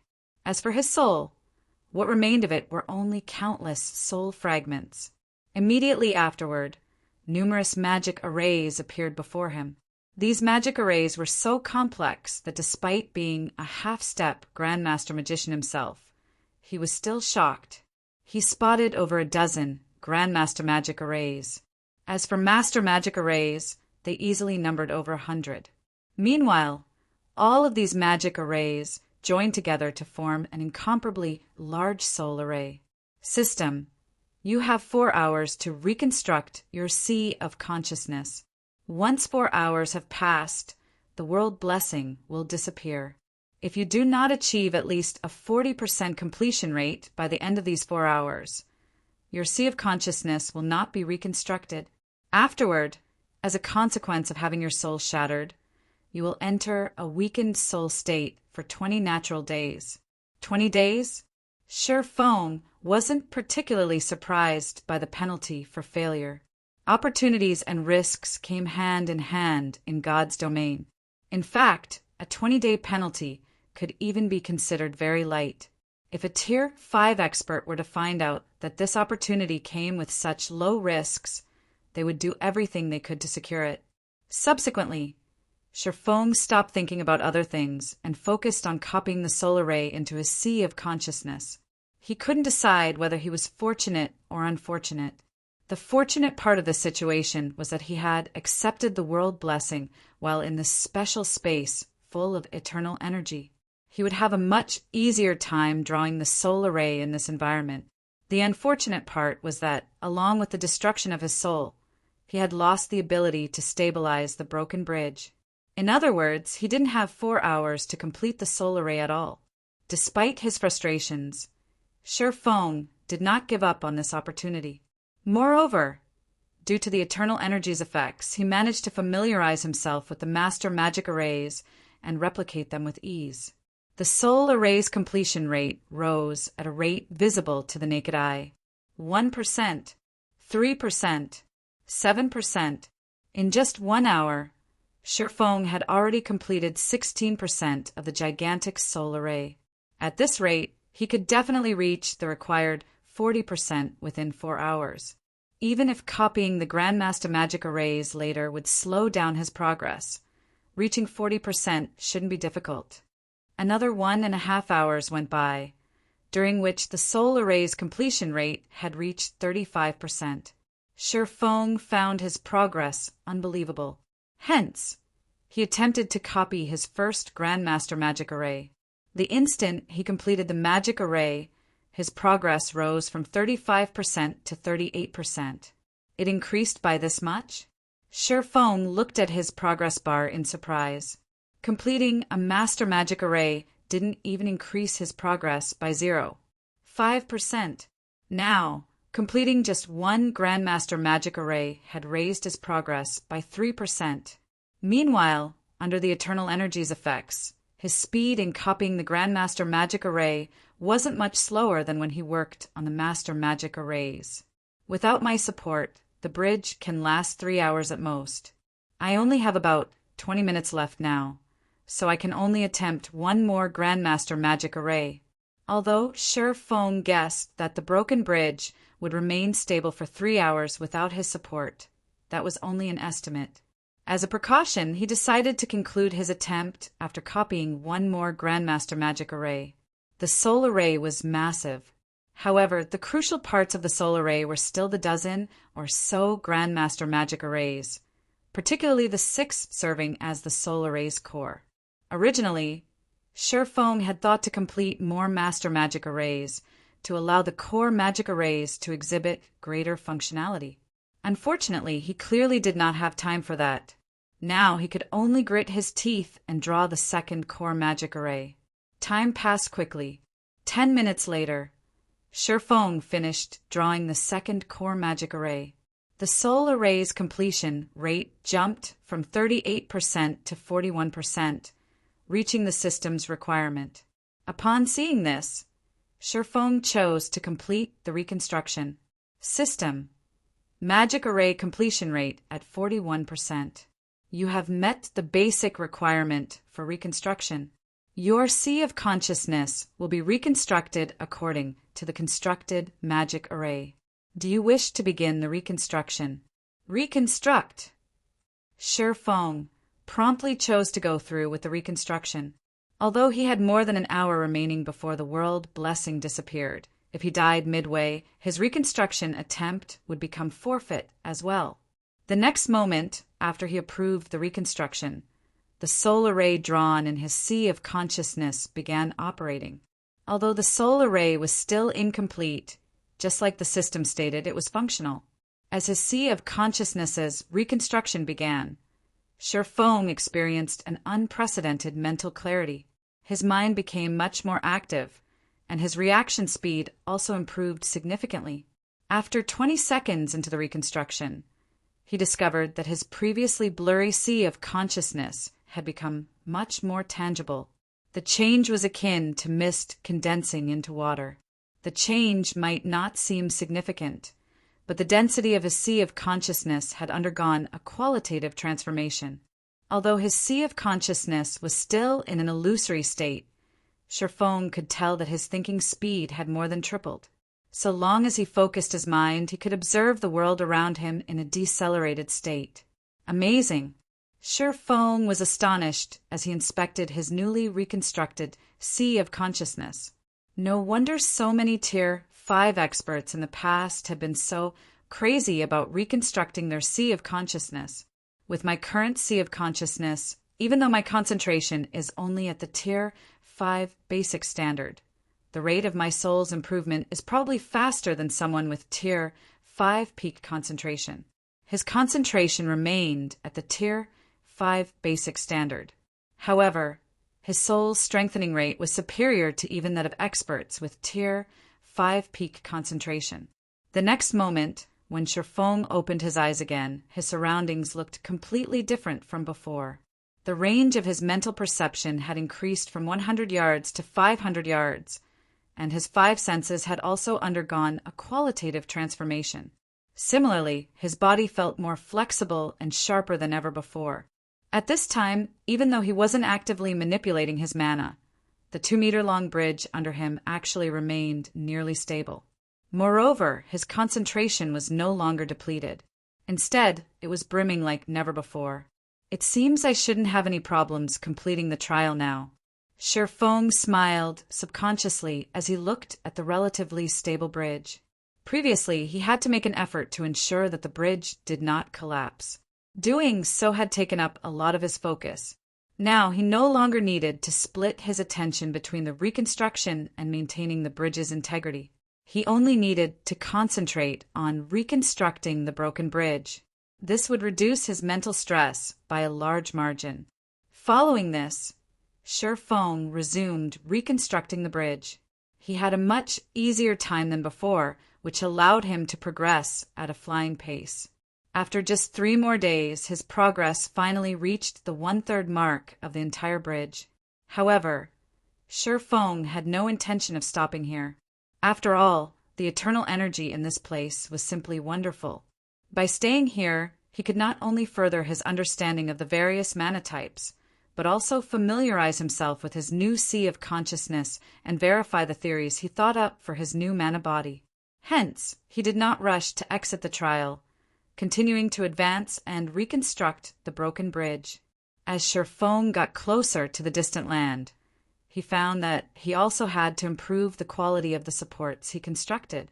Otherwise, the bridge wouldn't be able to withstand the corrosion of the abyss below. Read latest chapters at Wuxia World. EU. After working for another 4 days and arriving at the halfway mark, he could no longer advance any further. However, his failure to progress wasn't because he had exhausted his concentration, but because the supports he constructed could no longer withstand the abyss's corrosion. Short of a qualitative transformation, they wouldn't be able to hold up the bridge at all. It seems this is as far as I can go. Shifeng couldn't help feeling a little disappointed as he looked at the distant land. At this time, it looked much clearer than before.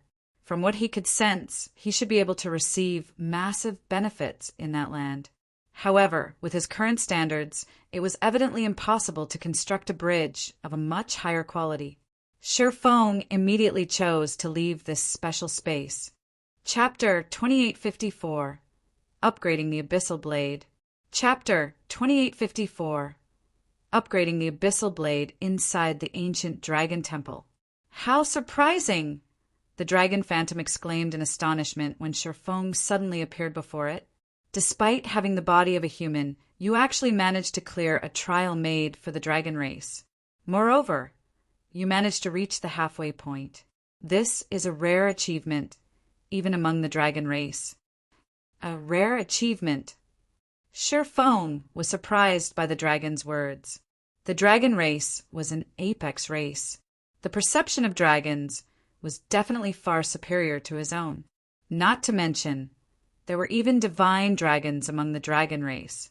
For divine dragons, let alone reaching the halfway point, even completing the entire bridge and reaching the distant land shouldn't be strange. After all, the life rating they possessed far exceeded that of humans. That's right. This is a rare achievement, the Dragon Phantom said, nodding. In the dragon race's long history, only 5 have managed to reach the halfway point while still at Tier 4. Every one of them is a genius of the dragon race with an excellent bloodline. Hence, I find it truly incredible that you accomplished the same feat with just the body of a human. Shifeng was surprised once more. He never thought that, even among the dragon race, only 5 dragons had reached the halfway point while still at Tier 4. Reaching the halfway point was indeed a challenging task. Not only would one need to have a sufficiently powerful soul, but one would also need to utilize the various elements of mana to their very limits. However, having a powerful soul was a given for dragons. As for utilizing the various elements' basic properties, this was also as easy as drinking water for dragons. Otherwise, there was no way dragons could be so powerful. Normally, dragons that can reach the halfway point are already adults. I can now see why Auerbeck decided to let you undertake the trial, the dragon phantom said, its eyes filled with praise as it looked at Sherfong.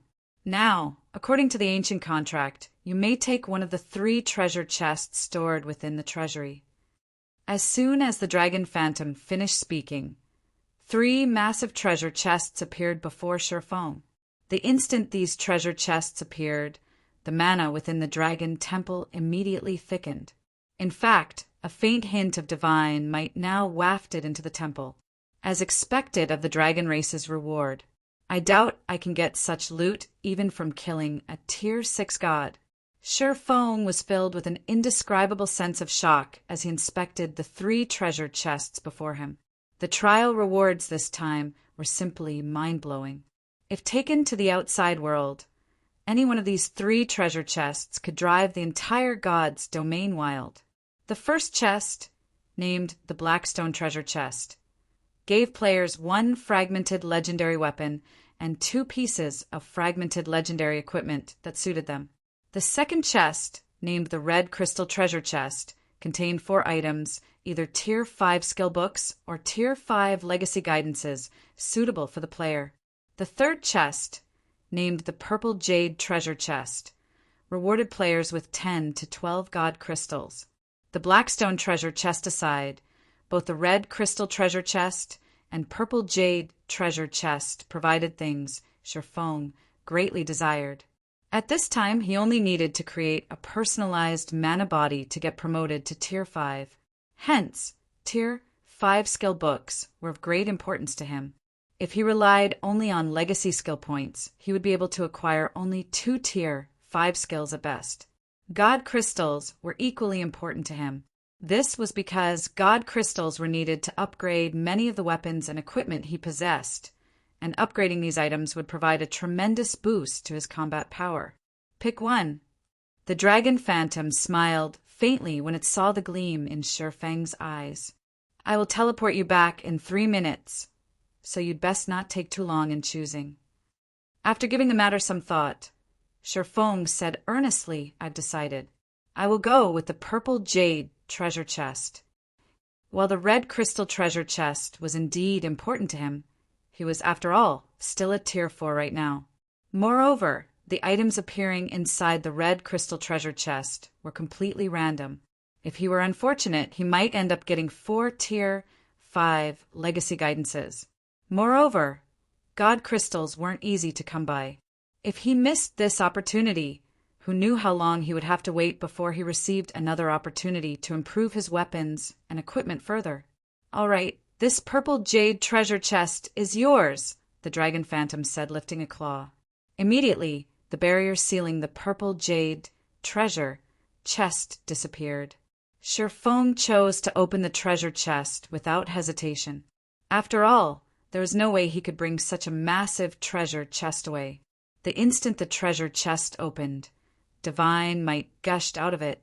Bathed in this divine might, even ordinary Tier 4 players would grow fearful and dare not approach the treasure chest. However, now that Sherfang's concentration had reached the Tier 5 standard, resisting this divine might wasn't much of a problem. In fact, he was confident he could stand tall in the presence of even a bona fide Tier 6 god in his present state. 11. Sherfong couldn't help feeling a little disappointed when he saw the number of god crystals in the treasure chest. If not for the luck attribute having no effect on high-caliber treasure chests, he definitely would have activated Divine Providence to boost his luck. After all, the value of 1 god crystal nearly rivaled that of fragmented legendary items. Moreover, god crystals were just as rare as fragmented legendary items. Although that's one less god crystal than I hoped for, I have more than enough to upgrade my weapon now. The next moment, Shifeng had the abyssal blade absorb 4 god crystals without hesitation. Now that he was at the half-step tier 5 standard, only the Light of Two Worlds was an adequate weapon for him. The abyssal blade couldn't keep up with him any longer. Hence, he had to upgrade it. After the abyssal blade absorbed the 4 god crystals, its skills got upgraded to tier 4, and its basic attributes underwent some changes. Abyssal blade, one-handed sword, magic weapon, fragmented legendary rank, equipment requirement. Strength 3000, agility 2000 attack power, 235% of strength attribute. Attack speed 2, 3% of agility attribute. All attributes, increases according to user's level. Ignore levels plus 35 attacks have 70% chance to cause 250% damage. 40% chance to cause 300% damage. Every attack increases attack speed by 2% to a maximum of 30%. When equipped, strength increased by 50%, agility increased by 50%, intelligence increased by 35%, endurance increased by 50%, attack speed increased by 40%. All effects of weapon-related skills increased by 20%. All item level requirements reduced by 10 levels. If wielder belongs to a swordsman-related class, all skill levels plus 6. Increase free ability points received for every increase in level by 2 points. Equipment tier 4. Can be evolved. Devour 9 god crystals to evolve to tier 5. Additional active skill 1. Darkness bind tier 4. Binds all enemies within a 500-yard radius for 4 seconds and reduces their defense and magic resistance by 100% for 20 seconds. Cooldown 40 seconds. Additional active skill 2. Darkness domain tier 4. Converts an area of 800 yards around the user into a darkness domain. Weakens the senses of all enemies within the darkness domain and reduces enemies' basic attributes by 20%. While inside the darkness domain, the user may control up to 36 strands of power of darkness. Each strand carries a force equivalent to 150% of the user's strength and causes 200% darkness damage. Duration 60 seconds cooldown. 10 minutes additional passive profound inheritance.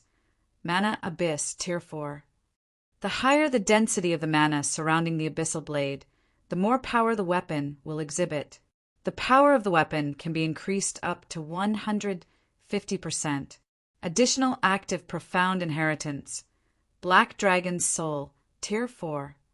Grants the user the Black Dragon King's soul and transforms the user into the Black Dragon King. The higher the density of the surrounding mana, the higher the Black Dragon King's life rating will be. Can use the skill Dragon Breath. Duration 10 minutes cooldown. 15 hours, a sword recast from the fragments of an ancient, unknown weapon. The Black Dragon King's power has been sealed within the sword, although the Black Dragon King has cursed the weapon.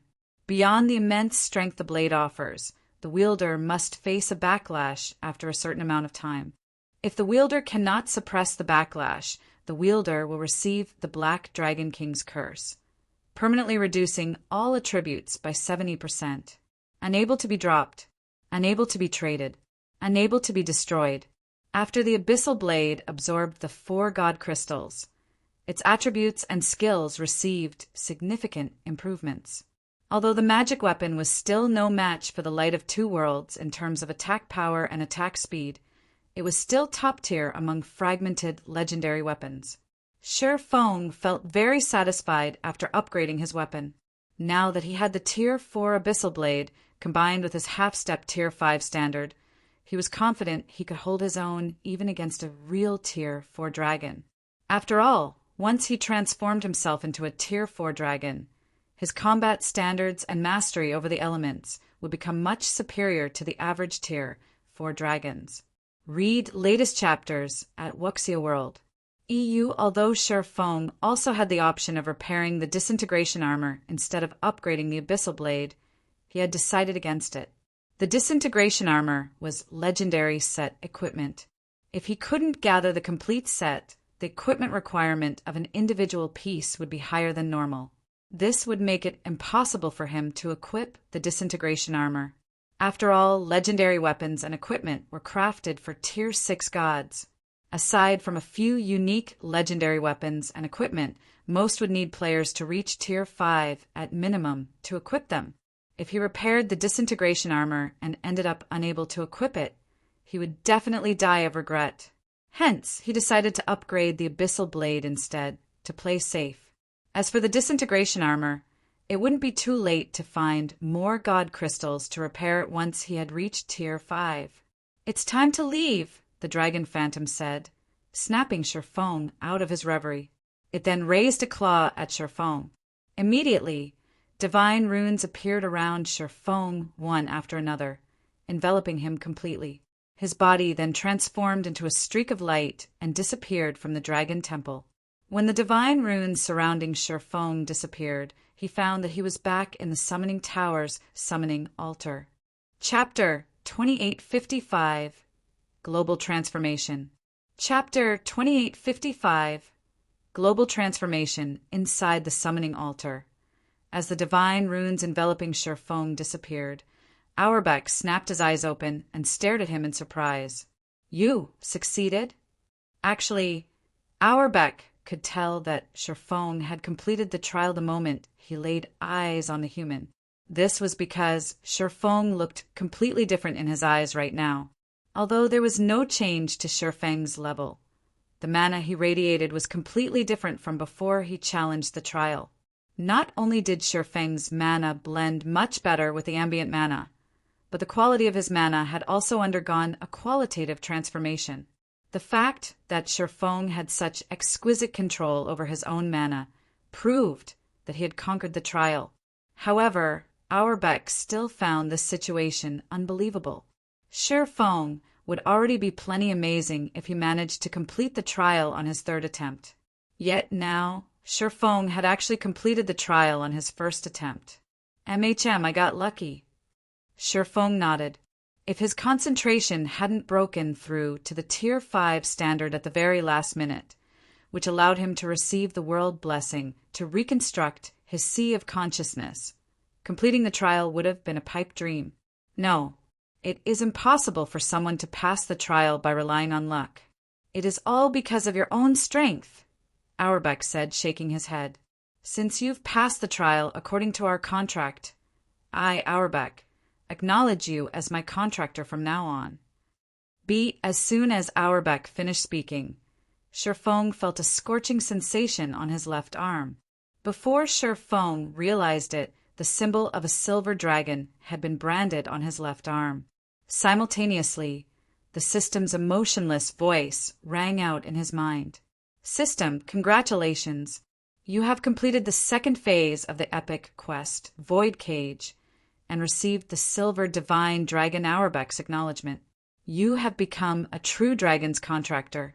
You now have the ability to call upon the Silver Divine Dragon to fight for you at any time, rewarding 30 legacy skill points and 1 level.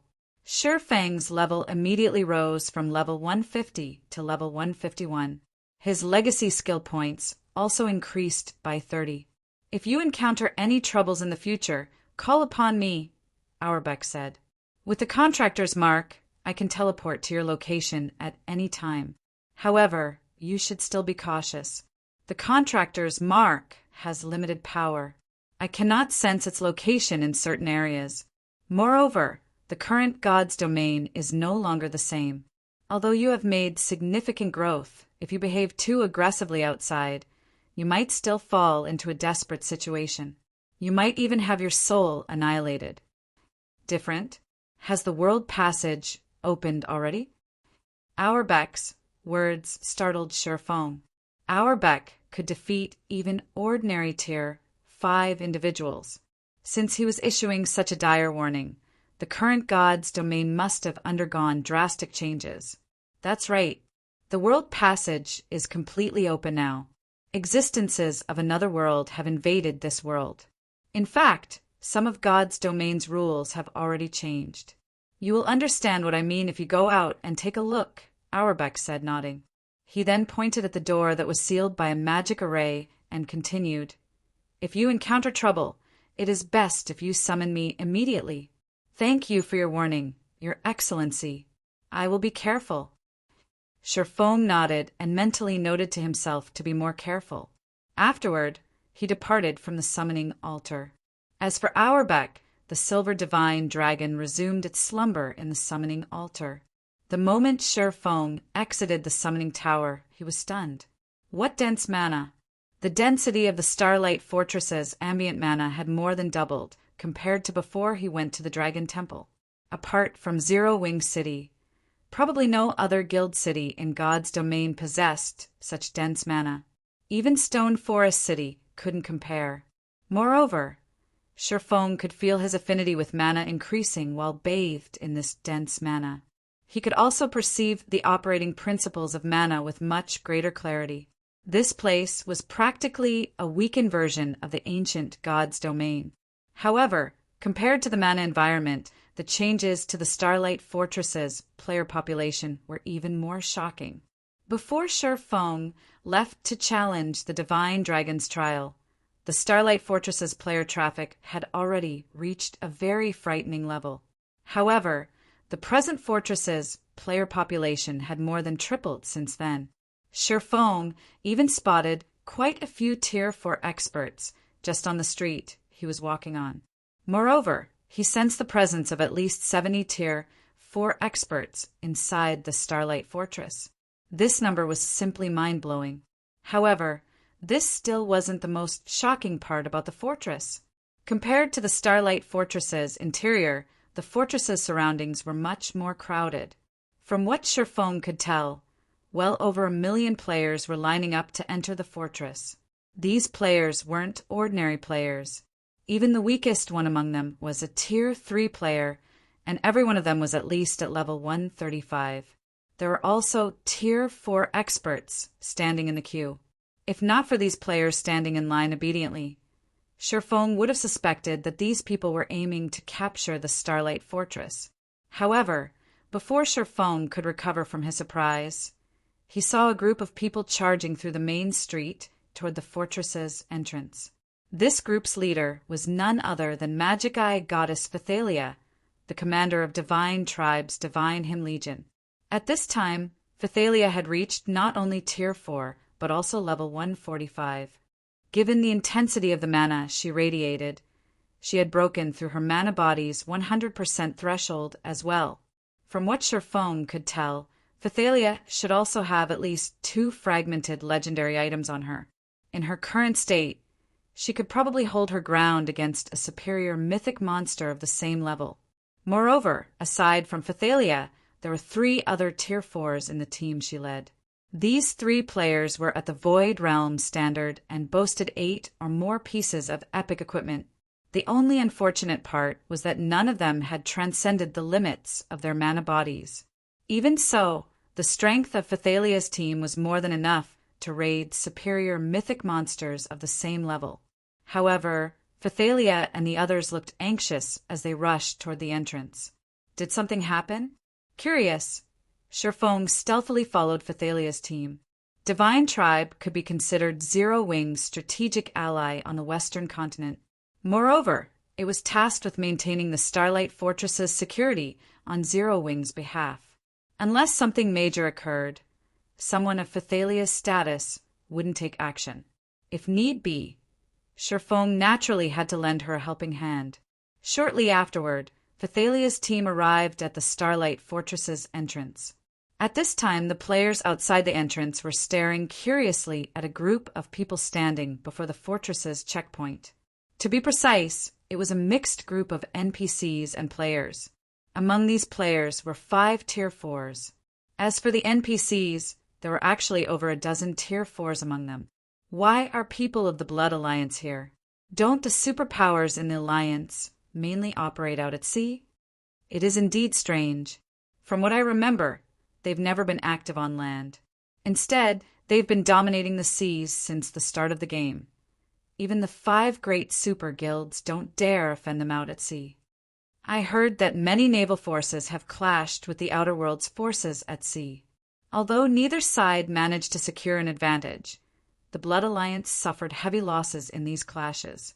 Rumor has it that the Alliance has over 5 million Tier 3 casualties thus far.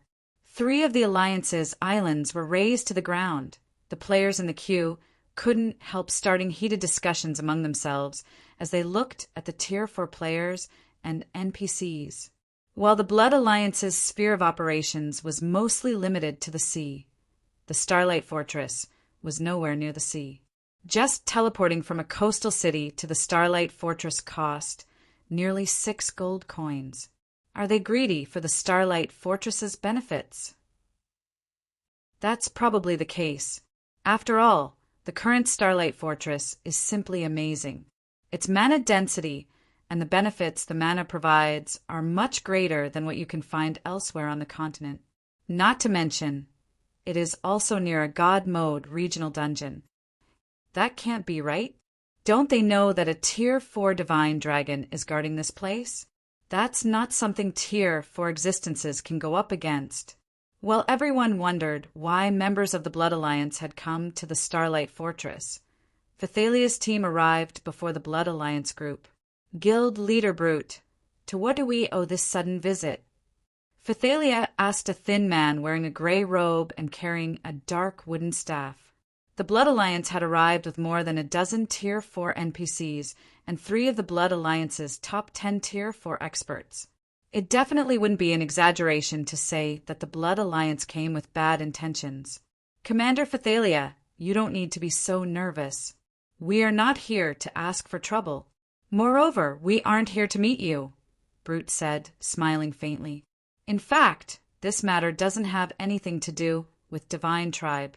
We are simply here to find Zero Wing and negotiate a partnership. Negotiate a partnership with Zero Wing. Phythalia laughed at Brute's statement. I naturally don't have a say in such a matter. However, seeing as you've brought so many Tier 4 NPCs with you, no matter how I look at it, it doesn't seem like you've come for a friendly negotiation. Read latest chapters at Wuxia World. I didn't call them here, Brute countered, shaking his head. These people are the representatives of various NPC naval forces. Representatives of NPC naval forces? Phythalia was surprised by Brute's answer. If only one NPC force had sent these Tier 4 NPCs, she wouldn't have found the situation strange. However, it was a different story if these NPCs represented multiple NPC forces. This was something she had to take seriously. In God's domain, the reason many kingdoms and empires had chosen not to spread their influence to the sea wasn't just the presence of powerful sea monsters. Another reason was the extraordinary strength of many NPC naval forces, with some even having Tier 5 NPCs leading them. Nodding, Brute said in an indisputable tone, That's right. It's fine if you do not let us enter, Commander Phythalia. However, I don't mind letting you know that the Blood Alliance plans to requisition a portion of the Starlight Fortress's temporary residences to resist the outer world invaders. Chapter 2856, Half-Step Tier 5. Chapter 2856, Half-Step Tier 5 Requisition. Phythalia was momentarily stunned by Brute's words. Have you lost your mind, Brute? Phythalia wasn't the only person to have such thoughts. The spectating crowd thought so as well. The Blood Alliance, with its many superpowers and NPC forces, was indeed powerful. However, the Alliance's strength was only in the sea. On the western continent, the Blood Alliance held no advantages. Since the Starlight Fortress was far from the sea, the Blood Alliance had no way to dispatch a large army to the Starlight Fortress. Moreover, the Starlight Fortress's defenses were something that even the 5 great super guilds were helpless against. After all, the fortress had a Tier 4 Divine Dragon guarding it. Even Tier 5 NPCs wouldn't dare go against such an existence. This was why Zero Wing could retain control over the Starlight Fortress despite having barely any of its own forces stationed on the western continent. Otherwise, the surrounding NPC forces with Tier 5 NPCs leading them would have long since targeted the fortress. The only measure one could employ to suppress the Starlight Fortress was to place a thorough lockdown on the Star Valley. However, the Blood Alliance clearly didn't have the capability to pull off such a feat. Lost my mind? Laughing, Brute retorted, I don't think so at all. The Starlight Fortress indeed possesses powerful defensive capabilities, and there are very few forces in God's domain capable of threatening it. However, if over 100 Tier 4 NPCs lock down the Star Valley, I wonder how long the Starlight Fortress will last? Over 100 Tier 4 NPCs? When Brute finished speaking, the spectating crowd gasped. Currently, not only were NPCs much higher leveled than players on average, but NPCs were also stronger than players of the same level and tier on average. This was because NPCs' weapons, equipment, skills, and spells were superior to those of the average player. Meanwhile, a force of more than 100 Tier 4 NPCs was something not even a kingdom possessed. In other words, the Blood Alliance could actually dispatch an entire kingdom's top combatants to seal a map. Moreover, I heard that the situation over on the eastern continent is quite adverse, and many superpowers have already gotten annihilated. Even Zero Wing can barely keep itself afloat and can't roam about freely.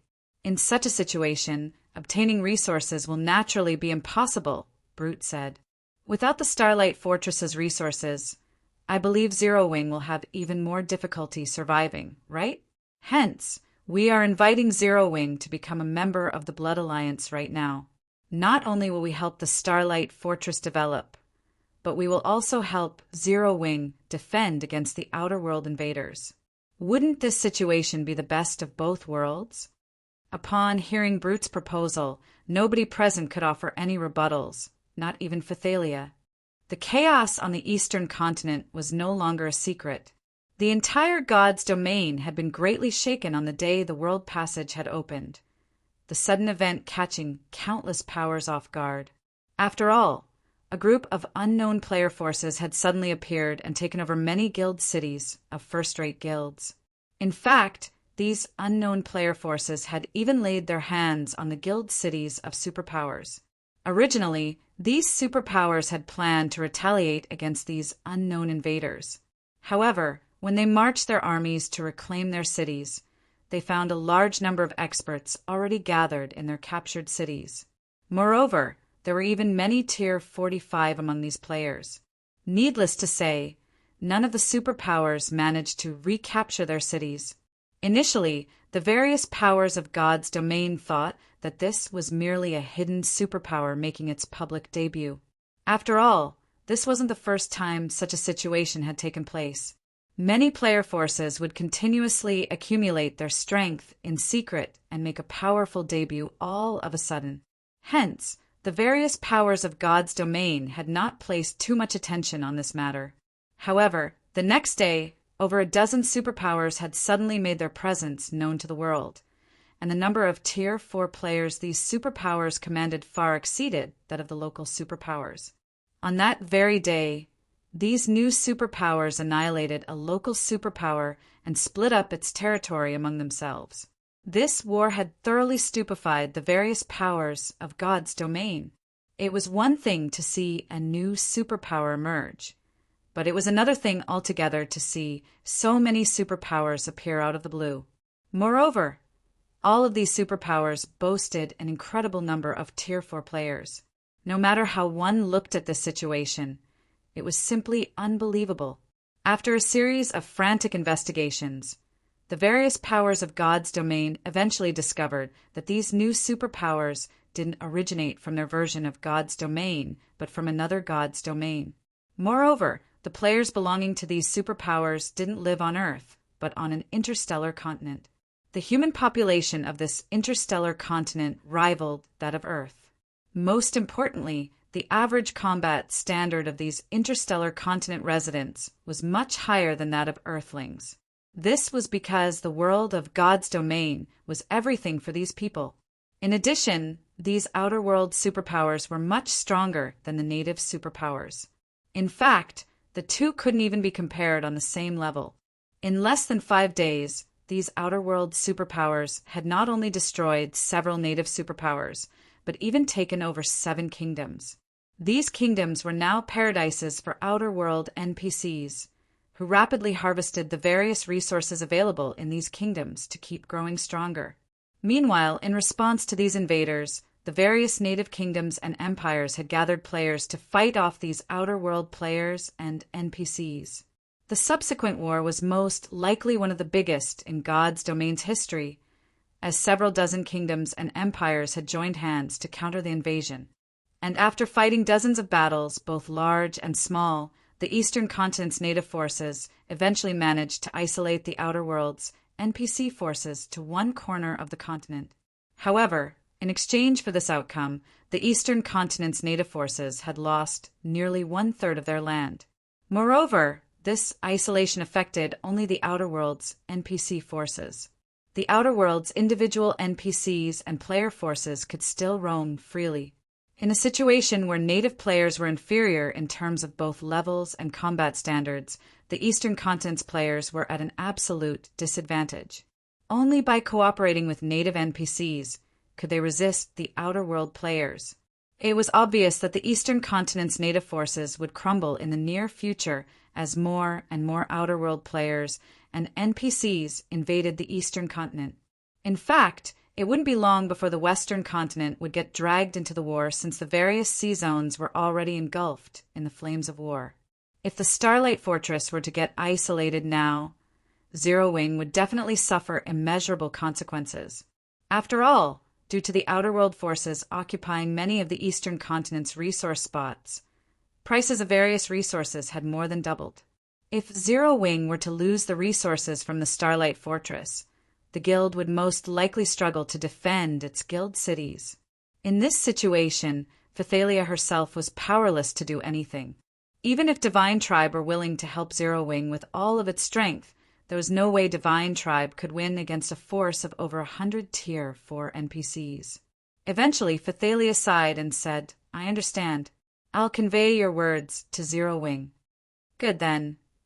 Nodding, Brute said indifferently, "However, our patience is limited. Tell Zero Wing that they only have 1 day to reply. If they don't give us an answer by then, we will begin sealing the map immediately." 1 day. Phythalia frowned. This was too short. It was barely enough time for her to convey the message and for Zero Wing to hold a short discussion among its executives. Zero Wing wouldn't have any time to make the necessary preparations at all. That's right. Only 1 day. Zero Wing had best not waste any time. That wouldn't be beneficial to the Blood Alliance or Zero Wing. Brute said in a determined tone, "I can even tell Zero Wing now that if they refuse our offer, while it might give the Blood Alliance some trouble, I can guarantee that they will suffer 100 times more than us." After Brute finished speaking, the Tier 4 NPCs standing behind him promptly unleashed their auras. The combined aura of over a dozen Tier 4 NPCs pressured even Phythalia.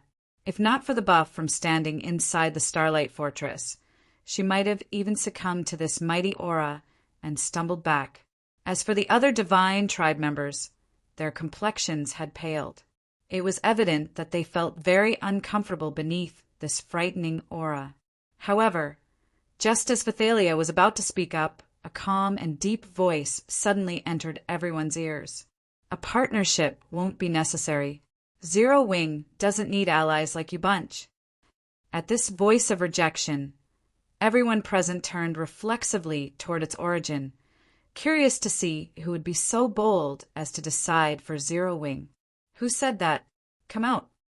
Brute, in particular, reacted with anger and displeasure.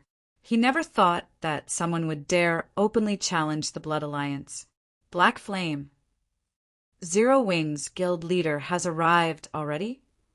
When everyone present saw the cloaked man approaching Phythalia and Brute, they quickly recognized him, based on the 2 long swords hanging by his waist, as well as his dark and determined eyes. Guild leader Black Flame? Phythalia was stunned when she saw Sherfong. This was because Shifeng's present self was completely different from when she last met him. Not only did his body radiate frighteningly dense mana right now, but she could also sense a difference in life rating between them. Half-step Tier 5. When the elderly level 167, Tier 4 NPC at the head of the Blood Alliance's group saw Shifeng, he gasped in shock. Half-step Tier 5? How is this possible? When the surrounding players overheard the elderly NPC's words, they similarly gaped at Shifeng with astonished gazes. Read latest chapters at Wuxia World. EU nowadays, Tier 4 players were no longer as rare as before. Hence, most Tier 3 players in God's domain no longer found Tier 4 players foreign. At the same time, they also knew just how difficult it was to get promoted from Tier 4 to Tier 5, as well as how wide the gulf between Tier 4 and Tier 5 existences was. Meanwhile, a half-step Tier 5 existence referred to Tier 4 individuals who had achieved an incredibly high standard in their control over mana and their mana body.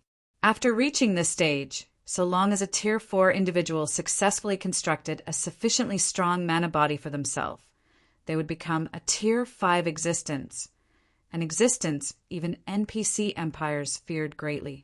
Yet, in an era where mainstream players had just reached Tier 3, and only an extremely small number of experts had reached Tier 4, they were now being told that Shifeng had already reached the half-step Tier 5 standard. No matter how they thought about it, this didn't seem plausible. However, as a Tier 4 NPC had said these words, they were unlikely to be false. I said that. What kind of guidance do you have for me? I wonder, Guild Leader Brute. Shifeng asked calmly as he stared at Brute. Chapter 2857, Black Flame? Chapter 2857, Black Flame? Your Black Flame.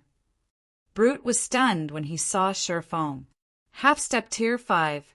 In the current era, where the various superpowers barely had any Tier 4 players under their command, a half-step Tier 5 existence was practically invincible.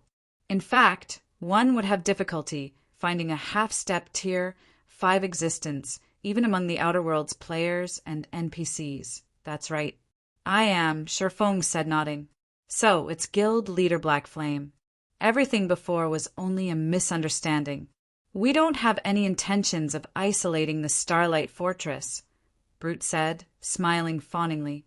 Since you aren't interested in partnering with us, the Blood Alliance won't force the issue. Guild Leader Black Flame. If there is nothing else, we will take our leave now. As soon as Brute finished speaking, he turned around, planning to leave the Starlight Fortress together with the Blood Alliance's members. He had no intention of staying even a second longer. A misunderstanding. Shifeng laughed at Brute's words. Guild Leader Brute, you brought over a dozen Tier 4 NPCs and came all the way here to declare that you plan to isolate the Starlight Fortress. Yet you're telling me this is a misunderstanding?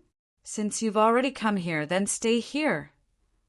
After saying so, Shifeng manifested his mana domain, enveloping a 4,000-yard radius in liquid mana. As soon as Shifeng unleashed his mana domain, Brute and the others stiffened. Their bodies felt indescribably heavy as if they had sunk into a swamp. The level 160+, Tier 4 NPCs were just barely able to counter the suppression by releasing their own mana domains. However, none of them could manipulate the mana around them. Phythalia was astonished when Shifeng took action. She never thought that he would do so without a second word. After all, the Blood Alliance's side had more than a dozen Tier 4 NPCs. While these NPCs might not be a match for Shifeng in a one-on-one fight, if they worked together, they could potentially take on even a Tier 5 existence. Not good. This is world creation. The elderly Tier 4 NPC leading the other NPCs exclaimed, an indescribably grim expression appearing on his face as he stared at Shifeng. The fact that Shifeng was at the half-step Tier 5 standard was already plenty frightening. That, combined with his control over mana being at the world creation standard, meant he could fight Tier 5 existences already. In front of such an expert, even a group of Tier 4 individuals would be insignificant. What made Tier 4 individuals much more powerful than Tier 3 individuals was their ability to strengthen their abilities using the ambient mana. However, individuals who had reached the world creation standard could create a miniature world with their mana domain. All the mana within the domain would operate by rules favorable to the user and disadvantageous to hostile forces. Unless one had similarly reached the world creation standard, manipulating the ambient mana while standing in a world creation level mana domain would be impossible. One could only rely on the mana in one's body to do battle, essentially losing all the advantages of Tier 4. World creation was something Shifeng achieved after his concentration had reached the Tier 5 standard. To be precise, he had first reached the Grandmaster Magician standard after his concentration had reached the Tier 5 standard. Then, his mana domain had automatically transformed into a miniature world. He didn't even have to transform it consciously. Run! Brute shouted in a panic. Run? With your abilities? Shifeng unsheathed the Abyssal Blade and activated Darkness Bind. After getting upgraded to Tier 4, Darkness Bind's range had improved tremendously. The next moment, pitch-black chains emerged from the void within a 500-yard radius and instantly constrained the Blood Alliance members' movements. The chains not only prevented the use of skills and spells, but also drastically reduced their target's mobility. Shifeng appeared before the Blood Alliance members and brandished the Light of Two Worlds. Tier 4 Legacy Skill, Formless Blade. Sword's Transmigration. 13 sword lights shot at the chests of Brute and the others, so fast that barely any of them managed to react to the attacks in time. Of the Blood Alliance players, only Brute, who had broken through the 100% threshold of his mana body, managed to activate a Tier 4 defensive spell in time. Even so, the Tier 4 barrier he summoned shattered after receiving Shifeng's attack. As for the other Tier 4 players, none of them survived the attack. Even a Tier 4 shield warrior died on the spot. The Tier 4 NPCs fared a little better than the players. Because of their significant advantage in levels and equipment, they all managed to activate a Tier 4 defensive skill or spell in time and block the attacks directed at them. Even so, having used up one of their life-saving measures, these NPCs wouldn't be able to reuse these skills and spells within a short time. However, Shifeng had no intention of giving the Blood Alliance's members any room to catch a breather. After completing his first attack, he promptly activated Blade Domain and executed Sword's Transmigration once more. Under Shifeng's control, the 7 magic swords exhibited power at the Tier 5 standard. Brute and the Tier 4 NPCs were cornered and had no choice but to work together to cope with Shifeng's attacks. Despite not holding anything back, they were still forced to use their life-saving measures one after another. For a time, explosions and spatial tears roiled the entrance of the Starlight Fortress. After these noises continued for around 30 seconds, Brute and the Blood Alliance's Tier 4 NPCs all turned into ashes, becoming deader than dead. They died just like that. So this is Black Flame's strength? Amazing! Isn't he basically a Tier 5 now? The spectators gaped in shock when they saw the Blood Alliance's people annihilated, unable to get their minds around this situation for a long time. After all, Brute was a domain realm expert. If he worked together with more than a dozen Tier 4 NPCs, they could probably raid even Tier 5 legendary monsters. However, in front of Shifeng, these powerful individuals were like children.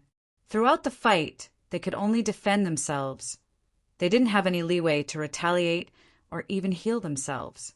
Anyone who slipped up on their defense for even a moment got killed instantly.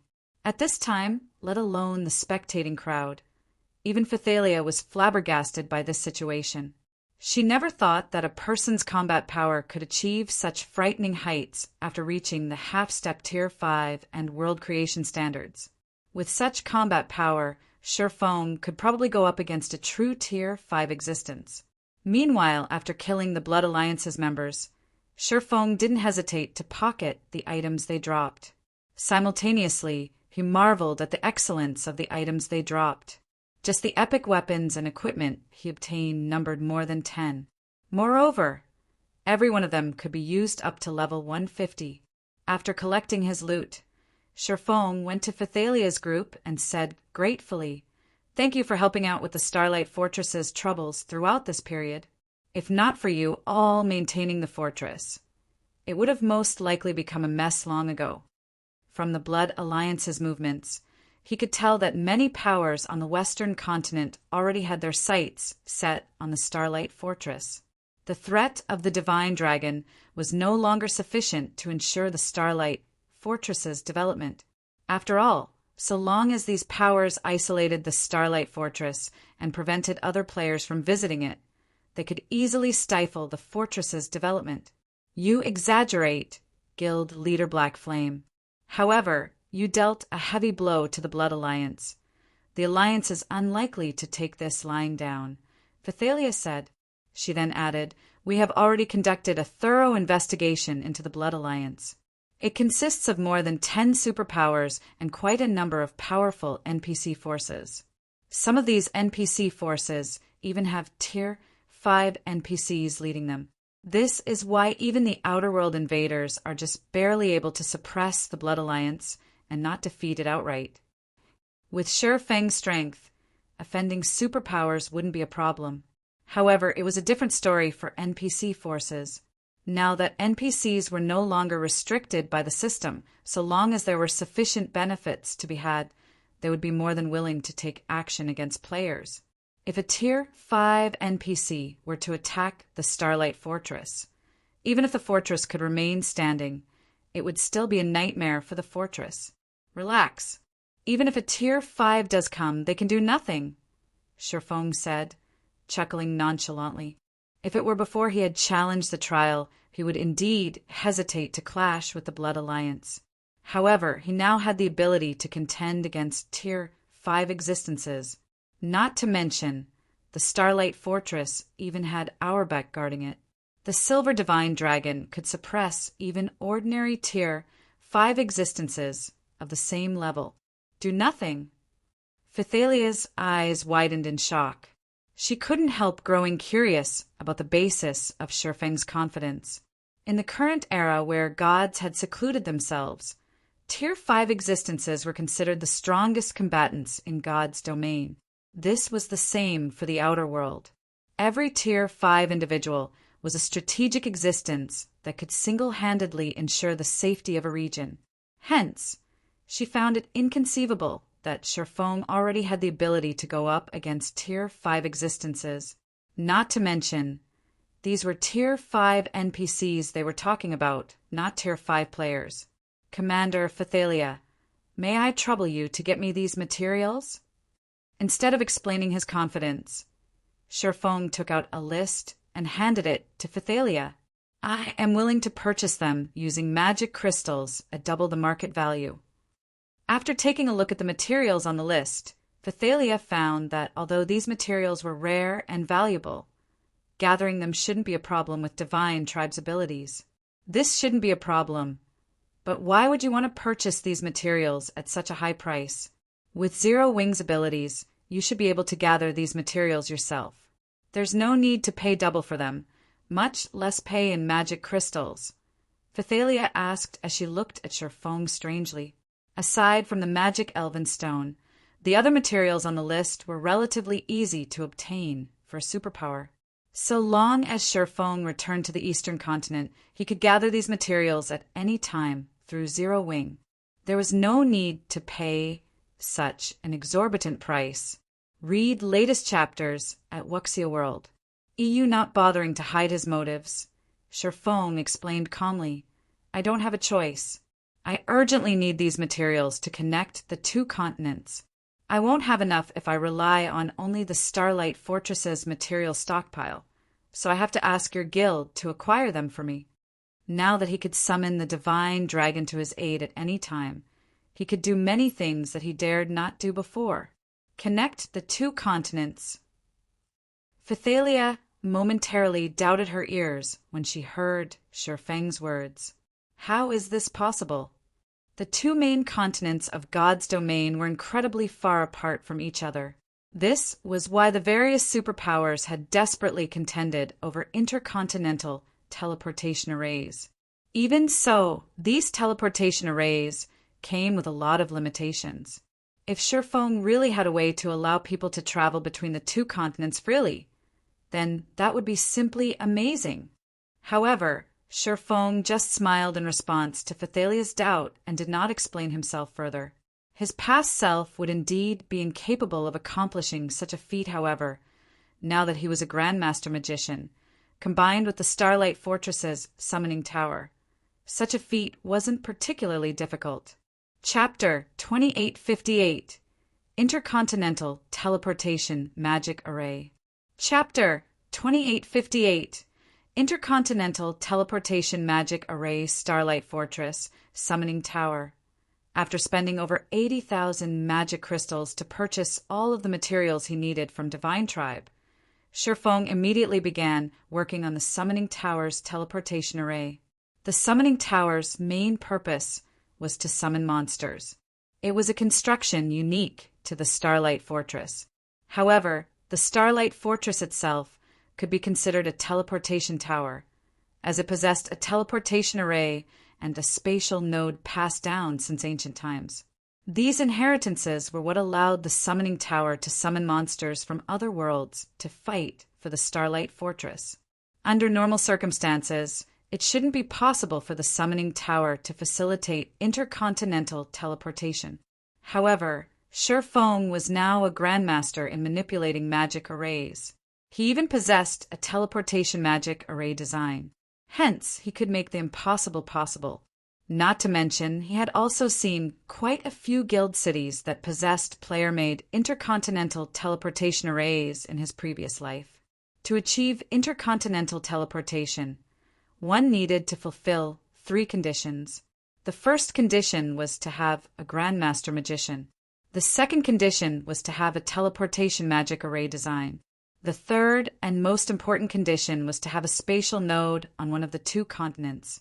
Only after fulfilling these 3 conditions could one construct an intercontinental teleportation magic array. Meanwhile, there weren't many spatial nodes on the 2 continents. In total, they numbered less than 20. Moreover, many of them were in dangerous forbidden lands. However, so long as one managed to secure a spatial node, they could freely travel between the 2 main continents, no longer subject to the various limitations of ancient intercontinental magic arrays.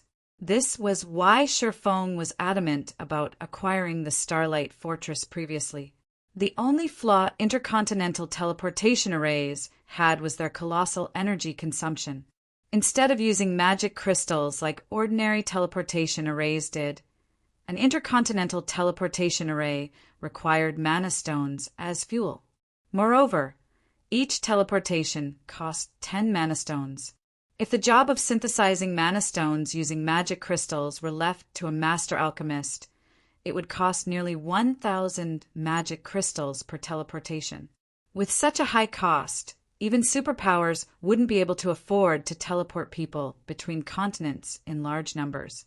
However, even with such a limitation, the intercontinental teleportation array was still plenty amazing after all. The 2 main continents had different resources. Trading in these resources could net massive profits. Moreover, transportation by teleportation was much more convenient than by air or by sea.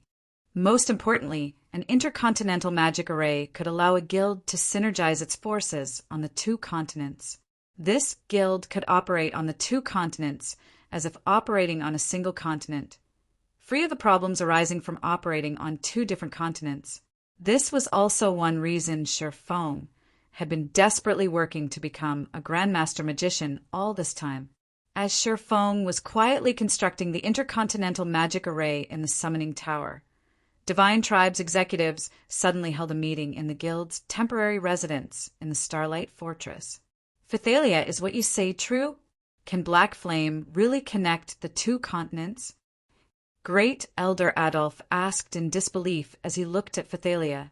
When Adolf heard that Sherfong had reached the half-step Tier 5 and world creation standards and single-handedly killed over a dozen Tier 4 NPCs, he had already been incredulous. Yet, Phythalia was now telling him that Sherfong could also create an intercontinental teleportation array. How could he possibly believe her? However, Adolf also understood one thing very clearly: Phythalia was never one to exaggerate things. Since she had said so, then this matter was most likely true. Only, he still couldn't help seeking further confirmation from her. With Black Flame's personality, it's unlikely he would lie. Not to mention, he doesn't have any reason to lie to us, Phythalia replied after giving the matter some thought. After all, even if he can't connect the two continents, with the strength and potential he has displayed and the Starlight Fortress's support, should Zero Wing fall on the eastern continent, it can easily rise again on the western continent. Zero Wing won't need our support at all. That makes sense. Adolf nodded. The Starlight Fortress had a Tier 4 divine dragon guarding it. Unless a Tier 6 god or a group of Tier 5 existences attacked the fortress, nothing could threaten the fortress. Not to mention, Sherfong was already highly likely to get promoted to Tier 5. Whether it was now or in the future, he definitely couldn't be underestimated. The reason I called everyone here is to recommend that we deepen our partnership with Zero Wing, Phythalia said as she took out a set of documents detailing the eastern continent's situation. After sending a copy to everyone present, she continued, "This is the latest report on the eastern continent's state of affairs. Several more superpowers have come from the outer world recently. Although there shouldn't be any large-scale battles occurring between the outer world invaders and the eastern continent's natives, friction between the two sides will definitely occur one way or another. Meanwhile, Zero Wing's resources are extraordinary. A battle between Zero Wing and the outer world invaders is inevitable. Hence, I propose that we have some of the guild's Tier 4s head to the eastern continent to support Zero Wing. This way, Divine Tribe will have some initiative in future partnerships with Zero Wing." When Phythalia finished speaking, everyone present promptly nodded in agreement. Before today, they had merely treated Zero Wing as an ordinary superpower and did not put much thought into their partnership with the guild. However, after today's incident, they could no longer afford to do so. This was because Zero Wing possessed not only a half-step Tier 5 expert, but also an intercontinental teleportation array linking the two continents. Once word of this teleportation array got out, the Starlight Fortress would undoubtedly become the western continent's focal point. At that time, the Starlight Fortress's income would definitely multiply by tenfold or more.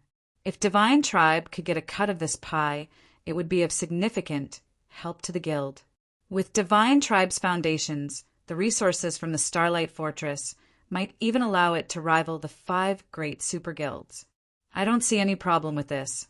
Looking at Phythalia, Adolf pondered for a moment before saying, "Since we're going to help Zero Wing on the eastern continent, Phythalia, take McCaffrey and Crimson with you. The two of them should be able to help Zero Wing solve many problems." "Thank you, Great Elder." Phythalia was overjoyed when she heard Adolph's words. McCaffrey and Crimson, which were top combatants of Divine Tribe. The two of them possessed fragmented legendary items and were fully geared in epic weapons and equipment. Most importantly, both had broken through the 100% threshold of their mana bodies. Crimson, which, in particular, had even reached the 105% completion rate. Adolf aside, the completion rate of Crimson Witch's mana body was the highest in Divine Tribe. If not for Phythalia owning a fragmented legendary weapon, she wouldn't be a match for Crimson Witch. I'll contact the two of them in a moment. As for everything else, I'll leave it up to you, Adolf said, nodding. Originally, Adolf had other plans for McCaffrey and Crimson Witch. However, taking into account Zero Wing's potential, he deemed deepening Divine Tribe's relationship with Zero Wing much more valuable. Shortly after Divine Tribe's executives concluded their meeting, Feng completed the intercontinental teleportation array at the top of the summoning tower. Good. The spatial coordinates are stable. Now, I just need to set up a corresponding teleportation array on the eastern continent, and the two continents will be connected. Feng nodded in satisfaction as he looked at the intercontinental teleportation array before him. This intercontinental magic array was definitely his best creation since he began playing God's Domain. Not only did constructing this magic array require a lot of knowledge and understanding of the various elements of mana, but he also had to convert a master teleportation magic array into a grandmaster teleportation magic array. The difficulty of such a feat was simply extraordinary. Feng suddenly received a call soon after completing the intercontinental teleportation array. Guild Leader Blackflame, I have already arranged the matter you asked before, Phythalia said as she looked at Feng through the video chat. Smiling, she continued, you can head over to the eastern continent together with us at any time. If it's the intercontinental teleportation array in the Hell Forest City Secret Land, we should be able to reach the eastern continent in less than 2 days. Together. Surprised by Phythalia's words, Feng asked, you plan on heading to the eastern continent as well, Commander Phythalia? From what he understood, Divine Tribe had never shown any interest in the eastern continent. The guild had always focused on the western continent. Not to mention, the current eastern continent was an incredibly dangerous place. Most importantly, Divine Tribe had to pay a huge price to send people to the eastern continent.